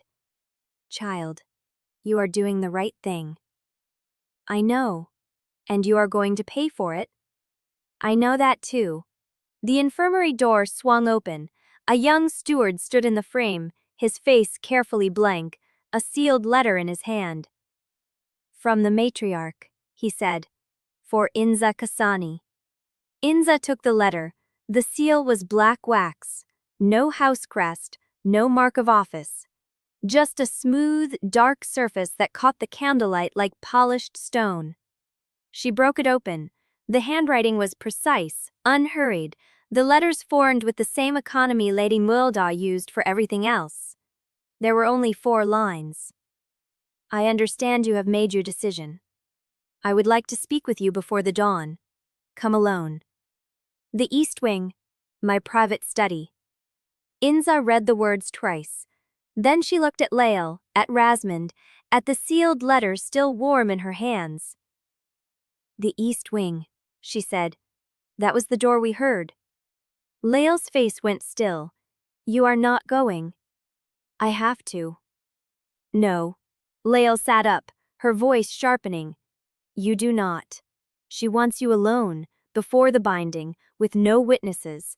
That is not an invitation. That is a trap. Probably. Then do not walk into it. Inza looked down at the letter. The block wax seal sat broken on the table, and somewhere in the East Wing, Lady Milda was waiting. I am not walking into a trap, Inza said. She folded the letter and tucked it into her sleeve. I am walking into a negotiation. Lael stared at her, and somewhere in the dark between the still room and the East Wing, a door opened again. Chapter 33. The East Wing corridor smelled of beeswax and old paper, the candles burning low in their sconces as if the house itself had settled into watchfulness. Inza walked alone. The letter was still in her sleeve. She had not told Corwise where she was going. She had not told anyone but Lael and Rasmund, and they had argued until she walked out. The infirmary door had closed behind her with a sound like a seal breaking. The private study was at the end of the corridor, a dark paneled door with no handle visible from this side. It opened before Inza could raise her hand. Lady Milda stood at the window, her back to the room, her iron-white hair catching the first gray suggestion of pre-dawn light beyond the glass. Close the door. Inza stepped inside and pulled it shut. The latch clicked into place with a sound that felt final. The study was smaller than she had expected. A writing desk, 2 chairs, a low fire burning in a hearth that had not been cleaned in years. The ash was thick against the stone. No servants, no guards, no witnesses. Milda turned. Her pale gray eyes moved over Inza with the patience of someone who had been reading people for 9 centuries and had never once been surprised. You have the ring. Inza did not raise her hand. She did not need to. He gave it willingly. Of course he did. Milda moved away from the window, her steps measured, unhurried. That is the problem with Corwise. He gives things willingly. Power, position, authority. He does not understand that some things are not his to give. Some things aren't. Milda stopped at the writing desk and looked down at the papers spread across it. Her fingers touched one corner, straightened it, then withdrew. You have made your decision about the binding. Yes, and you believe it is a choice. Inza felt the gift hum beneath her skin, a second pulse that beat in time with the heartbeats she could hear through the walls. A steward in the corridor, a maid in the next room, a child turning in sleep 3 floors above. I am here, Inza said. I could have refused the summons. I could have run before dawn. Could you? The question hung in the air. Milda turned to face her fully, and for the first time, Inza saw something in the matriarch's face that was not calculation. It was certainty.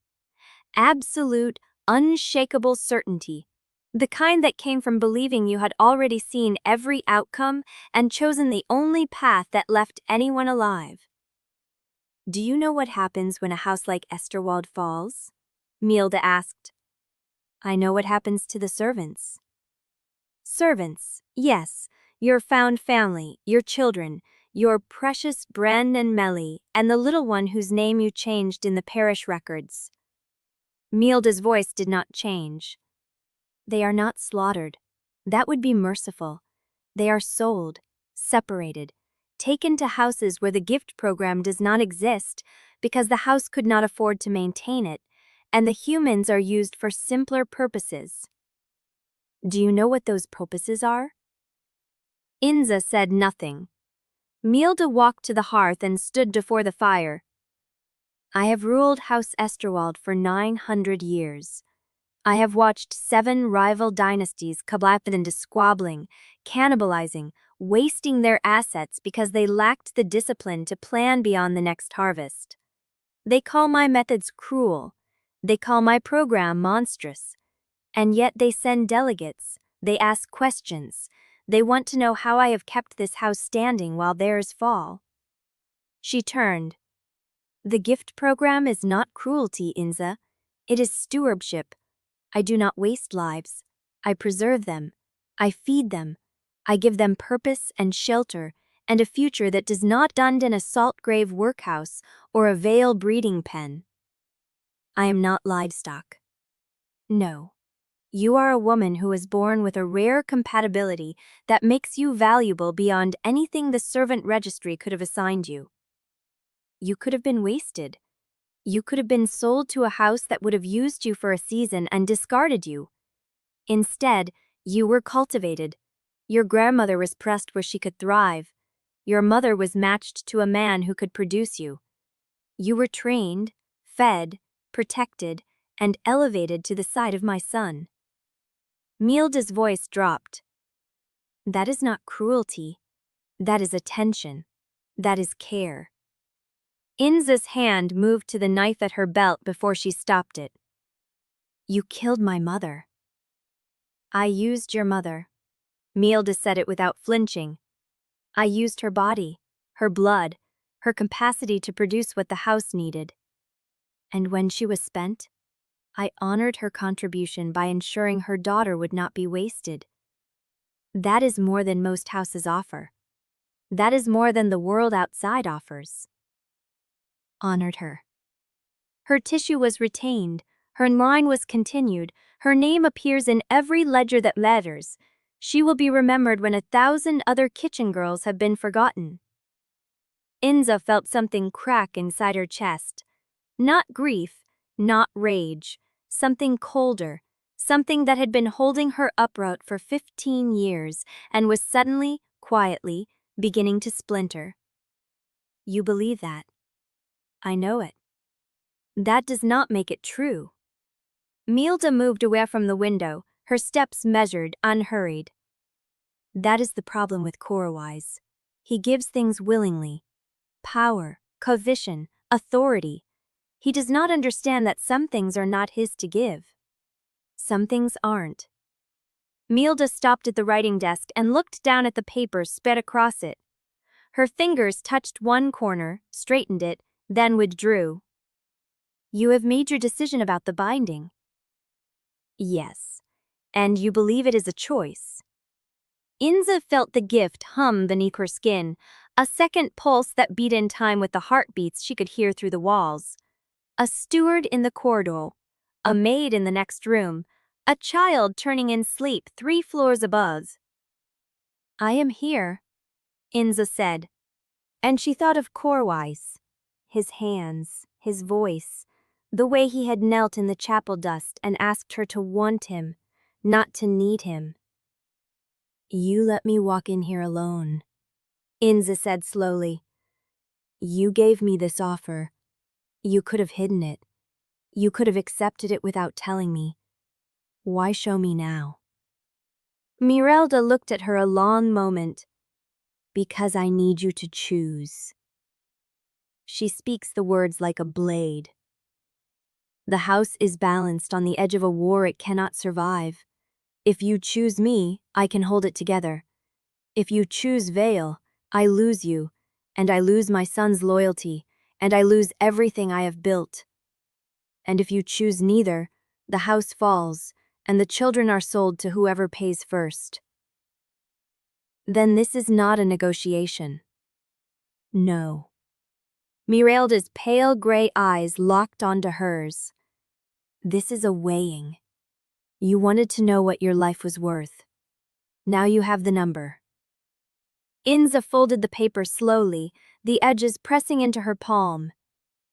I need to think. You have until dawn.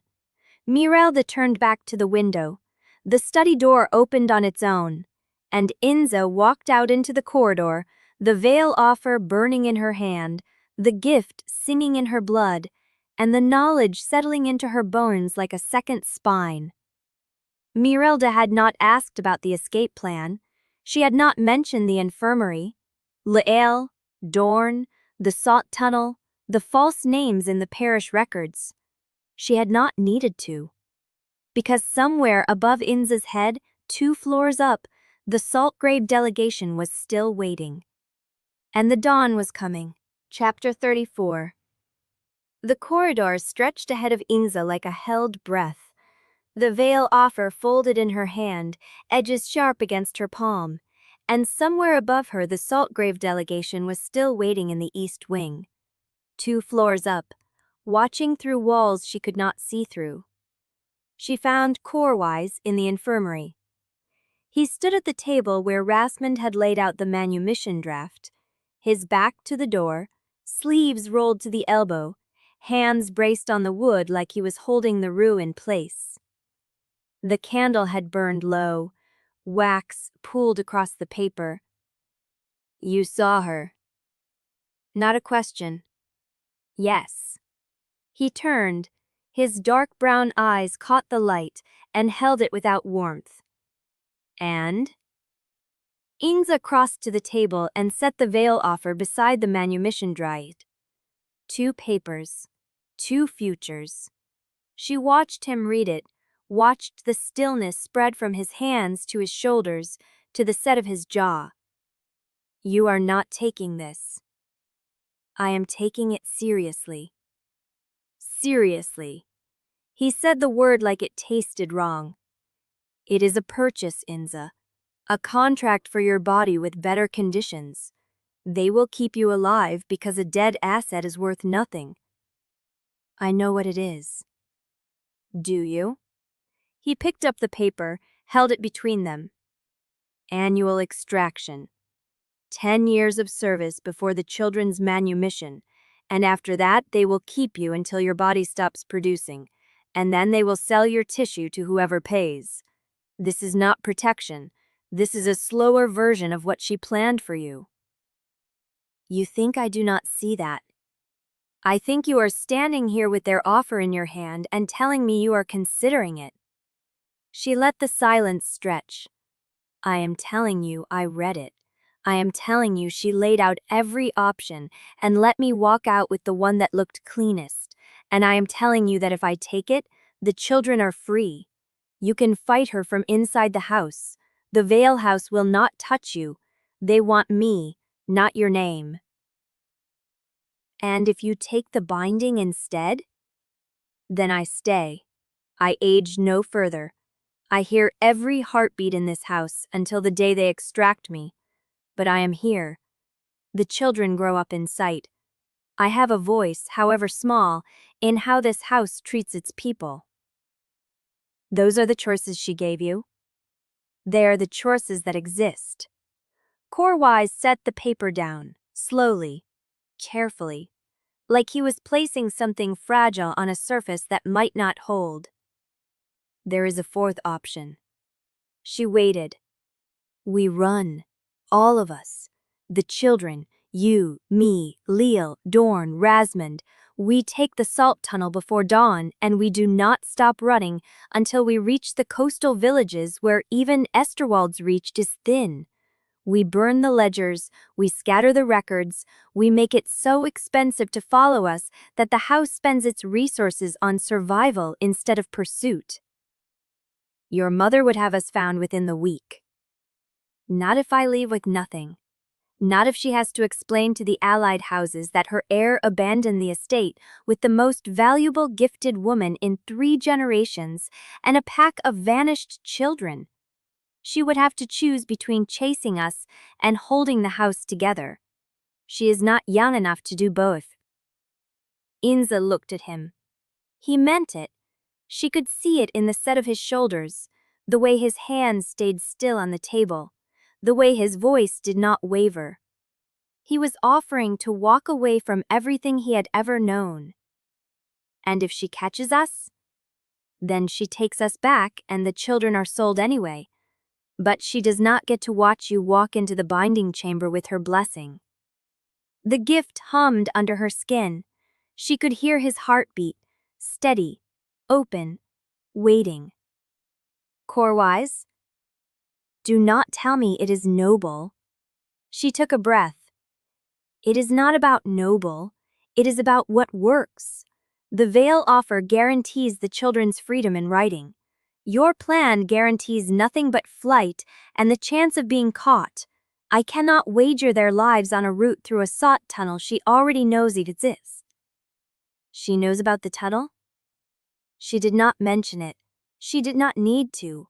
She knows about the infirmary, the false names, Leal, Dorn, Rasmond. We take the salt tunnel before dawn, and we do not stop running until we reach the coastal villages where even Esterwald's reach is thin. We burn the ledgers, we scatter the records, we make it so expensive to follow us that the house spends its resources on survival instead of pursuit. Your mother would have us found within the week. Not if I leave with nothing. Not if she has to explain to the allied houses that her heir abandoned the estate with the most valuable gifted woman in 3 generations and a pack of vanished children. She would have to choose between chancing us and holding the house together. She is not young enough to do both. Inza looked at him. He meant it. She could see it in the set of his shoulders, the way his hands stayed still on the table, the way his voice did not waver. He was offering to walk away from everything he had ever known. And if she catches us, then she takes us back and the children are sold anyway. But she does not get to watch you walk into the binding chamber with her blessing. The gift hummed under her skin. She could hear his heartbeat, steady, open, waiting. Corwise, do not tell me it is noble. She took a breath. It is not about noble. It is about what works. The veil offer guarantees the children's freedom in writing. Your plan guarantees nothing but flight and the chance of being caught. I cannot wager their lives on a route through a salt tunnel she already knows exists. She knows about the tunnel. She did not mention it. She did not need to. She knows about the infirmary, the false names, Leal, Dorn, Rasmond. We take the salt tunnel before dawn and we do not stop running until we reach the coastal villages where even Esterwald's reach is thin. We burn the ledgers, we scatter the records, we make it so expensive to follow us that the house spends its resources on survival instead of pursuit. Your mother would have us found within the week. Not if I leave with nothing. Not if she has to explain to the allied houses that her heir abandoned the estate with the most valuable gifted woman in 3 generations and a pack of vanished children. She would have to choose between chasing us and holding the house together. She is not young enough to do both. Inza looked at him. He meant it. She could see it in the set of his shoulders, the way his hands stayed still on the table, the way his voice did not waver. And she understood with a clarity that felt like a blade that this was the only version of his love she could accept. Not rescue, not absolution, presence. She felt the paper crinkle in her grip, the heavy and layered weight lifting from her chest. Then we have work to do before dawn, she said. He nodded, and somewhere above them, in the east wing, she thought she heard a door open. Completely clericwise his gramps terming at the fashion stub, Rap Snoria, Sef Kanizen, Ixpian Egiton, Baz Basai, through a sky register relank. Gramply do a bastamount mever instead of Sevwick, which hosts a forp takes Alfent and bade under me. Sound, we cannot absolutely terrified about the cupper truth. They have even smiling startly once just up to the 3rd day. She have to stark? He cost his deep and speak. The day we get the papish from today, this is the contract when you made it for Stanner, chapter 35. The infirmary smelled of iron and old linen and the cheap soap Rasmund used to scrub his hands between patients. Inza stood at the table with the manumission draft spread before her, the words she had dictated still sharp in her throat. Hollis Fen, Sarah Fen, Cale Morn, 3 names the house could not claim. 3 children who would wake to something other than this. The witnesses, he said. We still need 3. Corwise will stand. He is 1, and I cannot stand as neutral when I have spent 27 years recording the house's work. You will stand as physician. That makes me an interested party under blood law. Then we find another. He looked at her, and she saw the calculation moving behind his eyes, the same calculation she had been making since she left Mirida's study. Who in this house could testify without being owned by it? The Kitchens, he said. There's a woman named Beryl who has worked the cold stores for 40 years. She is not registered as house property. She came as a free hire from the fishing villages, and her contract specifies she answers to no steward. Would she do it? She does not know you. She will know the children. Rasmund nodded slowly. She has watched them grow. I have seen her slip them extra rations when the stewards were not looking. She might stand. Then send for her. He is still the house authority. Rasmund's voice carried no judgment. His presence binds the document to Esterwald's legal standing. If he stands, the manumission cannot be challenged as a servant's forgery after the fact. Corwise had not spoken since they entered the infirmary. He stood by the wall, arms crossed, his face unreadable in the low candlelight. Inza turned to him. Will you stand? Already told you I would. Then stand. He moved before she finished speaking, crossed the room in 3 strides, and took his place at the table's edge, his hands flat on the wood. Who witnesses for the registry? Rasmund asked. The door opened before Inza could answer. Dorn stepped through, his boots loud on the stone floor. He was holding a ledger sheet in one hand and a seal stamp in the other, and his eyes found Inza immediately. You sent no word, he signed, his motions sharp. I heard it from the laundress. Word of what? Every servant in the East Wing knows the Matriarch summoned you. They're placing bets on whether you come back alive. Then you know why I need you. He looked at the manumission draft. Read the names. His jaw tightened. These are the children I hid salt behind. They are the children I am freeing. And you? She did not answer. Dorn set the seal stamp on the table. He did not ask again. Beryl from the cold stores will be the 3rd witness, Rasmund said. If she agrees, she will agree. Dorn signed the words without looking away from Inza. She owes me a favor from the winter fever. I will collect it now. He left before anyone could stop him, the door swinging shut behind him. The room settled into silence. Inza became aware of the gift humming beneath her skin, the heartbeat of everyone in the room pressed against her hearing. Rasmund's steady pulse, Corwise's slower rhythm, the frantic flutter of a mouse in the wall somewhere above them. She thought about Lael, about 40 years of this, about never knowing silence again. Before the witnesses arrive, she said, I want something on the record. Rasmund looked up. What? What the house did. What Mirda designed. The ledger, the breeding program, the extraction. I want it written. That is not a manumission document. That is a confession. Then write a confession. He stared at her. If I write that, you cannot control where it goes. If the wrong person reads it before the manumission is sealed, Mirdad will claim the entire proceeding is tainted by blackmail. Then seal it separately. Keep it in the ledger book, but I want it recorded before I drink.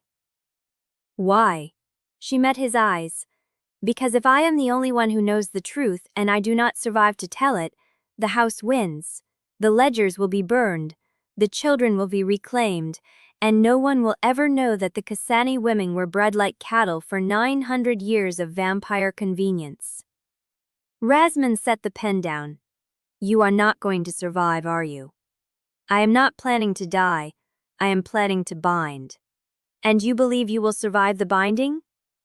I believe the house has invested too much in me to let me die on the table. She held his gaze. But I also believe that if the Madam mission is challenged, the truth of what the house has done may be the only thing that protects them when I cannot. He reached for a fresh sheet of paper. Dictate. She did. She spoke as he wrote, her voice steady, reciting the names and dates and pairings she had memorized from the hidden ledger. Daria Kessani, identified at 14, married to Pello Sevwick for dormant markers. Milady Kessani, tested at 6 weeks, brought into service at 12. The match with Leel interrupted. Fenris Kessani, transferred to the quarry. Her own birth, measured, planned, annotated in advance. She spoke until her throat was dry. Rasman's hand kept moving. When she finished, he blew on the ink and set the page face down beside the Matriarch draft. Sealed separately, no one sees it unless I decide it is needed. They will see it if I die. They will see it if I decide they should. She accepted that. The door opened again. Dorn returned with a woman behind him, gray-haired, thin-shouldered, her hands still wet from the cold stores. She looked at the room, at Corwise, at Inza currently my purse in infold, crooms of dullish truth, to nothing in their nurges of the medios of doors to complete, the joys will be burned, the children will be reclaimed, and no one will ever know that the Kessani women were bred like cattle for 900 years of vampire convenience. Rasman set the pen down. You are not going to survive, are you? I am not planning to die, I am planning to bind. And you believe you will survive the binding? I believe the house has invested too much in me to let me die on the table. She held his gaze. But I also believe that if the Madam mission is challenged, the truth of what the house has done may be the only thing that protects them when I cannot. He reached for a fresh sheet of paper. Dictate. She did. She spoke as he wrote, her voice steady, reciting the names and dates and pairings she had memorized from the hidden ledger. Daria Kessani, identified at 14, married to Pello Sevwick for dormant markers. Milady Kessani, tested at 6 weeks, brought into service at 12. The match with Leel interrupted. Fenris Kessani, transferred to the quarry. Her own birth, measured, planned, annotated in advance. She spoke until her throat was dry. Rasman's hand kept moving. When she finished, he blew on the ink and set the page face down beside the Matriarch draft. Sealed separately. No one sees it unless I decide it is needed. They will see it if I die. They will see it if I decide they should. She accepted that. The door opened again. Dorn returned with a woman behind him, gray-haired, thin-shouldered, her hands still wet from the cold stores.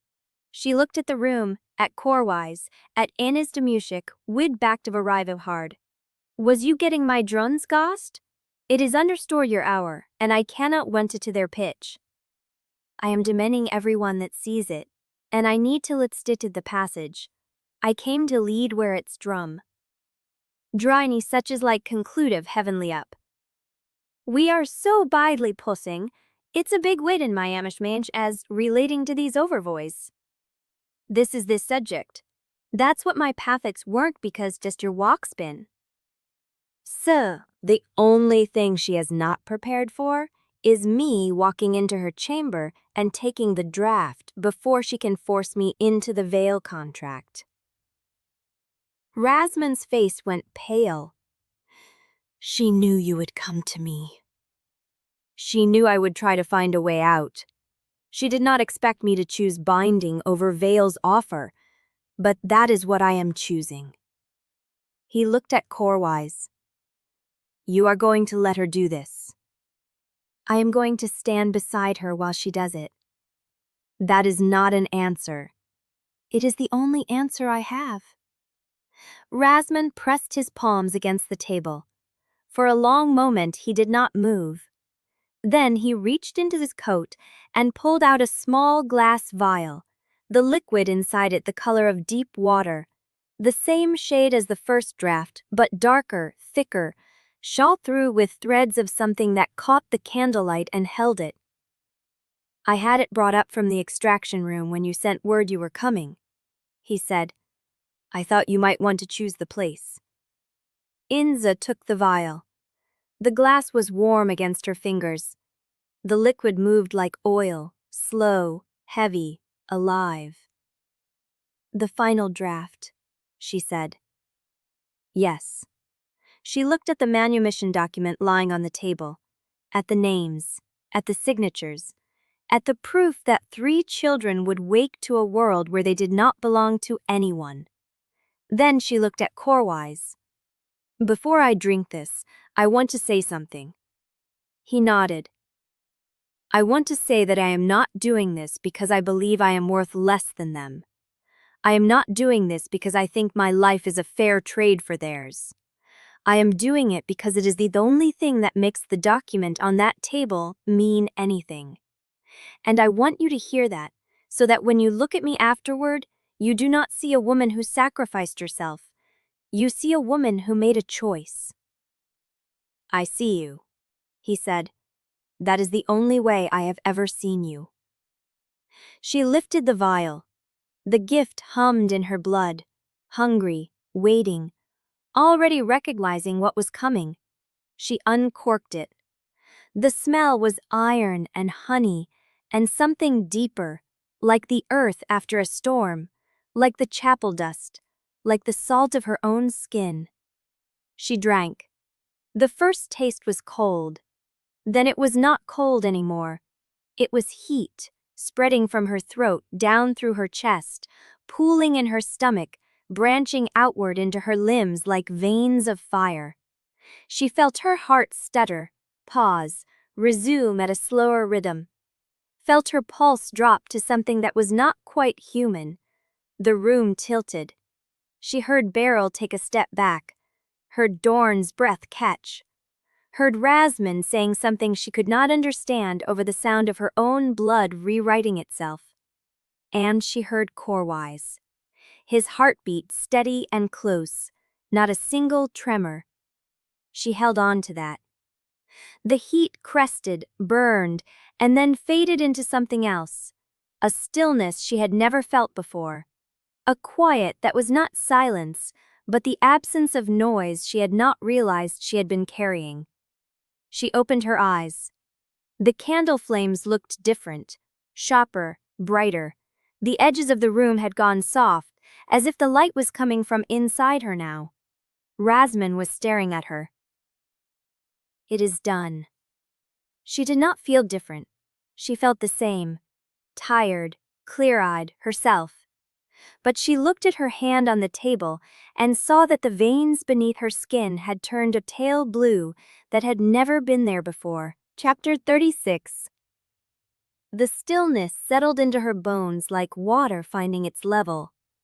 Inza stood at the infirmary table with her hands flat on the wood and felt the gift rearrange itself inside her. The hunger that had been a constant low thrum since the first draft went quiet. Not satisfied. Replaced. The space it had occupied was now filled with something that felt like readiness, like a muscle she had never known she possessed, finally flexed. She could hear everything. Not just the room, not just the heartbeats, the house itself, the groan of old stone settling in the east wing, the whisper of salt air through a cracked window on the 3rd floor, the distant sound of a steward's boots crossing the great hall, each footfall distinct, the leather worn at the heel. She could feel Beryl's nervous swallow, Dorn's hand tightening on the doorframe, Rasman's pulse, faster than it should be, threading through the silence like a warning, and Corway's, steady, deliberate, His heartbeat had not changed since she drank. Inza lifted her hand and watched the pale blue veins shift beneath her skin.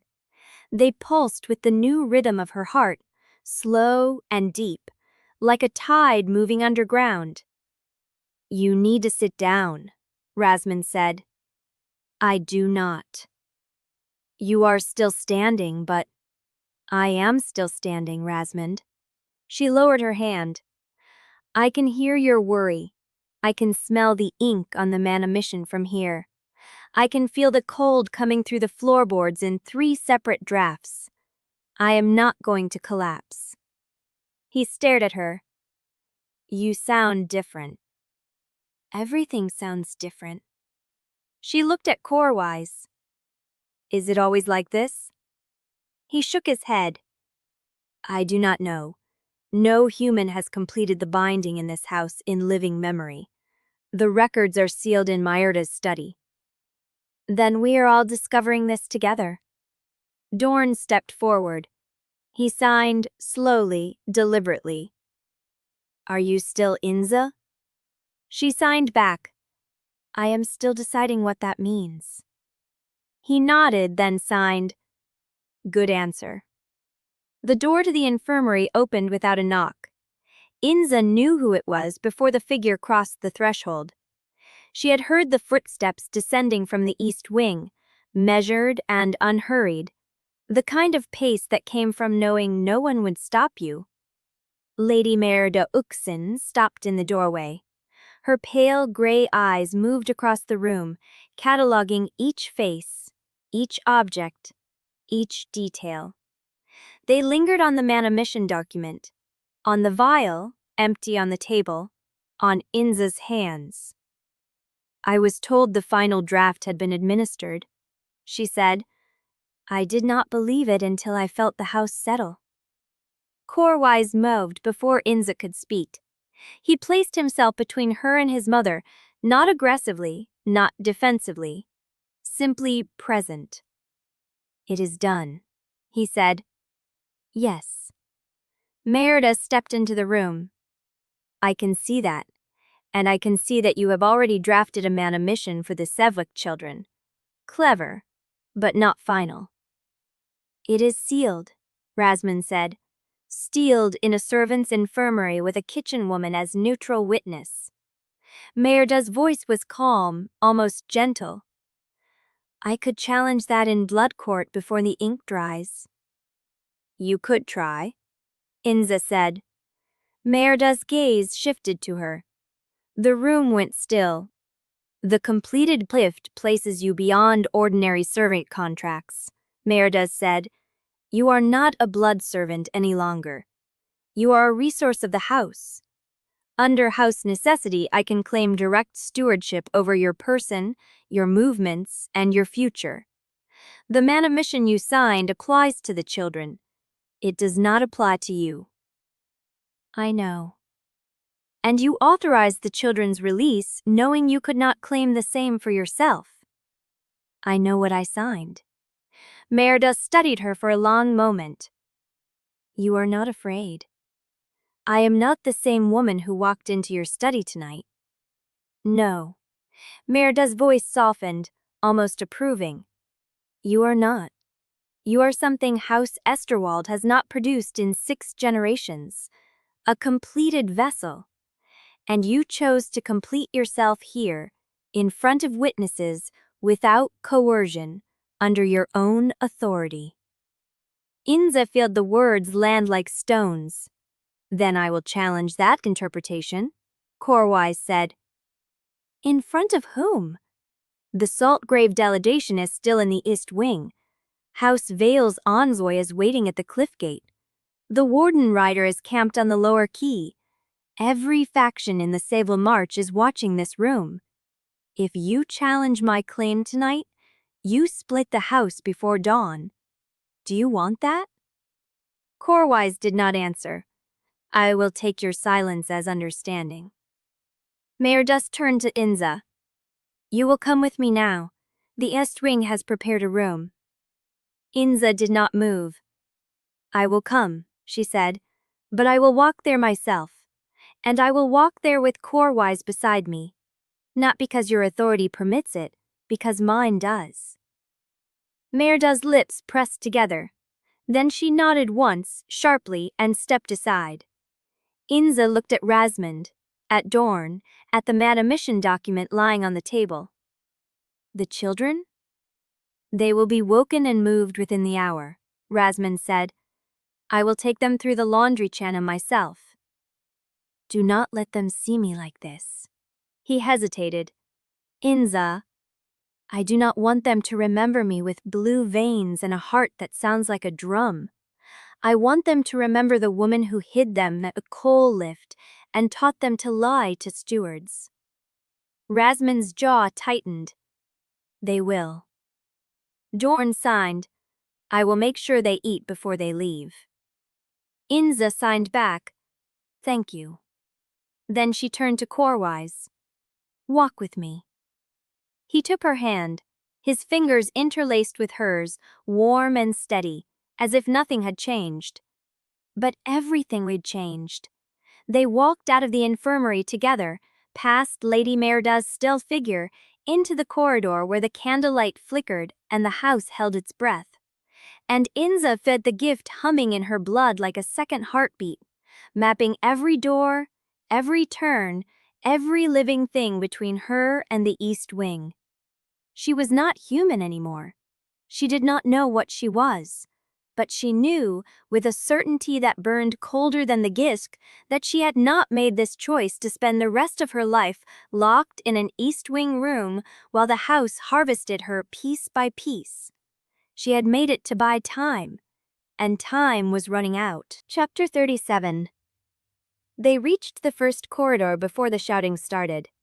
It came from the great hall, muffled by stone, but unmistakable, raised voices, overlapping, a steward calling for order and being ignored. Inza felt the vibrations through the floor before she heard the words. The gift mapped the house in her blood now, every footstep, every slammed door, every panicked heartbeat. Corwise's hand tightened on hers. That is not Milda's voice. They turned the corner and found the hall already splitting. A cluster of Esterwald guards stood at the east stair, their captain facing a steward Inza did not recognize, a younger man with a ledger pressed to his chest and a tremor in his voice. The Matriarch's orders, the steward said. All gift-bound servants are to be moved to the lower levels immediately. The captain did not move.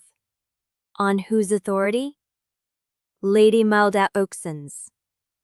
And if I refuse? The steward's face went pale. You cannot refuse.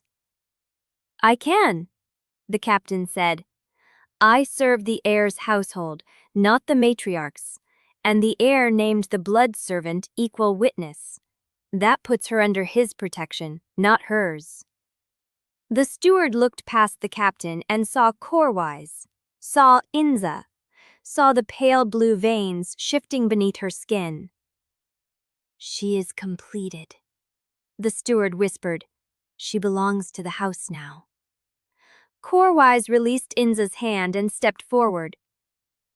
She belongs to herself. The steward took a step back, then another. You cannot? I can, Corwise said quietly. And I am. This house answers to two authorities tonight, mine and my mother's.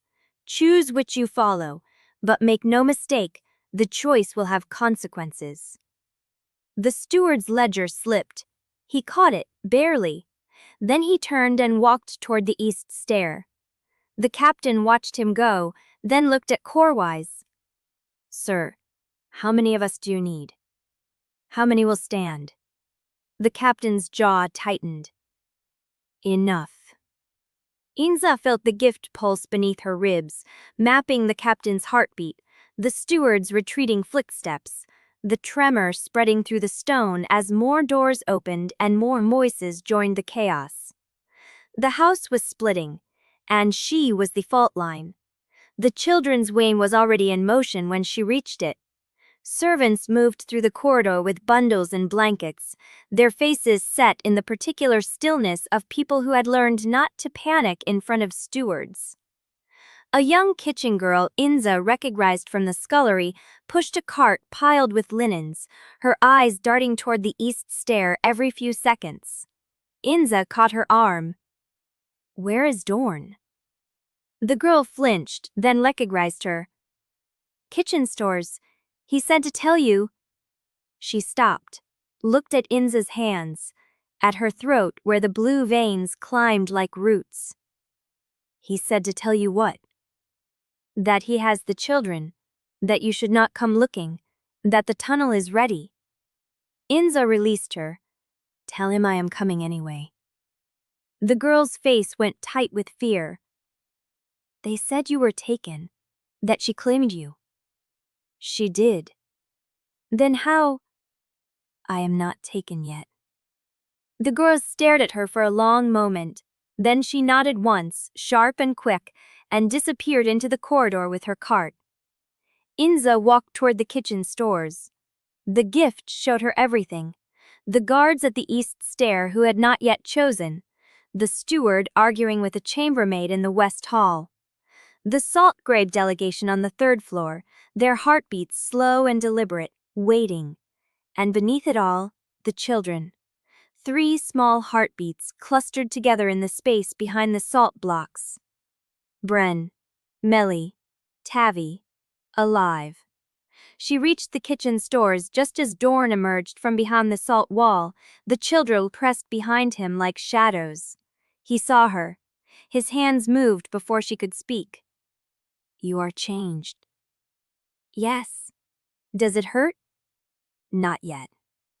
He studied her face, then he signed. "It will." "I know." He held her gaze for a long moment. Then he stepped aside, revealing the crawl space behind the salt blocks. Dark, narrow, leading somewhere she could not see. "You built this 2 years ago," she said. "I knew it would be needed." "You always know." He did not deny it. Bren stepped forward and threw his arms around her. Inza felt his heart beat against her chest, fast and desperate, and she held him as tightly as she dared. "Do not forget us," he whispered. "I could not if I tried." Melly followed, her face wet, her hands shaking. Tavi pressed against Inza's side, small and silent and trembling. And then Dorn signed. "Go. I will keep them safe." Inza rose. She looked at them one last time. Bren, Melly, Tavi, the 3 faces she had spent every day of the past 2 years protecting. "Go," she said. "Live." Dorn pulled the salt blocks back into place. The children disappeared into the dark, and Inza stood alone in the kitchen stores, the gift humming in her blood, feeling the house fracture around her as the east stair doors opened and the Saltgrave delegation descended. She had not made this choice to be harvested. She had made it to buy time, and time was running out. She turned toward the corridor. A figure stood in the doorway. Not a guard, not a steward. A woman in dark wool, no house badge, her face half lit by the candle flame. The warden rider. "You are the completed one," the woman said. Inza did not answer. "I felt you settle. The whole estate felt it." The woman took a step closer. "You do not know what you are, what you can do." "And you do?" The woman smiled. "I know what you are worth. To the right buyer, the right house, the right partner." She tilted her head. "You have enemies here, Inza Kessani, but you also have offers." Inza's hand found the knife at her belt. "I am not for sale." The woman's smile widened. "Everyone is for sale. You just need to find the right price." And she stepped back into the shadow, leaving Inza alone in the candlelight, the gift burning in her blood, the house collapsing around her, and the first light of dawn bleeding through the kitchen window. Chapter 38. Dawn bled through the kitchen window, thin and cold, and Inza stood alone where the warden rider had vanished.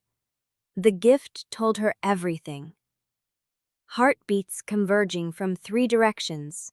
The Saltgrave delegation descending the east stair in measured steps. A cluster of house guards at the north corridor, uncertain, their pulse fast and shallow. And beneath her feet, 3 small signals moving away through the stone, Dorn's steady tread behind them, fading. The children were alive. She let that knowledge settle in her chest like a second heart. Then she turned toward the corridor and walked out of the kitchen stores. The house had changed in the minutes since dawn broke. Doors stood open that had been locked moments ago. Servants pressed against walls, watching. Breath held. A chambermaid clutched a bundle of linens to her chest and did not meet Insa's eyes. She did not blame them. The blue veins climbed her wrists. Her pulse moved at a rhythm no human heart should sustain. She was not what they had known. The Saltgrave delegation met her at the junction of the east corridor. 3 of them, 2 men and a woman, all in northern wool, their skin pale from coast cold, their eyes tracking her like she was a door that might open. The woman stepped forward. "You are the completed one." "I am," Inza said. "We have been waiting to see what would happen. And now you have seen." The woman's mouth curved. "We have seen a house divide, a matriarch retreat, a servant walk through dawn with a gift that has not existed in living memory." She tilted her head. "The question is what you will do with it." "Not be harvested," Inza said. The woman's smile sharpened. "That is a start." She stepped aside, and Corwise came down the corridor. His shirt was torn at the collar, his hands were bare. He had blood on his knuckles, not his own, and his face was the face of a man who had stopped measuring cost. He walked past the Saltgrave delegation without looking at them. "I have been looking for you." His voice was rougher than she remembered, scraped raw. "Merda's stewards are sealing the east wing. They are calling it a consolidation of assets." "Assets. You, for one. The gift-bound servants. Anyone they can argue belongs to the house, not to a person." Inza said the truth of it through the stone. Footsteps on the east stair, deliberate, spaced, professional. They were not running. They were claiming. "They are moving now?" "They have been moving since you drank the final draft. She knew you would complete it. She planned for it." Inza looked at him. "And you?" "I've been stopping them." His hands were still. The blood had started to dry, dark in the creases of his knuckles. "How many?" "Enough that the guard captain will not open the east stair for anyone but me." Inza let that sit. Then she said, "The children are in the tuttle. Dorn is with them." Corwise's eyes closed for a fraction of a second. When they opened, something had eased behind them. "Then we hold here until they reach the end." They did not have to wait long. The first wave came from the east wing. Not stewards, but house guards, 6 of them in formation, their captain leading. He stopped when he saw Corwise standing at the corridor junction with Inza beside him. "Herr Vimmer." "Captain Vern." Corwise's voice was flat. "You are in my corridor. The Matriarch has ordered the completed vessel secured. The completed vessel is standing beside me, and she is not going anywhere." The captain's jaw tightened. "I have my orders." "Then choose." The silence stretched. The captain's hand moved toward his belt. The gift told Inza his pulse, steady but climbing, a man who did not want to be here but would not refuse his commission. "Captain," Inza said. He looked at her. "You can feel it in the stone, can you not? What I am now." His jaw worked. "You are the one the house bred," he said. "I have seen the ledger. I am also the one who sealed a manumission under blood law. 3 children, free, witnessed and signed before the final draft." She stepped forward.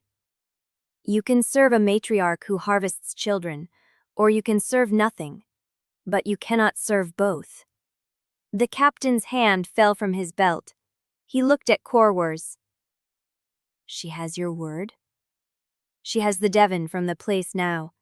Since he completely croined all the beautiful stake, drawing the word stacks, every 6 months, every thousands, through 87 seconds, something as your nail feared the stallion is dwelling, and I am sealing in a walk. Millions of daws saglu, win the reasoning, Regen lexa sitches against the sweet batch in the hask tramblix, almost sect, set before every human franted, handing in the room. The visities terramins just shut the steech. I am harvest by levelets. The ruken med disperms drone. Slipes a wazer in repaudo, that lussing a maging could donacret a bradahood broid, with menite averagely, land and slaship sweep. Their complete floor's support is included with the first stall. The equal gifts straviteration obviously became abased, and I am the moten. The greams take a blood. It drops the bread down in the iron on a visor. Jews are using something, or you may survive. It looks with divinity. She do. You can feel it in the stone, can you not? What I am? Now. I am not letting you walk into that room alone. You have to. Inza cussed his hand, and he requenced his person who as one can reeks for the possessing file to go, a reach slow direction sending dispectionly on the ability to aggressing that tepilized our fuel with a plust. Slowly creased. Half thing sounds lastly end my way, at my aver 6 seconds of this guide. Lever rivaging is attended to me, over in our hopes. You're still wondering a little domics after this way. This is desadically a last. They revive on you. This churl was the first step. But I inoptively think.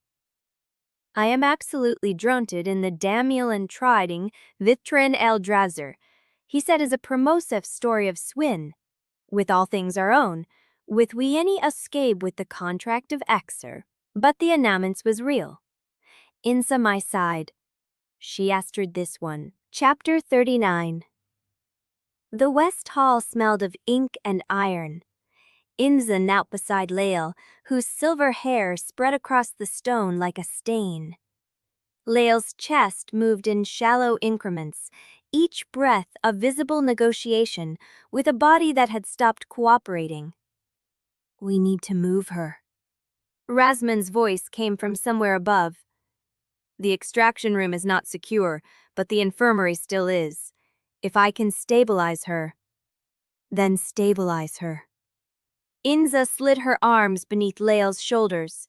The half-gifted woman weighed less than she should have, her bones too close to the skin. Dorn appeared on Lael's other side. He did not sign. He simply lifted, taking Lael's weight without asking permission, and together they carried her down the service corridor toward the infirmary. Behind them, the East Wing's seal held. For now. The infirmary smelled of camphor and old iron. Rasmund worked with the efficiency of a man who had stopped counting how many bodies he had tried to save in this room. He set Lael on the cot, checked her pulse, her pupils, the slack angle of her jaw. She is fading. Inza stood at the foot of the bed. The gift hummed beneath her skin, reading Lael's heartbeat, the sluggish crawl of blood through vessels that had been stretched too thin for too long. "The final draft," Inza started, "will kill her. Her body cannot take another binding. She is already 40 years past what the gift should allow." Rasmund's hands did not stop moving. "I can give her something to ease the passing, or I can try to slow the collapse, but I cannot reverse it." Lael's eyes opened. They were bloodshot, unfocused, but they found Inza. Do not let them put me in the lower levels. You are not going to the lower levels. I saw what they do, in the rooms beneath the still room. I saw what they did to your mother. Inza's chest tightened. You saw Mirella? Saw her taken. Saw her brought back. Lael's voice was a scrape, each word costing her. She was still breathing when they returned her to the nursery floor. They said it was childbirth. It was not childbirth. Stop! Corwise spoke from the door. He had followed them down, his shirt still torn, his hands still dark. She does not need to hear this now. She needs to hear it. Lael's gaze did not leave Inza. You need to know what you are walking into. The extraction room is not where they finish you. It is where they start. They take pieces. They keep you alive as long as you are useful. And when you are not useful anymore, they keep you anyway. I have seen the women in the lower levels. They remember nothing but the pain. Inza's hand found Lael's. Then why did you stay? Lael's laugh was a broken thing. Because I thought if I stayed long enough I could save someone else from becoming them. Her fingers curled around Inza's. I saved no one. Not Mirella. Not you. You saved me. Inza said it before she knew she was going to. The tile. The ash arrows. You showed me the way out. That was submit. She did it because you told her what happened to Mirella. You gave her the guilt that finally made her choose. Inza leaned him closer. You are the reason the children are free. Lael's breath stuttered. It should have been you. It is not. It should have been. Lael's voice dropped below a whisper. You should have been the one who got out. Inza did not answer. She could not. Because some part of her, the part that still remembered hunger, exhaustion, the cold weight of a coal lift, knew Lael was right. Dorn touched Inza's elbow. She looked up.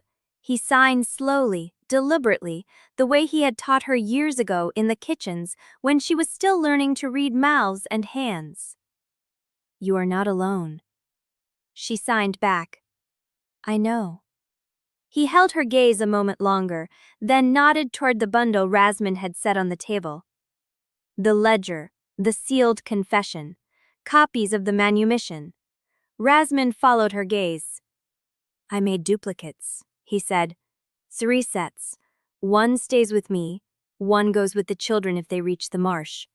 1 is yours. Mine? Because if Mirella finds me before I can use it, someone needs to know what this house has done. Inza looked at the bundle, at the pages that held her mother's name, her grandmother's, her own, written in a hand that had catalogued them like livestock. I am not taking it. You must. I am not taking it because I am staying. She met Rasman's eyes. If I carry the truth out, Mirella wins. She gets to write whatever story she wants about what happened here tonight. The children become runaways, criminals, ingrates. The gift becomes a tragedy. And the breeding program continues with the next girl who looks like me. Rasman's jaw tightened. You cannot falter alone. I will not be alone. She turned toward Corwise. He stood in the doorway, watching her, his hands still and steady despite the blood. I need you to stay above, she said. I need you to hold the east stair and make sure Mirella's people cannot reach the extraction room until I am done. You are asking me to stand guard while you walk into a room I know she had prepared for you? Yes. Then answer me one thing. He stepped closer. Are you walking in there to fight her? Or to let her win? Inza held his gaze. I am walking in there to make sure she never gets to say she won. The infirmary fell quiet. Lael's breathing had evened out, shallow but steady. Rasman had given her something, a draught that slowed her pulse and dulled her pain, and she had slipped into a sleep that looked fragile but was not yet death. Dorn stood at the window, watching the gray of dawn lighten the salt marsh beyond the cliff. He did not turn when Inza approached. She stood beside him. He signed. The children will make it. You do not know that. I know Dorn. He built that tunnel. He planned for 2 years. He will not let them fail. Inza looked at his reflection in the glass. I did not ask you to come with me tonight. He met her eyes in the window. You did not have to. Then stay with the children. If they reach the marsh, make sure they have somewhere to go. And you? I will find you. He turned then, fully, and looked at her with the same eyes that had watched her grow from a hungry kitchen girl into the woman who had just faced the matriarch alone. You will not find us if you do not survive. I plan to. He did not smile, but he did not argue. The east wing door opened as Inza reached the Joshin. The Saltgrave delegation's lead woman stood in the frame, her coat dark, her hands empty, her face unreadable. We heard the commotion, she said. You heard nothing. I heard a house fracturing. That is the same thing.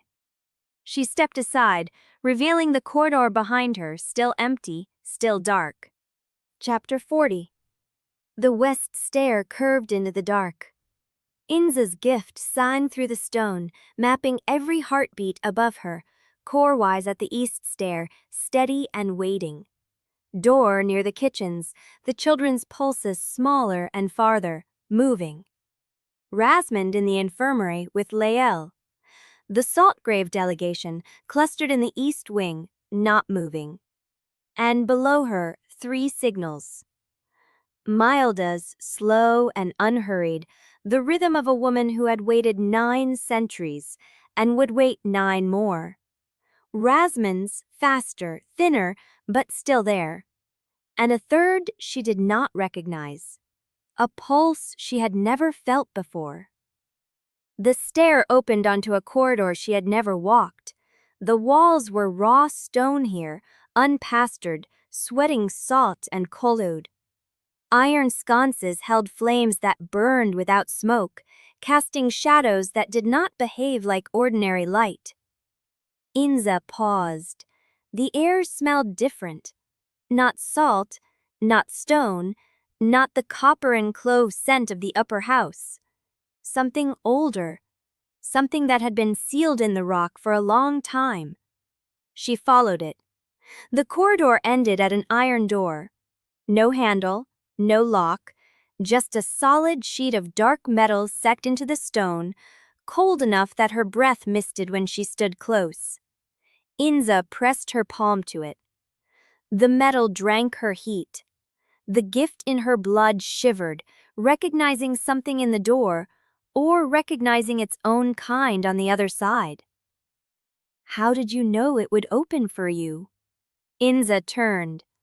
Lady Malda stood at the far end of the corridor, dressed in dark wool, her iron-white hair coiled tight, her pale gray eyes fixed on Inza with something that might have been curiosity.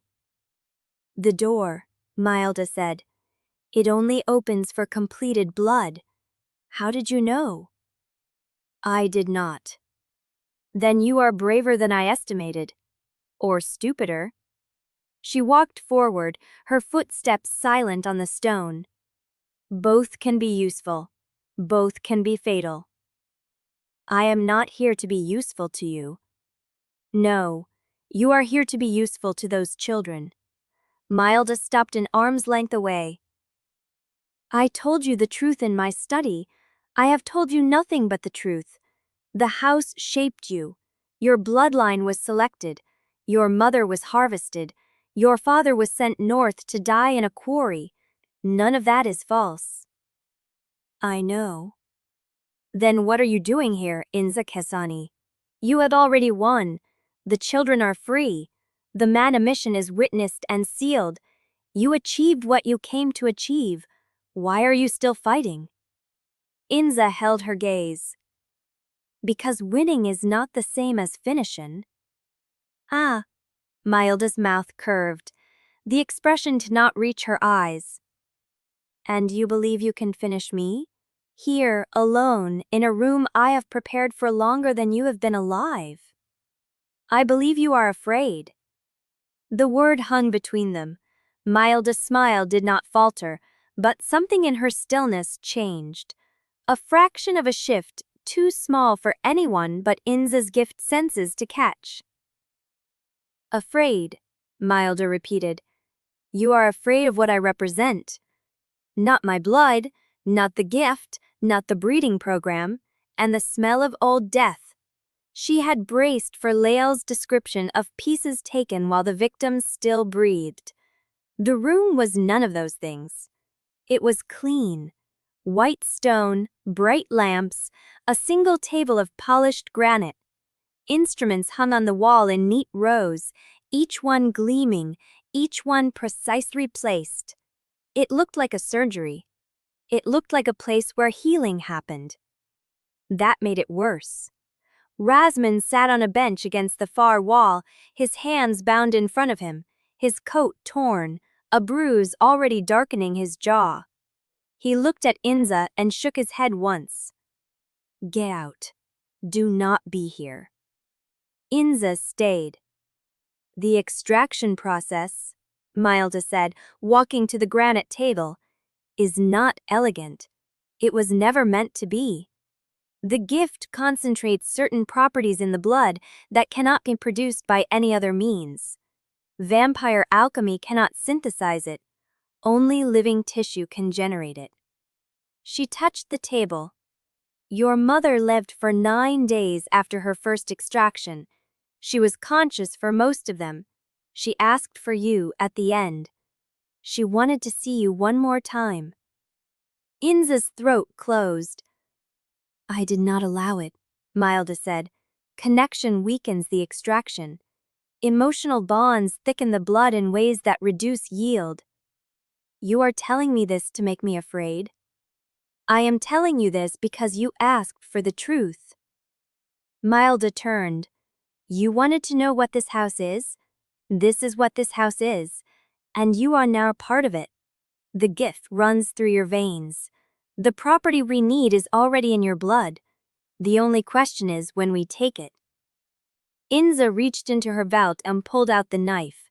It was the same kitchen knife she had carried since the night of the culling, the same blade she had hidden in her sleeve when she walked into Corwise's chambers, the same steel that had kept her alive through every negotiation, every threat, every moment she had refused to be reduced. She set it on the granite table. I am not here to fight you with a knife, Lady Milda. I am here to offer you a choice. Milda's eyebrows rose. Go on. You let Rasmund walk out of this room. You honor the mana mission. You end the breeding program and release the gift-bound women in the lower levels, and I will submit to the first extraction cycle willingly. Silence. Rasmund made a sound in his throat, half protest, half despair. Inza, he said, do not. Quiet. Inza did not look at him. Those are my terms. You have until dawn to accept them. And if I refuse? Inza picked up the knife. Then I walk out of this room and I take the truth with me. The sealed confession, the ledger, the testimony of every servant who has watched your house consume their friends, and I will spend the rest of my life making sure every house in the Sable March knows what Esterwald is built on. Milda's face was unreadable. You would destroy the house that raised you. I would destroy the house that bred my mother and harvested her alive. Inza's voice did not waver. Yes. They stood across the white stone table, the knife between them, the lamps casting clean light on instruments that had never known mercy. Then the door above them groaned. Footsteps, many of them. Coming down the west stair, Milda's expression flickered, something she had not anticipated. A steward appeared in the corridor, breathless, his face pale. My lady, the Saltgrave delegation has moved. They have taken the east wing. Milda's stillness went absolute. And they have sent a formal demand, the steward said, They want the completed gifted women delivered to the cliff gate within the hour, or they will declare House Esterwald in breach of the Tide Compact. Inza looked at Milda. The matriarch's eyes were cold, but something behind them had cracked. The rival houses were already moving, and Inza was the prize they had come to claim.